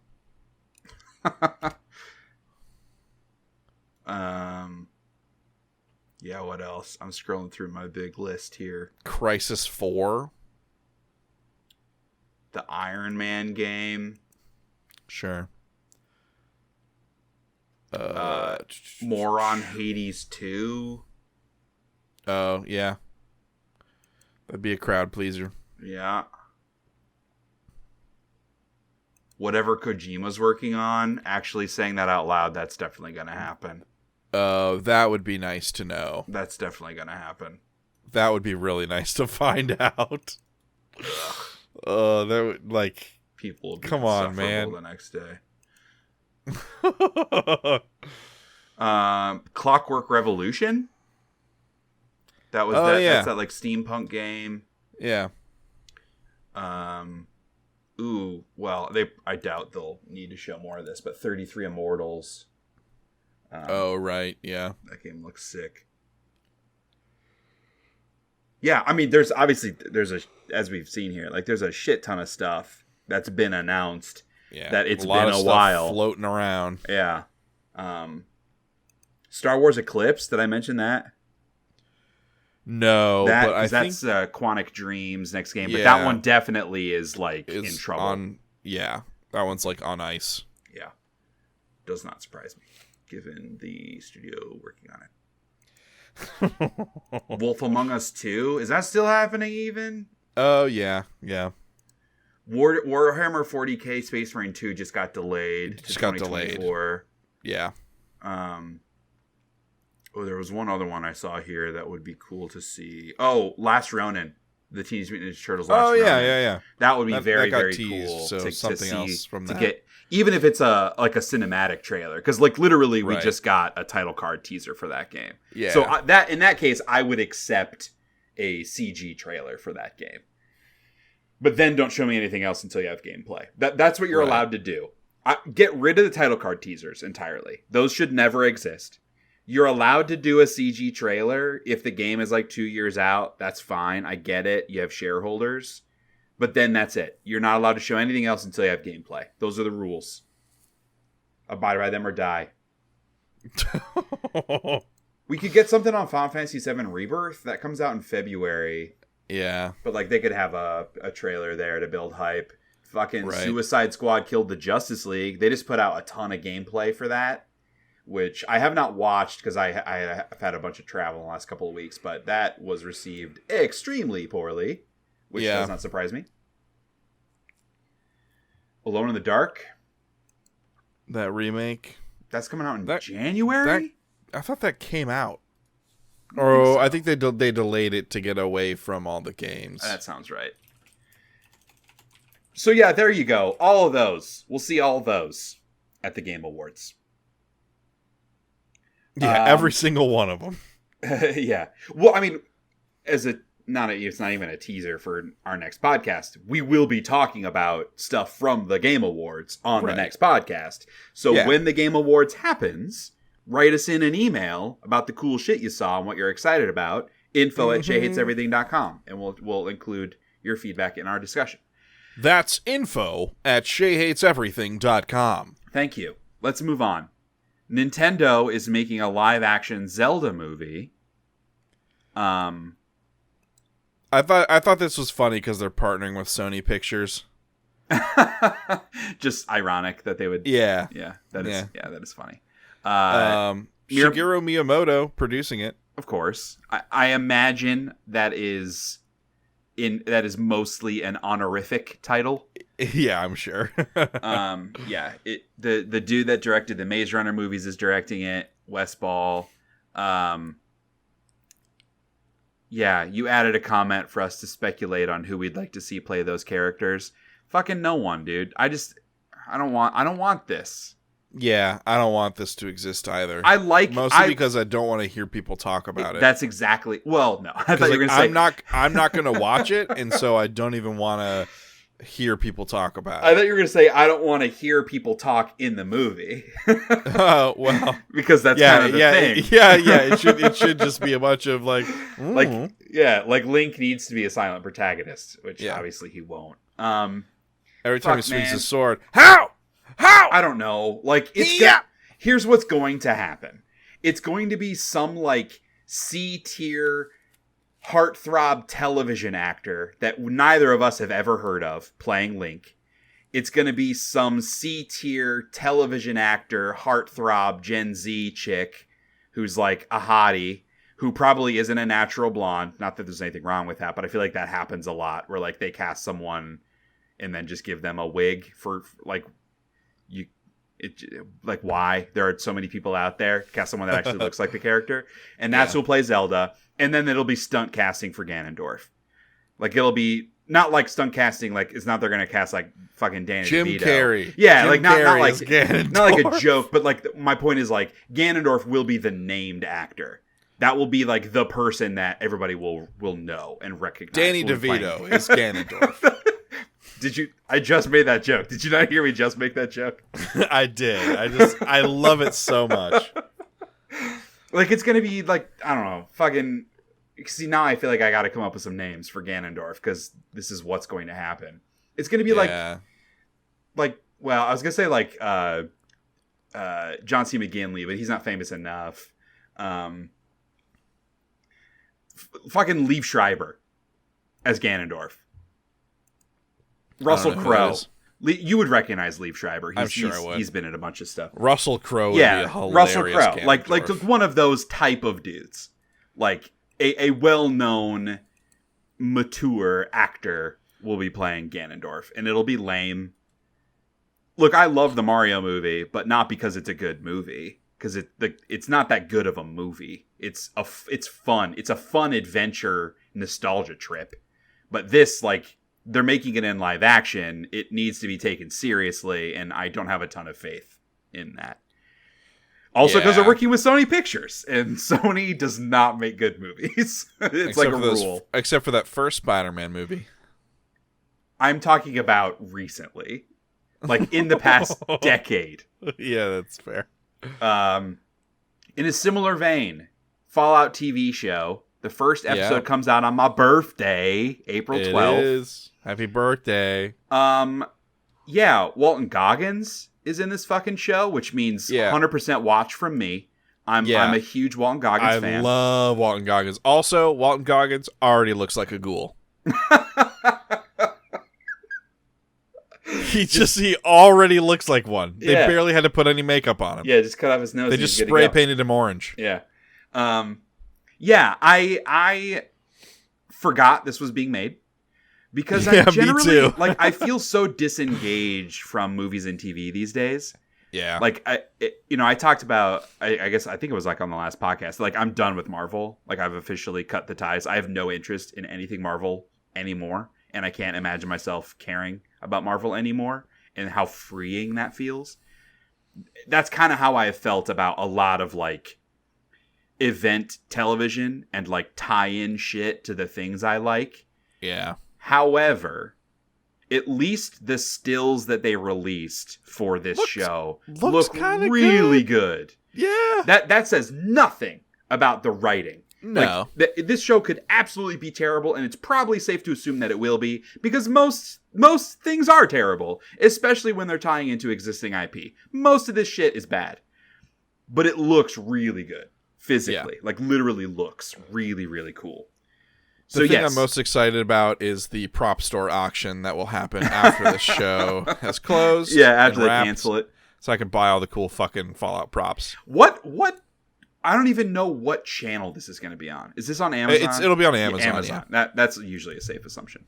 Okay, that gives it a little bit more faith, maybe. Not that like everything Amazon does is good, but like they've got the money at least. Because again, I haven't seen the whatever the Lord of the Rings show was. What was that called? Rings of Power. Rings of Power. I liked it. Because I also don't have like the deep knowledge that other people have who have issues with it. Well, yeah. I just liked it for what it was. Yeah, again, like that's a show I actually do really want to watch. That I never think about it because I don't care. I don't actually care that much. I'm so just done with like fan bait television shows. Right. Yeah. But point being, Amazon threw a fuck ton of money at that. It looks amazing visually. So yes, hopefully this looks amazing visually and also is actually good. Hope so. We'll see.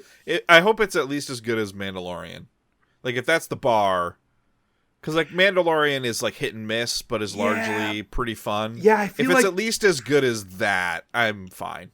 That might be a little too high of a bar. Because I agree with you. Like, for us, Mandalorian is, like, good, not great. Most people would say that it's great. But overall, I think, there are boring episodes of The Mandalorian. And there are some, like, missed opportunities in developing the world in that show, I think. Because it's so, like, episodic. Like, you don't get enough time with some of the characters that they introduce and the worlds that they introduce, just by the nature of the show. But overall, like, that show's very impressive. I feel like that's true. I don't want to. Point being, I don't want to hold Fallout to that. Like, if Fallout isn't as good as Mandalorian, but like it's close, that's good enough for me. It doesn't have to cross Mandalorian for me to be happy with it. Yeah. Okay.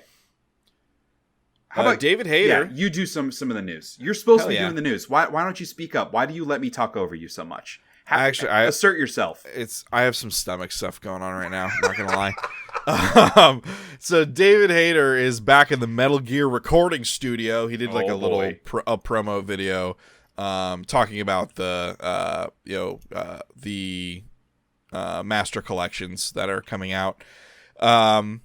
But I don't think you bring in Mr. Hayter just for that, right? So why do we think Mr. Hayter is really there? Because they're going to make another Metal Gear game? Or they're going to... Yes. But or because we know as part of that master collection, they're going to need to put Phantom Pain in there. I do wonder, I don't think this is the right move, but it might be the right financial move. I do wonder if he's going to record the Kiefer Sutherland lines. Interesting. So they don't have to repay Kiefer Sutherland. I don't know if that's actually a licensing issue or not, or like what the situation there is, what the contract is.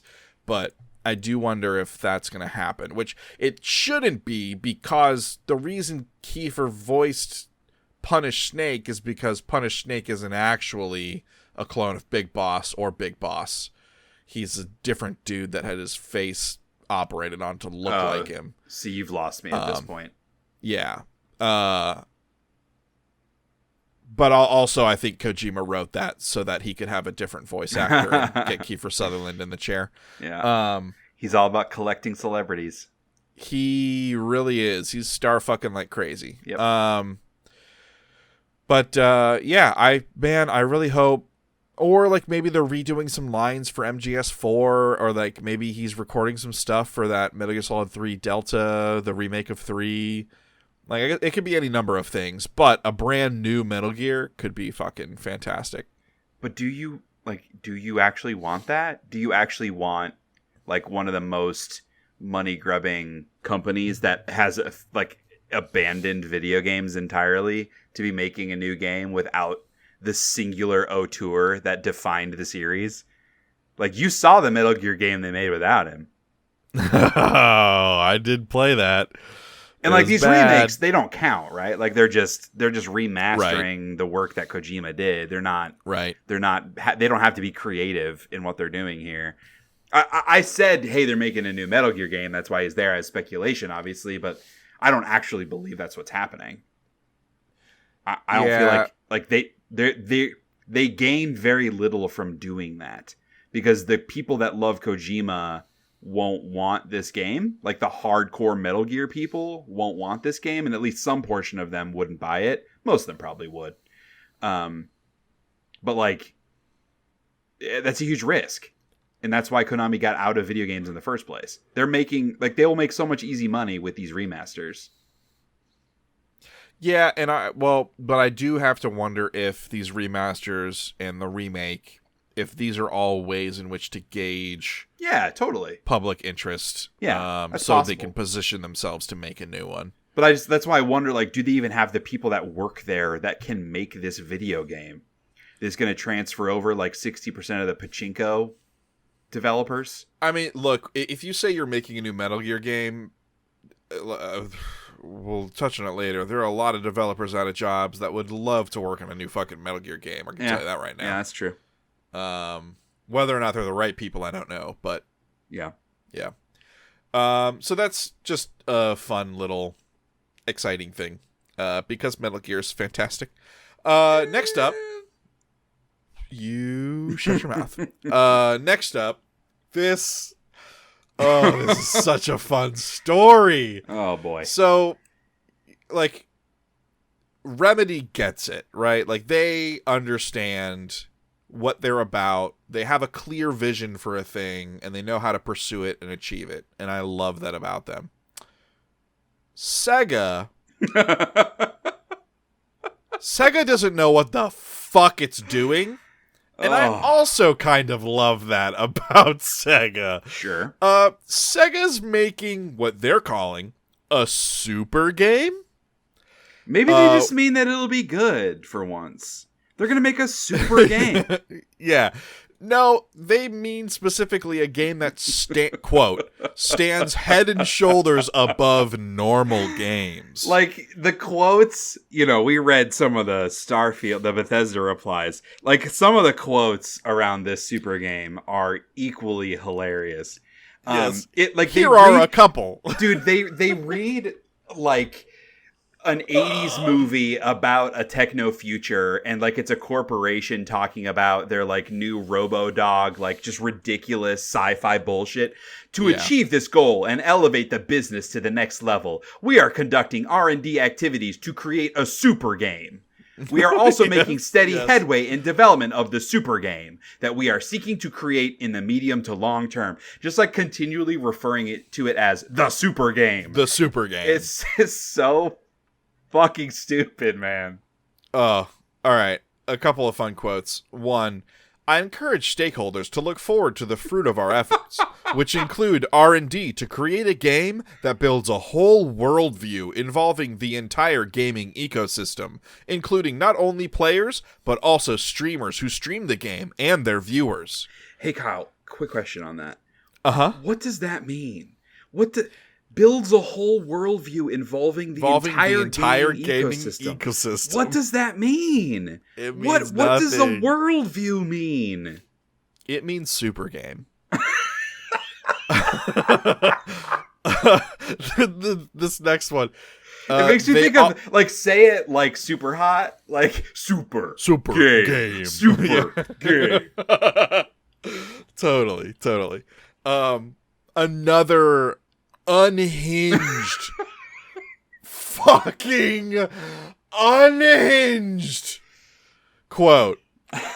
They want Sonic to surpass Mario. Yes.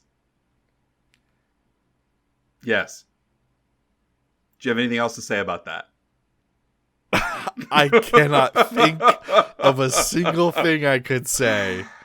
Oh boy, it's good stuff. This also comes right on the heels of them canceling Hyenas. Also true. Yeah. I guess because Hyenas was not going to be a super game. Yeah, it wasn't going to be a super game. So what are you going to do, man? We're a super game only studio. I will say Hyenas was close to launch, I believe. Like it was pretty much done. Yeah. I will say, a point in Sega's favor, Sonic Frontiers has somehow sold 3.2 million copies, which is like 3.1 million more than I thought it would sell. I would agree. That game sold way more copies than it should have, given the quality of game it is and the IP that it's around. But also 3.2 million copies does not hold a candle to Mario the way those titles sell. Holy shit, Sega is making a super game. It's a whole worldview involving the entire gaming ecosystem. What a word salad. That's some real corpo speak. Yeah. And then the Parmigiano Reggiano on top of the word the salad is surpass Mario. I mean, that was always their ambition. That's like why the character was created. Yeah. But hey, they made him eat chili dogs. But like they haven't achieved that, and it's been like a lifetime, a generation, years. The rise and fall of civilizations has occurred, and still Sonic trails far behind. Speaking of executives saying just batshit things, we got a couple of these stories, actually. Yeah, we do. It's almost like executives are out of touch with reality and just say nonsense to drive share prices up for a short-term game and long-term loss so that they can get out and make a bunch of money on the backs of others and then lay them off. It's almost like that would happen, but like that isn't what's happening because they're making a super game. And also, this next story... Pokemon COO wants Pokemon to last hundreds of years. Hundreds of years, he says. Hundreds of years. How many years have like video games existed? Not 100. Oh, okay. So, like, way more than that. Like, way more. And also, in fairness, it's not just video games. It's the Pokemon, like, as a brand, as a... Right. Like, I believe still Pokemon is literally the most profitable brand. Like, the most profitable IP in the world. Yeah. Which is fucking crazy when you think about it. But think about the person you know who likes Pokemon more than anyone else you know. Think about how insane that person is. And then realize that there are literally millions of people more insane than that person. Yeah. And that's why Pokemon makes so much money. And that's why it'll last hundreds of years. Hundreds of years, he says. Hey, I've got news for you. The world won't be around in hundreds of years. But hey, Pokemon will still, though.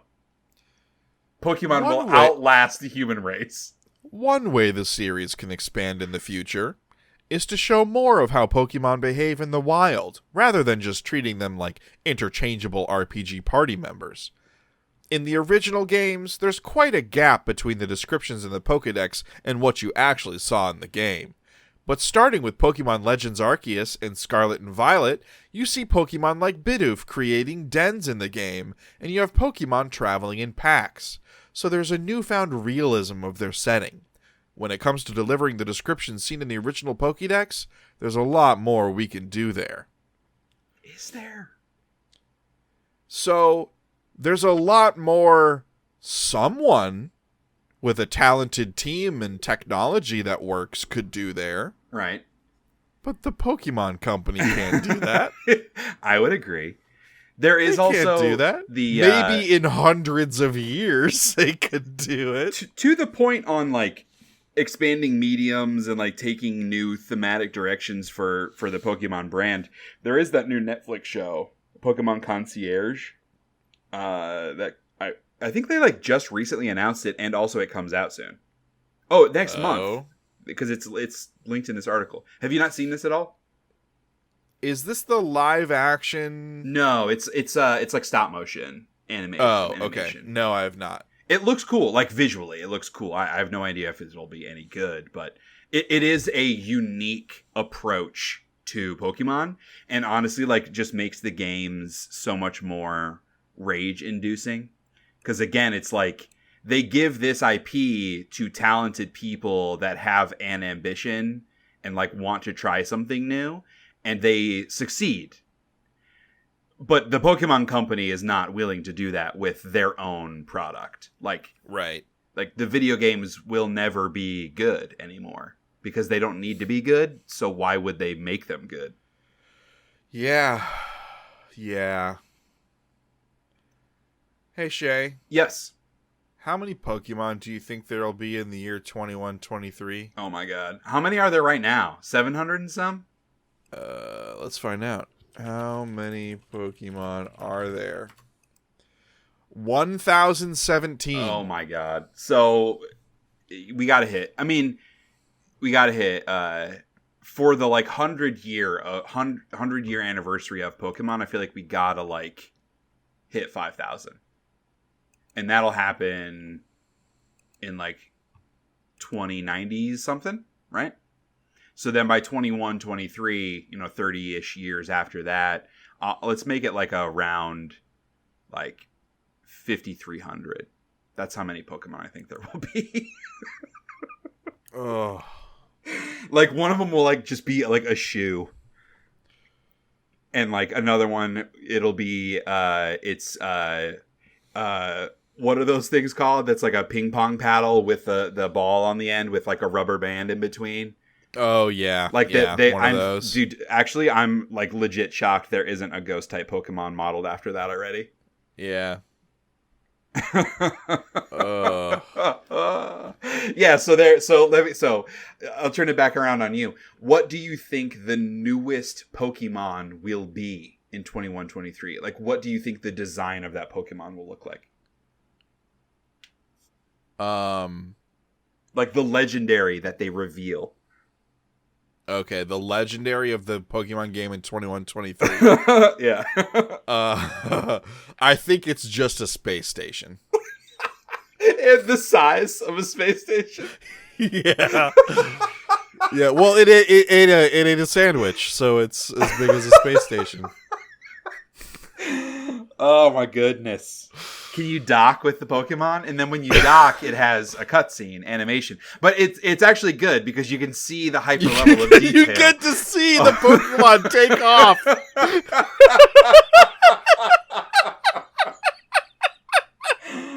Oh boy. We have officially gone off the rails. Oh, it's not even that late. Sometimes we're recording till like 2 a.m. It's only midnight. And this has gotten very bad very fast. Oh boy, that's good stuff. Well, it's a good thing the rest of the stories are real downers. Oh, that's true. Fuck. Yeah. Oh man. One more insane executive comment story we have here. Yeah. The Warner Bros. CEO would like every game to be live service. Yes, he wants to generate greater post-purchase revenue. That's a thing he said out loud that he knew other people would hear. He's not even pretending to be like, we think this is good for gamers because, like, he's saying the quiet part out loud. He is just saying, we want to make more money. We want to find more ways to make more money. It's crazy. Finally, someone's saying it, you know? It fucking sucks. He basically wants future. Yeah, he's calling for not calling for, but he's saying the focus of the company is because they have a bunch of different IP is to have a live service game or games for every IP. It doesn't mean they're not going to make other games, but eventually they want to have does. I mean, yeah, they want to have, well, not when the live service bubble pops, but they want to have live service games cashing in on all of those fandoms, which from a dystopian perspective sounds like makes complete sense. Yeah. Ultimately, we want to drive engagement and monetization of longer cycles and at higher levels. Tell me more about those cycles. Talk dirty to me about those cycles. Be a human being, man. But these people are not human beings. No, they're incapable of it. They don't have the perspective. So what does a good Batman live service game look like? Because it's not Arkham Knights. Yeah, I don't think there is one. Like, not to give a cop-out answer, but like I legitimately don't think you can make a Batman game that is a live service game. Live service games need to have multiplayer in them. And so then what is that? Well, I mean, you can't obviously play a have bunch to have of Batmans. You have to have a battle pass. Oh my god. Is that the only reason you wanted to ask that? Is that you can make a battle pass joke? No. No. That'd be no. But like maybe you could totally make a Justice League style, or like not even, but like a superhero, a DC. You could make DC Universe Online. That was exactly where I was going. Okay, but not even in a jokey way, yes, but also in a non-joking way. You could just make that kind of game, not in an MMO style, as like a modern live service game where it can be played solo. It has a story that's like more robust, but it also has multiplayer. I'm not saying I want to play this game. I'm saying you could make that game where you get to design your own hero, et cetera, et cetera. You come across all the heroes you know and love. Like, you could totally make that, and it would make a fuck ton of money. And 99 Batmen parachute into Gotham. They bat shoot. Yeah. Into Gotham. They bat repel from their bat planes onto the bat helipad and shoot each other with their battling guns.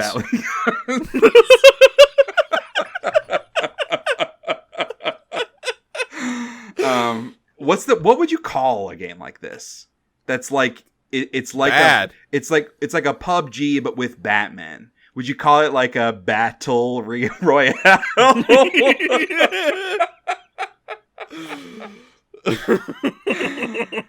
Oh, we gotta keep moving. We gotta keep moving. Speaking of live service games, Sony has delayed half of the 12 live service games that they've announced they're working on. Yeah, so just to like give some bigger picture here, I've seen a lot of commentary just about like the industry, and a lot of like with the recent shutdowns of a bunch of live service games. Like, Hyenas was canceled before it even launched. But there are so many examples of live service games, MMOs, battle royales, like all those games within those genres launching, not hitting immediately, and like being completely shut down within a year. Like, it feels like every couple of months, if not more frequently, we hear about a game that just came out just being taken off, or at least like, we're ceasing support for this game. And so this is like, it was stupid of Sony to hedge so much on live service games when they announced like it was like over 50% of their resources were being devoted to live service games. I think it was like 54% or something. They were looking to get to like 60% by 2025 or whatever it was. Yeah. So this is them being smart, at least with new information, and saying, oh, the high volume of these live service games means that it's really hard to cut through, and these live service games are extremely expensive to maintain because they are live service. They're not just launch and then you move on to the next thing. You need the entire dedicated team to continue churning out new content. That, like, it's not worth it, and it's extremely risky. And given what Bungie, how they responded to the Last of Us live service game and that getting pushed back, given the fact that, we'll mention this in our always fun layoff section, Bungie just laid off a bunch of people. Yeah. Destiny 2 player engagement is at the lowest point since, like, The Taken King came out, I think they said. Yeah. And, like, they had to delay the final shape, their next DLC thing. They don't have any plans beyond that, to my knowledge, at least, that they publicly announced. Like, even the really successful live service game, which, like, Destiny 2 is a shining star of live service games, and even that one is not doing well. Like, right. This is very smart of them to do this, but I don't want to give them credit for doing this because they were stupid to lever so hard on this in the first place. Totally. So the only thing I can hope is that a bunch of people don't get fucking laid off because they're delaying a lot of these games. Yeah, I would hope they just pivot to to have them work on other projects. Yeah. So I have a question here. Given that Sony and Bungie weigh in on all its live service games, or had Bungie weigh in on all of its live service games, and with the plummeting Destiny 2 player count, do you think Bungie knows how to make a live service game for 2024 and 2025? Because they're making Marathon, which is supposed to come out next year, and that is supposed to be a live service game. That has also been delayed. Well, it was delayed still in 2024 though, right? I don't think it ever had a date. Oh, okay. I think this was just part of the Jason Schreier report that like that has been internally delayed. Okay. Because of the layoffs and all that other stuff. Yeah, I think that's a good question. My initial reaction is to say that yes, they do, because Destiny 2 has been really successful for a long time, and all games like this eventually not like wind down entirely, but wind down to just a much smaller core audience. Like the player attrition over time will always happen. There are extremely few exceptions to this, like World of Warcraft, which to me subsists based upon nostalgia in a large way, and like a game like Final Fantasy XIV continues to thrive. But like, I would be curious on Final Fantasy XIV or like Elder Scrolls Online, what is the player base like today in that game compared to 2 years ago? I imagine it's smaller. Maybe not significantly smaller, and maybe those people are spending more time than they were, or more money than they were, but I just have to imagine that it's normal to see something like that taper off and plateau. So from that lens, like, I think absolutely yes. Like a new live service game, Bungie is a very talented studio, or at least historically they have been. They've had some departures, but like, they know how to make a good shooter. They know how to make a good shooting loop and a loot loop that has been satisfying for people for a long time. But there's also the evidence that, like, Destiny players are starting to get a little fed up. So, who knows? I don't know. Does anyone know how to make a live service game for 2024 and 2025? Like, I feel like that was kind of my point. Is like, I mean, the answer is yes, because fucking Call of Duty. Like, but also that how much of that is the game and how much of that is the brand. Fortnite, like, right? There are games that are bigger than ever, but that seems to be hard to do. Like, it's like, who's playing PUBG these days? A couple of years ago, PUBG was like the biggest game on the planet. And then all of a sudden it wasn't because the next one was there. Yeah, I think it still has a big player base in other countries, but sure. Yeah, PUBG, it's obviously gone way down. Yeah, I worry for Bungie. I feel like the live service format, I think people are beginning to tire of it, which is maybe the thing that I've been waiting to have happen. Mm-hmm. Like, obviously there's still a lot of money to be found in it, but it is going to get all swept up by these, the big names, the big few. Yeah. And so I mean, because I don't play those kinds of games, I do hope that this means that more studios will pivot away from plans to do live service and start going back to more traditional formats or trying new other types of formats instead of trying to ape the style of existing things. Because the current format, like, I mean, we talked about it. Like, when Sony was like, we have all these live service games, I was like, well, great, there's a whole list of games that I'm not going to play. Like, yeah. So maybe if they pivot, I will be more likely to play one of these new games. Yeah, totally. And also, like, that's us. Live service games. Yes, I know. Everyone wants to make a live service game for a very clear reason, and that reason is successful live service games make a fuck ton of money because a fuck ton of people play them. Like, we're in the minority being quote-unquote hardcore gamers that don't like this style of game. These types of games are primarily for the casual gamer who, they're not playing Cocoon on Game Pass. They're playing Call of Duty Warzone 4 nights a week with their bros, and that's it. And then they'll pop in FIFA on the weekend. Like, there are way more of those people than there are of us. Yeah. And it will only continue. That will only continue to happen. Yeah. But also, those people worse. aren't, those kind of casual players generally aren't spending much money past like a battle pass. Like, they're not going to be buying all the, it's the hardcore people who will spend a bunch of time and play it that will spend money on the cosmetics. I feel like most the whales, other people will when it comes to like other people just do the battle passes. When it comes to obscene amounts of money, yes. But I mean, there's a ton of stats out there that it's not just the battle pass stuff. People are buying cosmetics, but they're buying like a couple. They're buying the ones that they want, which is why there's a constant drip feed and drops of content. Because it's like, ooh, I really want this skin. And then 2 months later, they drop a new skin. Oh, well, shit, I like this new one better. I got to buy that one now. Like, that's the whole purpose of that system. It's not people like spending thousands and thousands of dollars, but spending a couple of bucks every month over millions of players. That's a lot.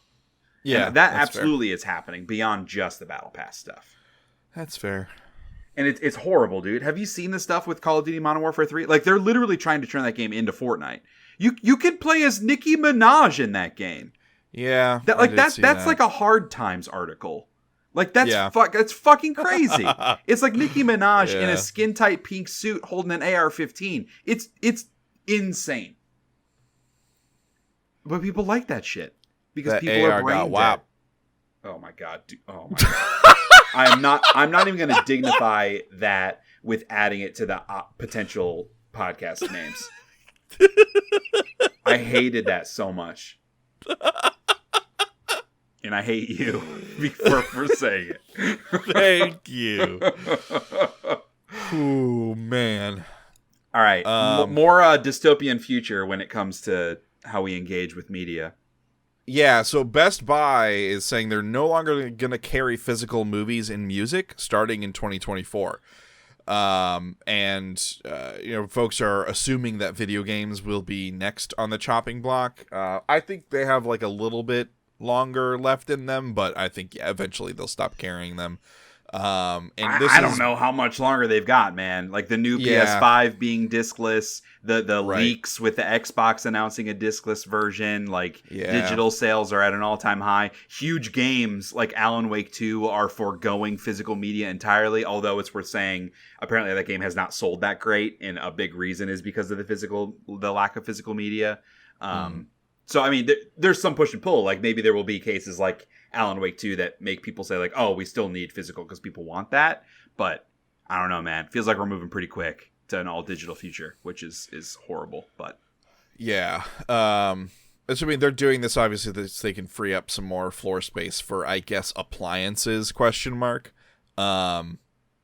So, how long do you think it is until Best Buy's out of the physical store business and is just like a digital warehouse business like Amazon? I don't see that happening at all. Like, they can't compete in that universe. Like, they'll just go out of business if that happens.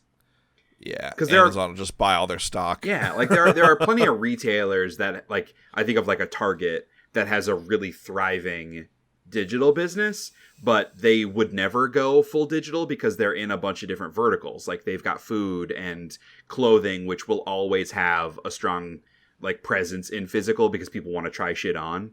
Not everybody, but enough people want to do that. The problem for Best Buy is they don't have that.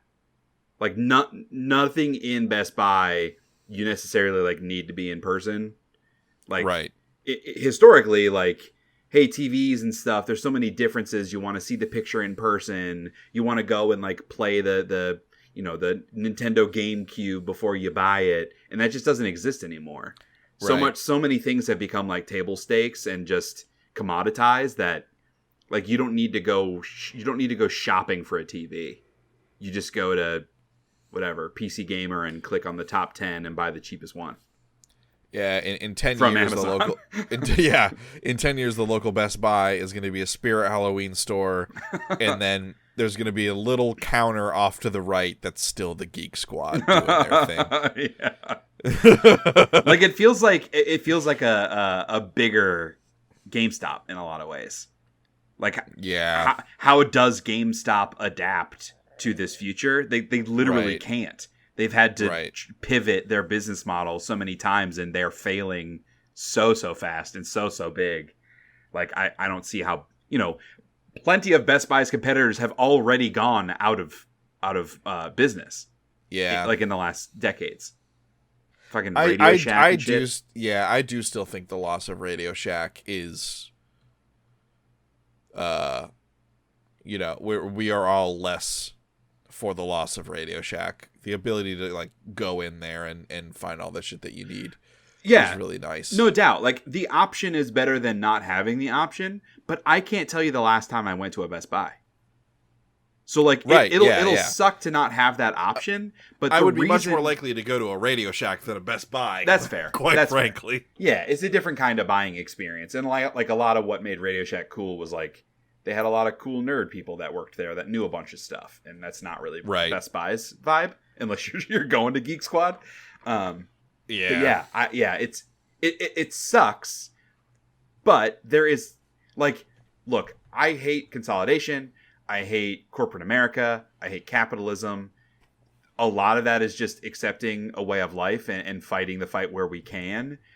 But lifestyle wise, a lot, like, I would rather patronize like a mom and pop shop than a failing corporation, because Best Buy's just another corporation, man. Like, there's no soul to Best Buy to continue. I don't feel bad about Best Buy going out that's of kind of business. what I'm getting at. Is like I won't be sad. I feel bad for the people whose jobs are affected. Totally. I won't be sad when and if Best Buy goes out of business, but I will be sad at like one fewer competitor for an Amazon.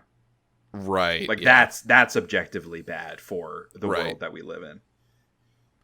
Yeah, that's true. But you adapt or you die, and unfortunately in capitalism you can't adapt because someone with more money than you already did, and they're just going to buy you.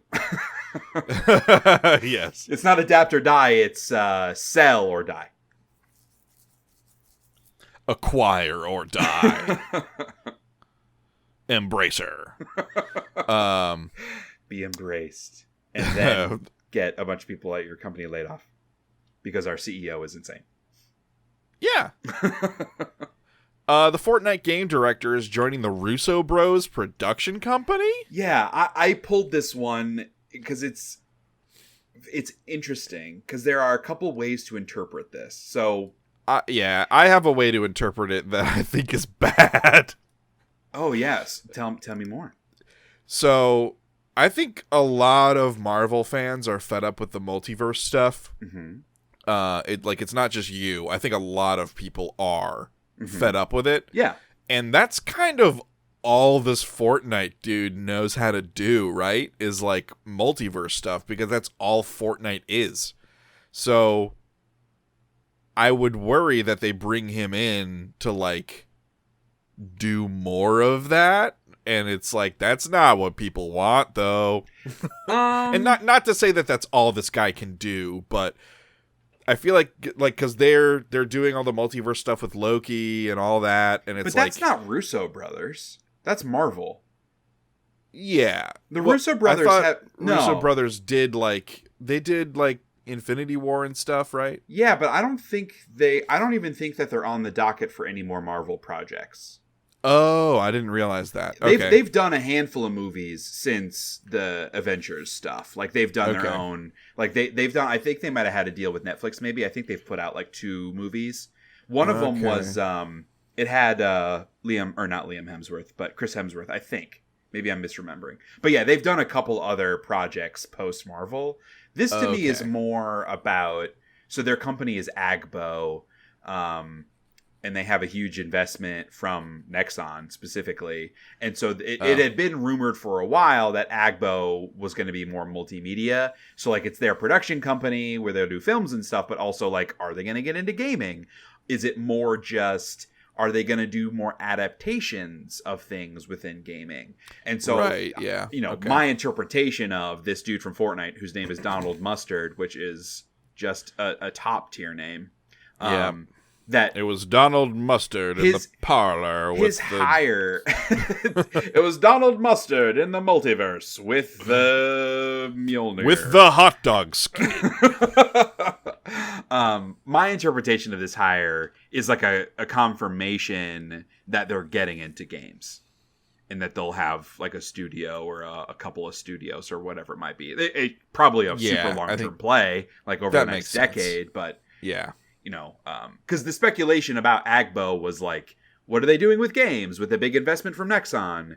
And to me, like hiring a dude that is famous for making the most popular game of all time, it makes me believe that they're probably going to make some video games over there. Yeah, that makes sense.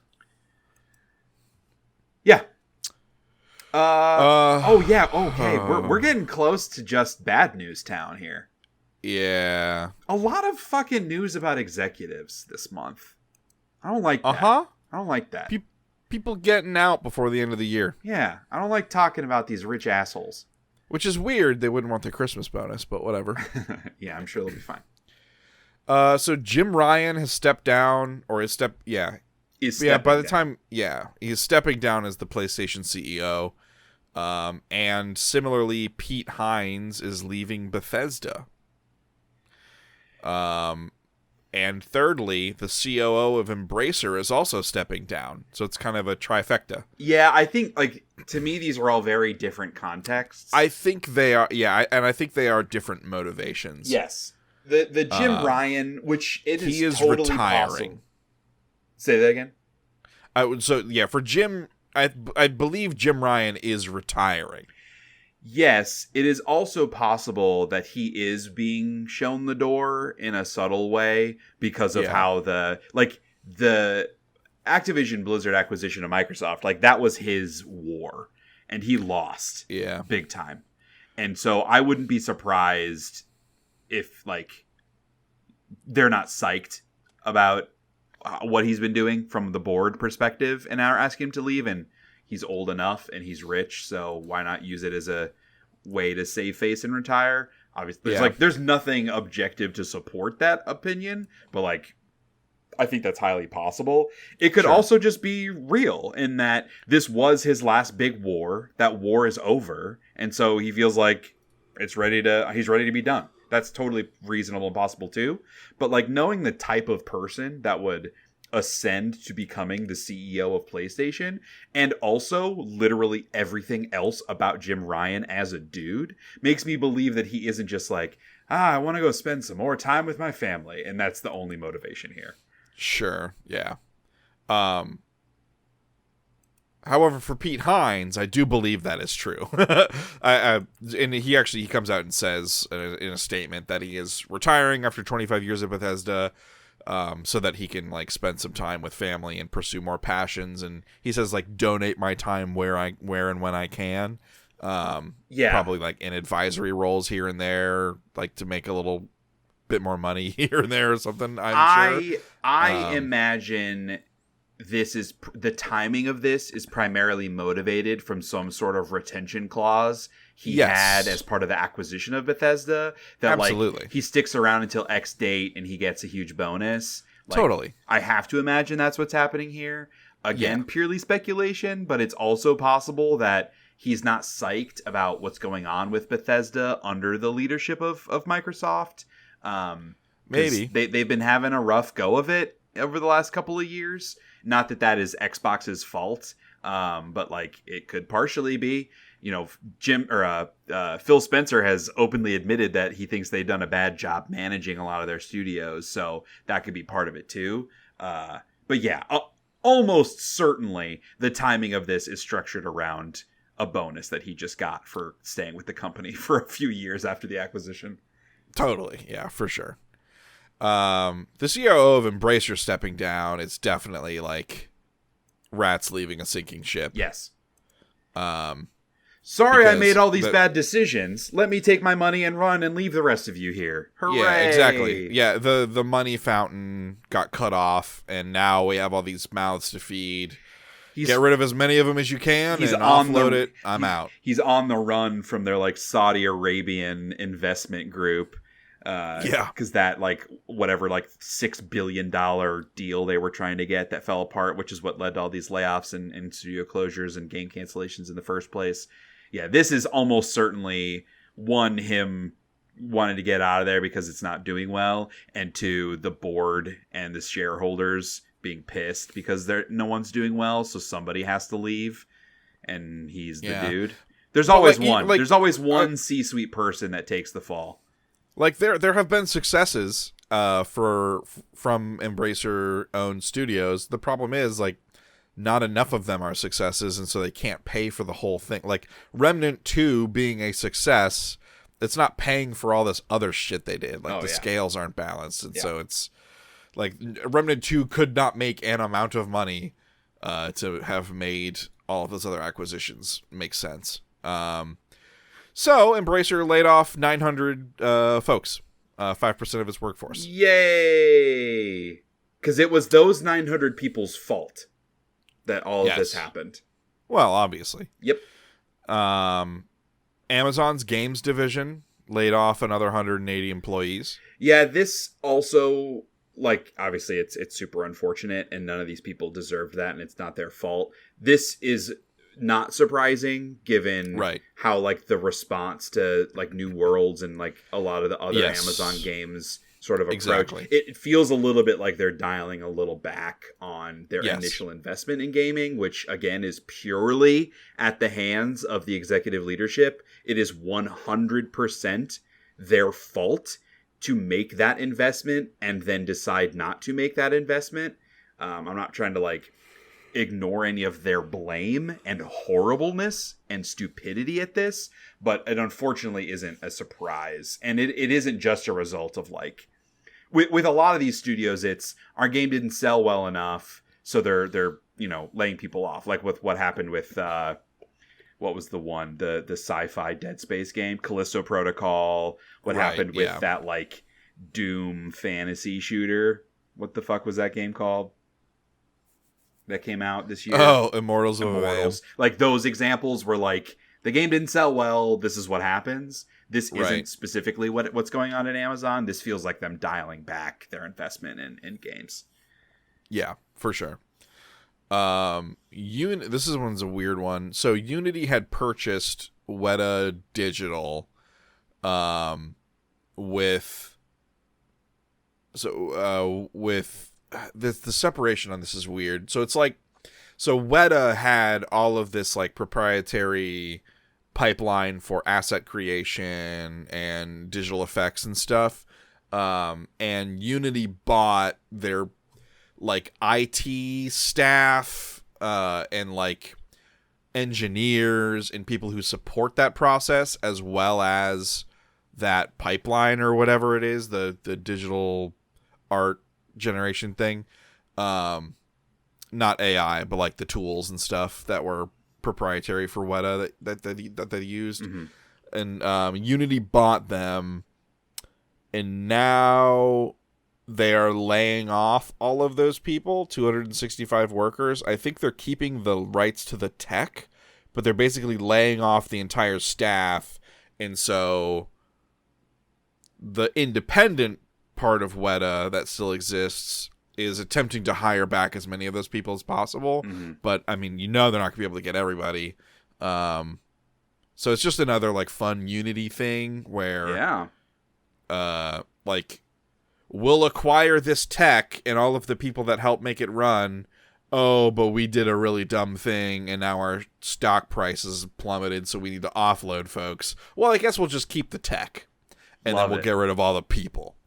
And like the messaging was really bad. It was like, yeah, we just think it makes more sense for these people to work under Weta proper. So just we're firing the onus them. Fully back on this other company. Yeah, just so shitty and stupid and tone deaf. Love it.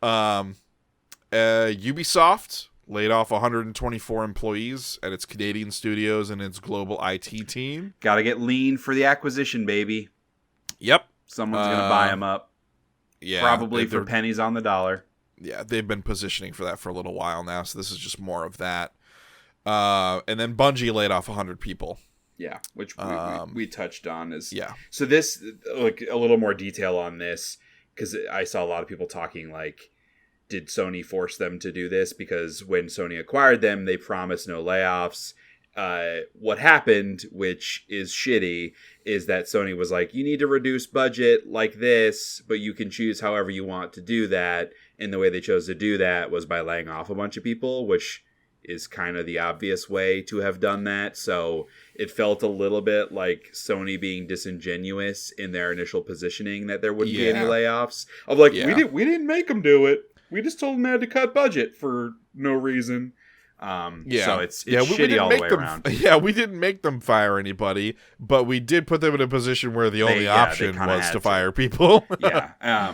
So like one thing we didn't chat about when we were talking about Bungie earlier, like specifically as part of the layoffs, Michael Salvatore was one of the people that got laid off. Yes, which if you don't know that name, like he is the dude that does all of the music for Destiny. Not like literally all, but like for Halo. Yeah, like he did the Halo theme. It's pretty crazy that like someone that like, public facing they would lay off, and I guess they laid off a couple other composers as well. I don't think they laid Salvatore off. I think Salvatore left in solidarity. I don't think that's true. Let me double check that.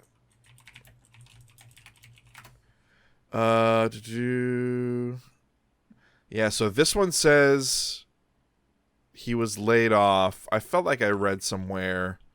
No, I think because originally he had just said that he's no longer there, and it was in sort of broad terms. Oh, maybe that's what it was. And I think I saw, like, someone emailed him, and he replied back and was, like, pretty transparent that, like, yeah, I got laid off. Okay. I must have seen the initial thing then instead. Yeah, but yeah, so that's fucked up and weird. Mm-hmm. Like, why? Money. Like, the guy who gives your games their iconic feel, you're just gonna punt him to the side? They don't need him anymore, man.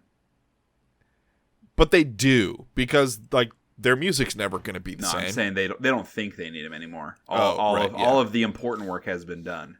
We can AI generate new music based off his old works. Yeah. We can end on a positive note here, though. Hell yeah. I mean, positive in totality, yes, but even more depressing in a way for America. Yeah. So Atlas is giving their employees a pay raise. Yeah. So hey, Atlas, makers of Persona series, they announced a 15% raise for their entire team for 2024. They specifically mention, I don't have an actual pull quote, but like a lot of the justification was like, we've made a lot of profit and it's pretty obvious that we should use that profit to reinvest in our really talented people that got us the profit. Like, what a wild concept that is. And this 15% raise also follows, I think they did a 5% raise in 2023. So raises on raises. Yeah, 5% raise in April of 2023. So at least someone's doing it right. Yep. I wish I was interested in the Persona games, because I would love to go like buy a Persona game just as like a good for you guys. But I'm not going to do that because I don't want to play Persona. Oh, and then in order to justify the raising of their pay, they are laying off 25. No, I'm kidding. Oh Lord, I was like, wait, is there enough pay? No. No, that is just good news. Yeah, purely good news. Yeah. Well, that's the news. It was a lot of news. We had some fun during the news. Yeah, there was some fun in there. Sometimes you got to make your own fun. Yeah, that's right. And other times you got to make a super game. Oh boy. Let's do some emails. Let's do it. We've got 2 emails. We've got a text from Ben, which is a fun segment that I'm sure Ben will really love being branded after him. Not sarcasm. Okay. Texts from Ben. Ben. First email comes from our friend Mike. I added a content warning at the top of this. I want to make sure I'm sensitive to anyone's proclivities. So a content warning for things that are really gross in this email. The subject line is fast in, fast out. This is very topical for me right now. Oh, Lord. Mike writes, what is the ideal fast food or fast casual order that is most likely to cause diarrhea? Feel free to mix and match a side, an entree, and a drink from different places if you need. Wow, thanks for the flexibility there, Mike. Appreciate it. Was having fun with Starfield, but now playing Phantom Liberty, and that game completely blows Starfield away. Thanks for the pod, Mike. Yeah, agreed. Next email comes in. Similarly to how Phantom Liberty blows Starfield away, this food will blow your colon away. Yeah. My answer is very easy. It is Chipotle plus chocolate milkshake. Ooh. That'll set me off. That'll hit me in both ways. The Chipotle will make it want to come out hard and fast. The milkshake will make it not want to come out until a couple hours later and just create an extremely bad time all around. All right, mine is more thoughtful and imaginative. What? So entree. The blazing wings from B-Dubs, boneless. The side, an order of jalapeno poppers from Sonic. Well, your problem there is eating at Sonic. Exactly. They have bottom tier food, just garbage food. Great and slushies. For a drink. Oh man. I'm going to say like some sort of like a healthy smoothie that's very like plant-based from Tropical Smoothie. No, that doesn't count. That's the intended purpose of that type of drink. Right. Dude, the game is most likely to cause diarrhea. All right. I'm jalapeno poppers from Sonic. I interpreted that as a negative consequence of a bad decision. What you're describing is doing it to yourself on purpose to be healthier. I feel like that is not in the spirit of the question. The question is ideal fast food or fast casual order that is most likely to cause diarrhea. Yeah, and I interpret that as you don't want to have diarrhea. but it's a consequence of eating this garbage.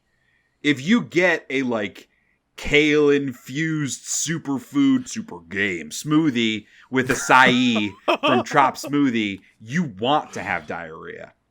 Okay, fine. Then that's like a margarita pitcher from El Toro. Okay, so then my side is a handful of fucking X-Lax. Dude, no, it has to be orderable, fast food or fast casual. Hey, Kroger sells it over the counter. I can do an online order. That's fast casual. They'll deliver it to me, man. Adding to the list is my local Chinese spot, their General Tso's chicken, which is very good. It's not really like General Tso's chicken so much as it's like extremely spicy orange chicken. It is still very tasty, but it's like a little over the line too spicy. And you feel that spice twice. Is all I'll say about that. The whiplash. Okay. Email from Connor. Subject line, I'm not wearing hockey pads. Battling gun. Howdy. I understand you said you didn't like the conspiracy theories last episode, but they are too fun to not talk about and theorize about. Did I say that? I don't remember. That was like a lifetime ago. That's true. Also, no, Connor, he could be completely making this up. Like, true. He's gaslighting that was literally an Alan Wake 2 ago. That's the new frame of reference. It's like I don't remember anything that happened before I played Alan Wake 2. BAW and AAW. Yeah. Okay. BAWE. Connor says, what are some of your favorite video game related conspiracy theories? I'll take the easy one and say that the Sonic movie wasn't done yet, so they released the shitty Teeth Sonic thing to buy more time for the team to finish the movie.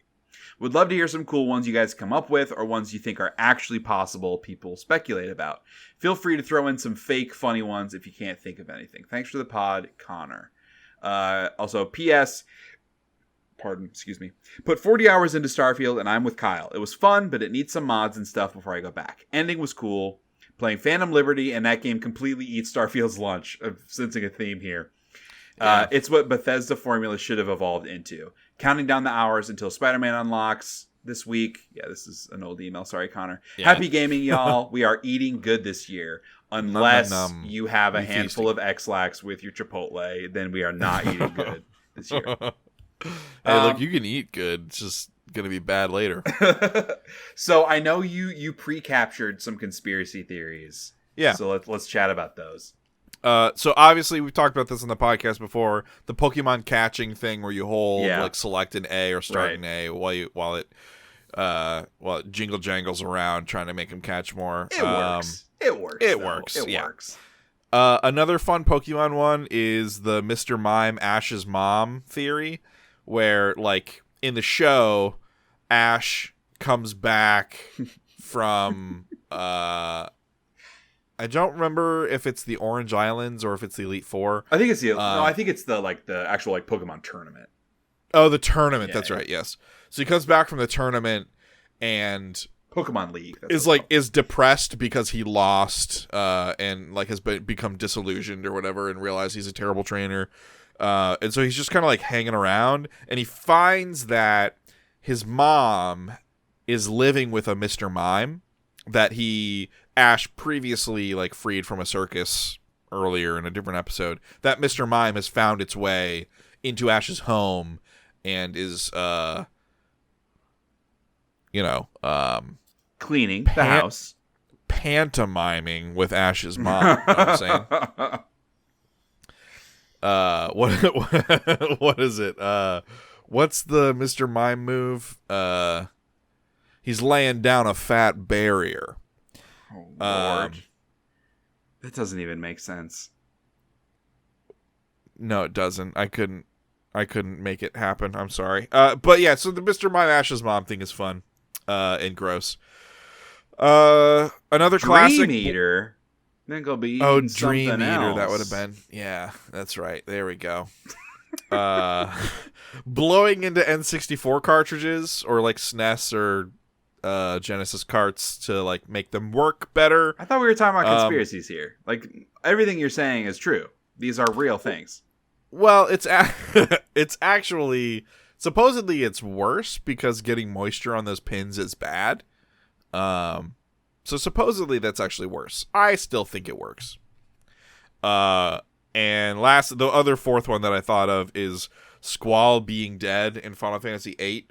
So like around the halfway point of the game, you fight a boss, and Squall takes like an icicle and like is badly wounded by like a shard of ice or whatever, and then you switch discs and he wakes up and he's like not injured at all, and none of the other party members like remember him being injured, and they're all like, what? I don't know what you're talking about. And then from that point on, everything is kind of like elevated and more fantastical, and things get like crazier or whatever.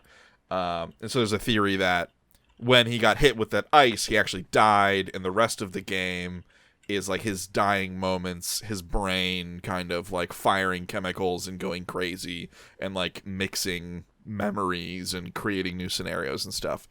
So that's another fun theory. That's a cool one.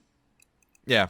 The only one that I'll add, which is like a less funny one, and it's more just like cringy at how stupid people are, is just the idea that like game publishers are on the take from game companies and production companies, or like whatever, to like review their games better, like game publications. Yeah, thank you. And just that is a true conspiracy.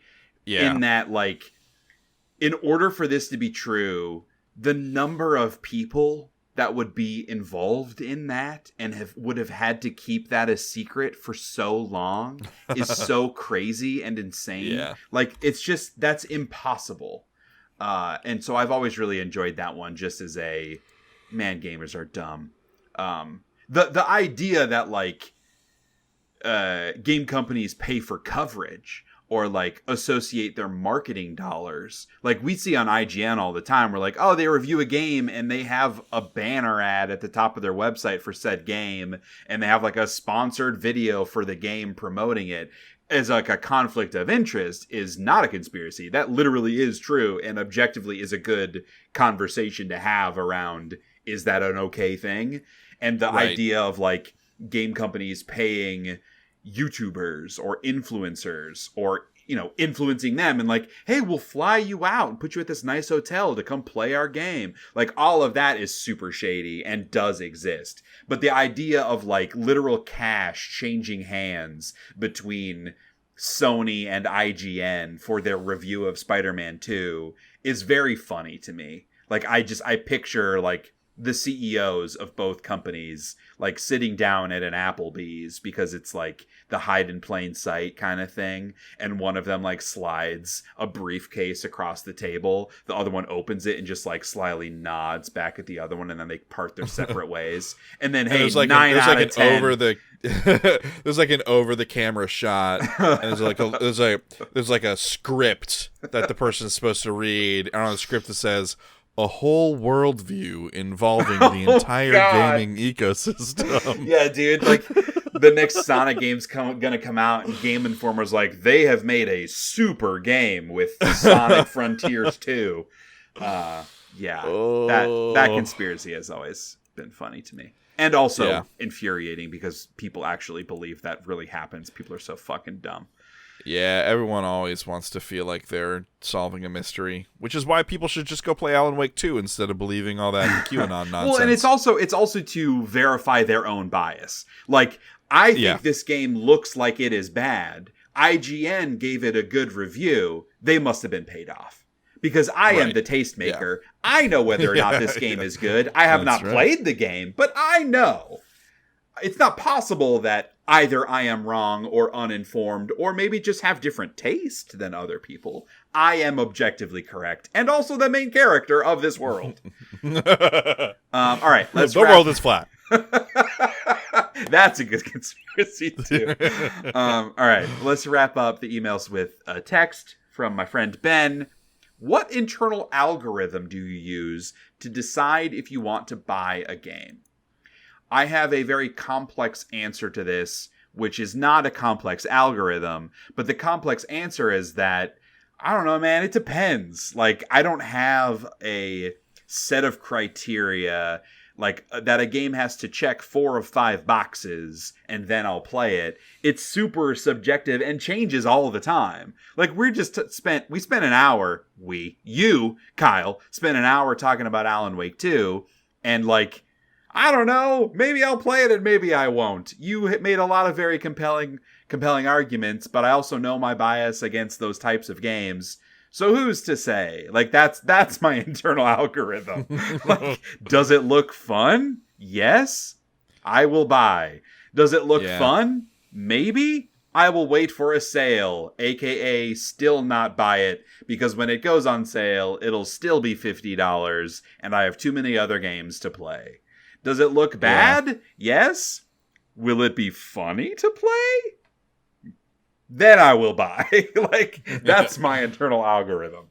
Yeah, and then carry the quotient of how much personal time do I have, also because true. I'm a father of 2.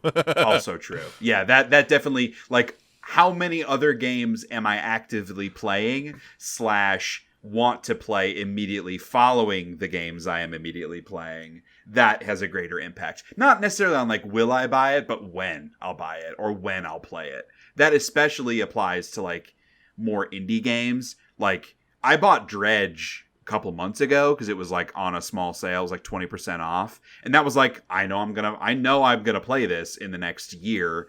I doubt it'll be on sale again for more than it's on sale now. So might as well play it, or might as well buy it, and then I don't have an excuse to not play it. I do that a lot, right? Which is probably not good. To buy something proactively, to force myself to play it. You're just thinking ahead, man. Yeah. That's the positive way. Yeah. Yeah. What do you think through when you're like it? Like, I guess maybe a better way of phrasing the question is like, when you're on the fence about a game, what's the criteria that like sways you one way or the other? It really depends on my mood, and my mood is very much driven by, like, if you're cranky, you won't buy it.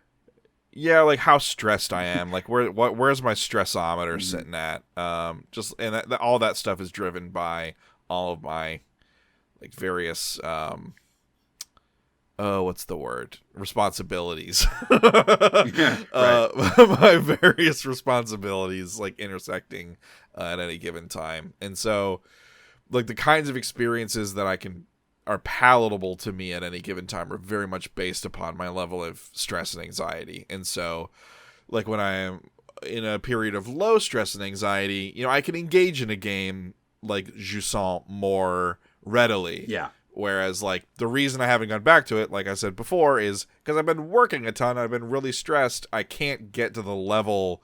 I can't meet the game at its level. Yes.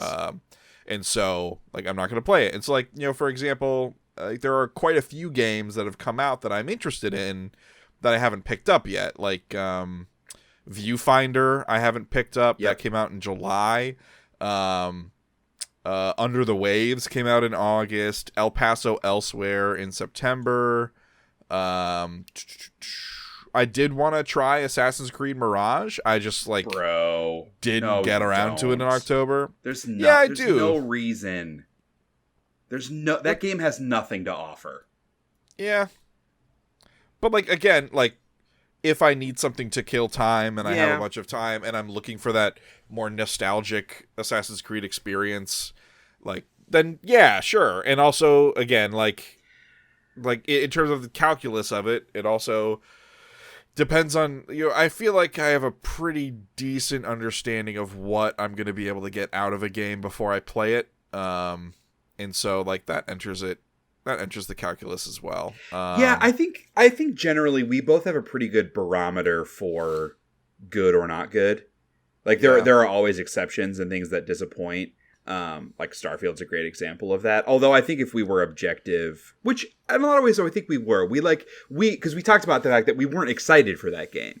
We just knew we were going to play it and like it because we knew what it was going to be. And I think if we would have thought more critically, we would have realized that if the game is what we think it's going to be, it will be kind of disappointing. But point being, like, I think that we know ourselves pretty well in terms of what we'll like and what we won't like. But I also think we've been around enough and we're good enough, like, critical thinkers that we can sniff out the bullshit. Yeah, we can generally sniff out, like, actually bad stuff. Yeah. Which kind of makes it fun in a way when something surprises. yeah, that's true. When something is like shockingly bad, it's kind of fun. or like shockingly good. Like I knew I was gonna really like Alan Wake. I did not know Alan Wake 2 was gonna be like kind of my game of the generation right now. Oh yeah, but that's on a much different sliding scale. I'm talking about a game that we think looks bad that ends up being really good. Like, I can't think of a time that has happened, honestly. Like, if I think a game is going to be bad, it's usually bad. And if it isn't bad, it's, like, mid. And that's not because I'm super smart. It's more of a...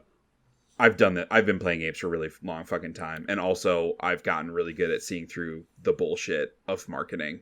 It's just like, it's much easier to fool me into thinking a game will be good than to fool me into thinking a game will be bad, if that makes sense. Yes, yeah. If I think your game is going to be bad, I'm very confident of that.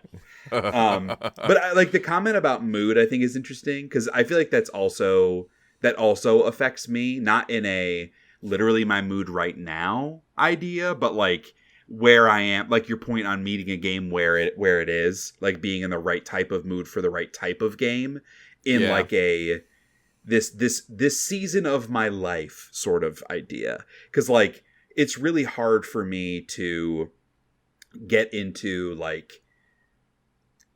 very thought-provoking games these days because I'm tired all the time. The world is scary. That's just not what I'm looking for generally. There are games that come out that are surprising to me in that sense, but like I don't find myself seeking those games out. So when I see one, I'm like, this looks good. And I might even fucking buy it, but I don't want to play it. Like I keep looking on my backlog because I have it installed on my PS5, the Season Letters of the Future. Like that game totally seems like a game that I would like. But like the Shea of 4 years ago would really like it. The Shea today doesn't really want to start it because I know it's going to be depressing, you know? Right. So that definitely is part of my internal algorithm. As an aside, I also really love the idea of you being singularly driven by your current mood when making purchasing decisions. Of like Alan Wake 2 comes out and you're really hyped and you go to buy it and you're like getting ready to click the purchase button and you're like, wait, no. I'm really hungry. I can't buy this right now. I have to go. I need to buy instead. A food game. Yeah, like I just need to go buy food. I can't buy this video game. I have to go buy food. I am hungry. Like you could only feel and act on one emotion at a time.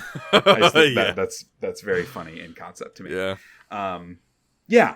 Interesting question. I think as with most things like this, like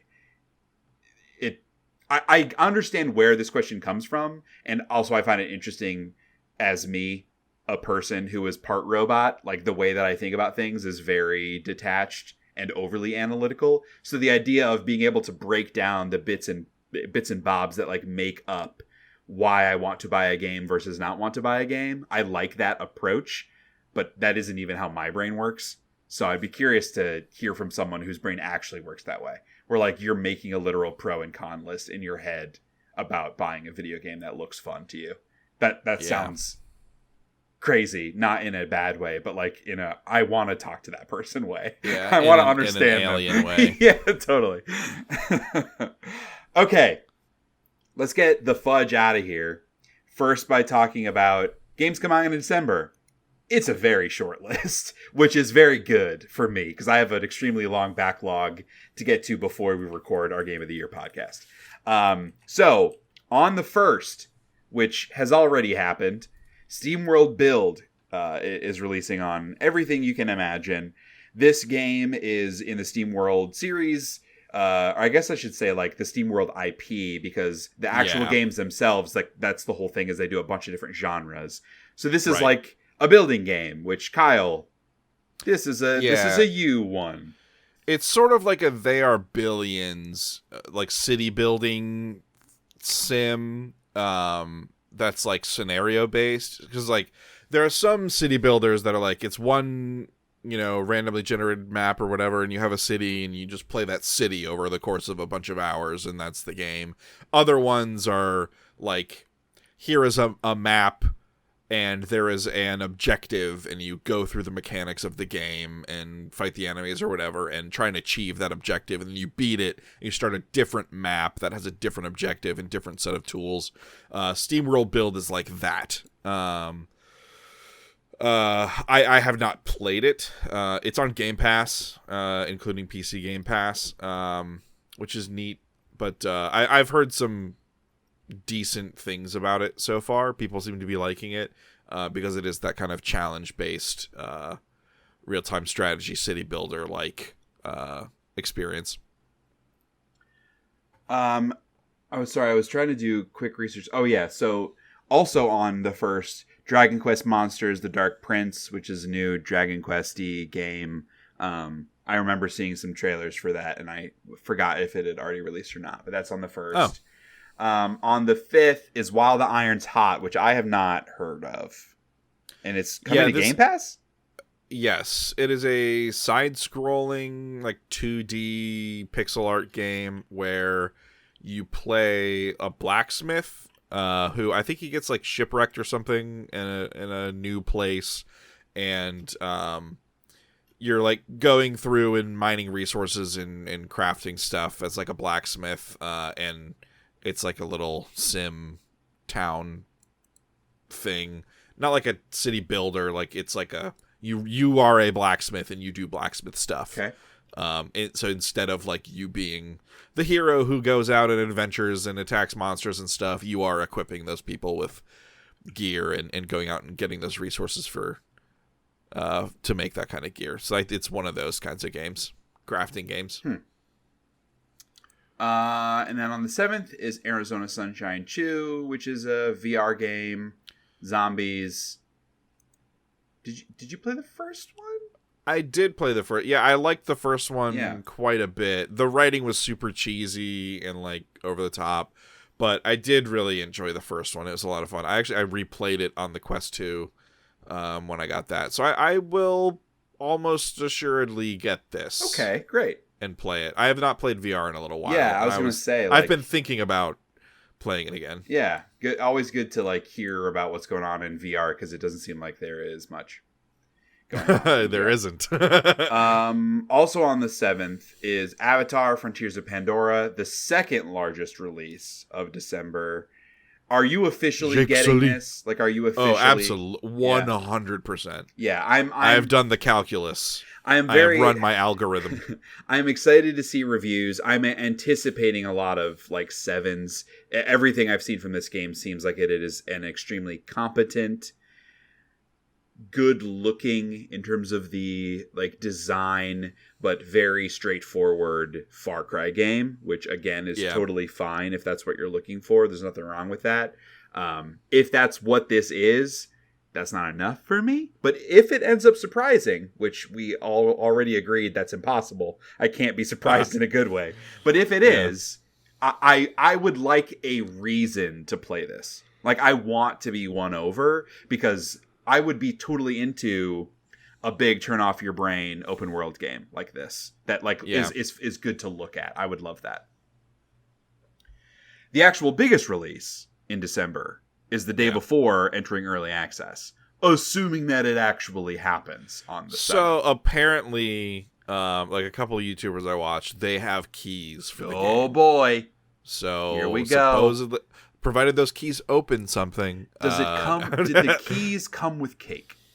No, that's too bad. So we'll see what the fuck that game is next week. Yeah. And then on the 14th is House Flipper 2. Let's fucking go. Let's go. Late stage Game of the Year contender, House Flipper 2. Yeah, it's going to shake it all up. So not a ton coming out. I'm I wouldn't even say on the fence about Avatar. I'm not on the fence about Avatar, but I could end up on the fence about Avatar. But like, there's nothing really else for us both to try to play. So I have been trying to get Kyle to play this game with me for a couple of months now. And you finally got it to actually install on your PC so we can do crossplay. So we're going to check out some Warhammer Darktide. Yeah. Which I'm excited about. Yeah, I enjoyed it when it first came out. There were some problems with it, and hopefully that stuff has been addressed since then. Yeah. But it's a good time. Yeah, I think I wanted to play it from the jump just because I had heard really good things about it, and like the early access period, it's like on that borderline of the environment feeling spooky, which is not my thing, and like just the zombie stuff I'm finding myself even being turned off by. But I've heard so many good things about the actual like gameplay of it. And again, like, hey, do you remember when we played Exoprimal like several times? That game sucks, and we played it several times because it doesn't suck. There just wasn't enough there, and there were like some I don't know, man. Exoprimal didn't suck. It kind of sucked. Like games that kind of suck, it would make that list. There's a lot of bad shit in that game. It was pretty samey and boring and not challenging at all.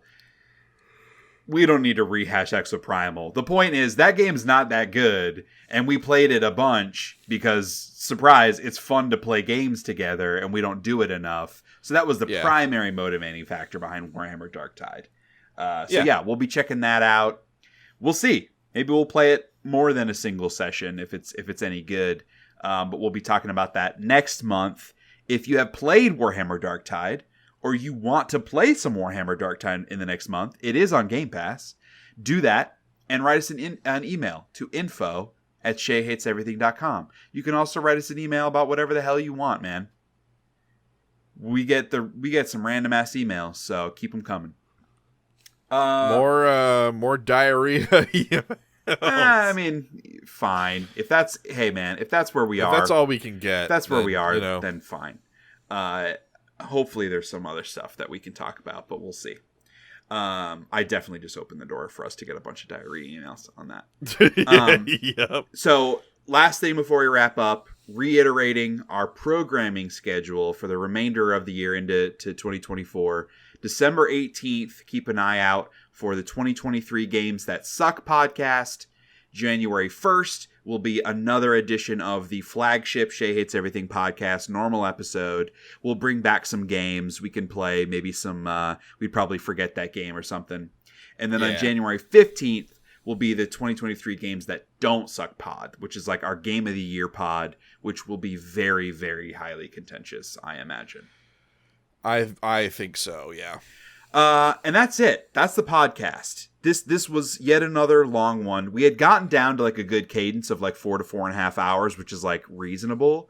All things considered, given that we had a whole month of not having a podcast, 5.5 hours is not that bad. We've had longer. We have had longer, and we've had worse. We've had better, but we have had worse.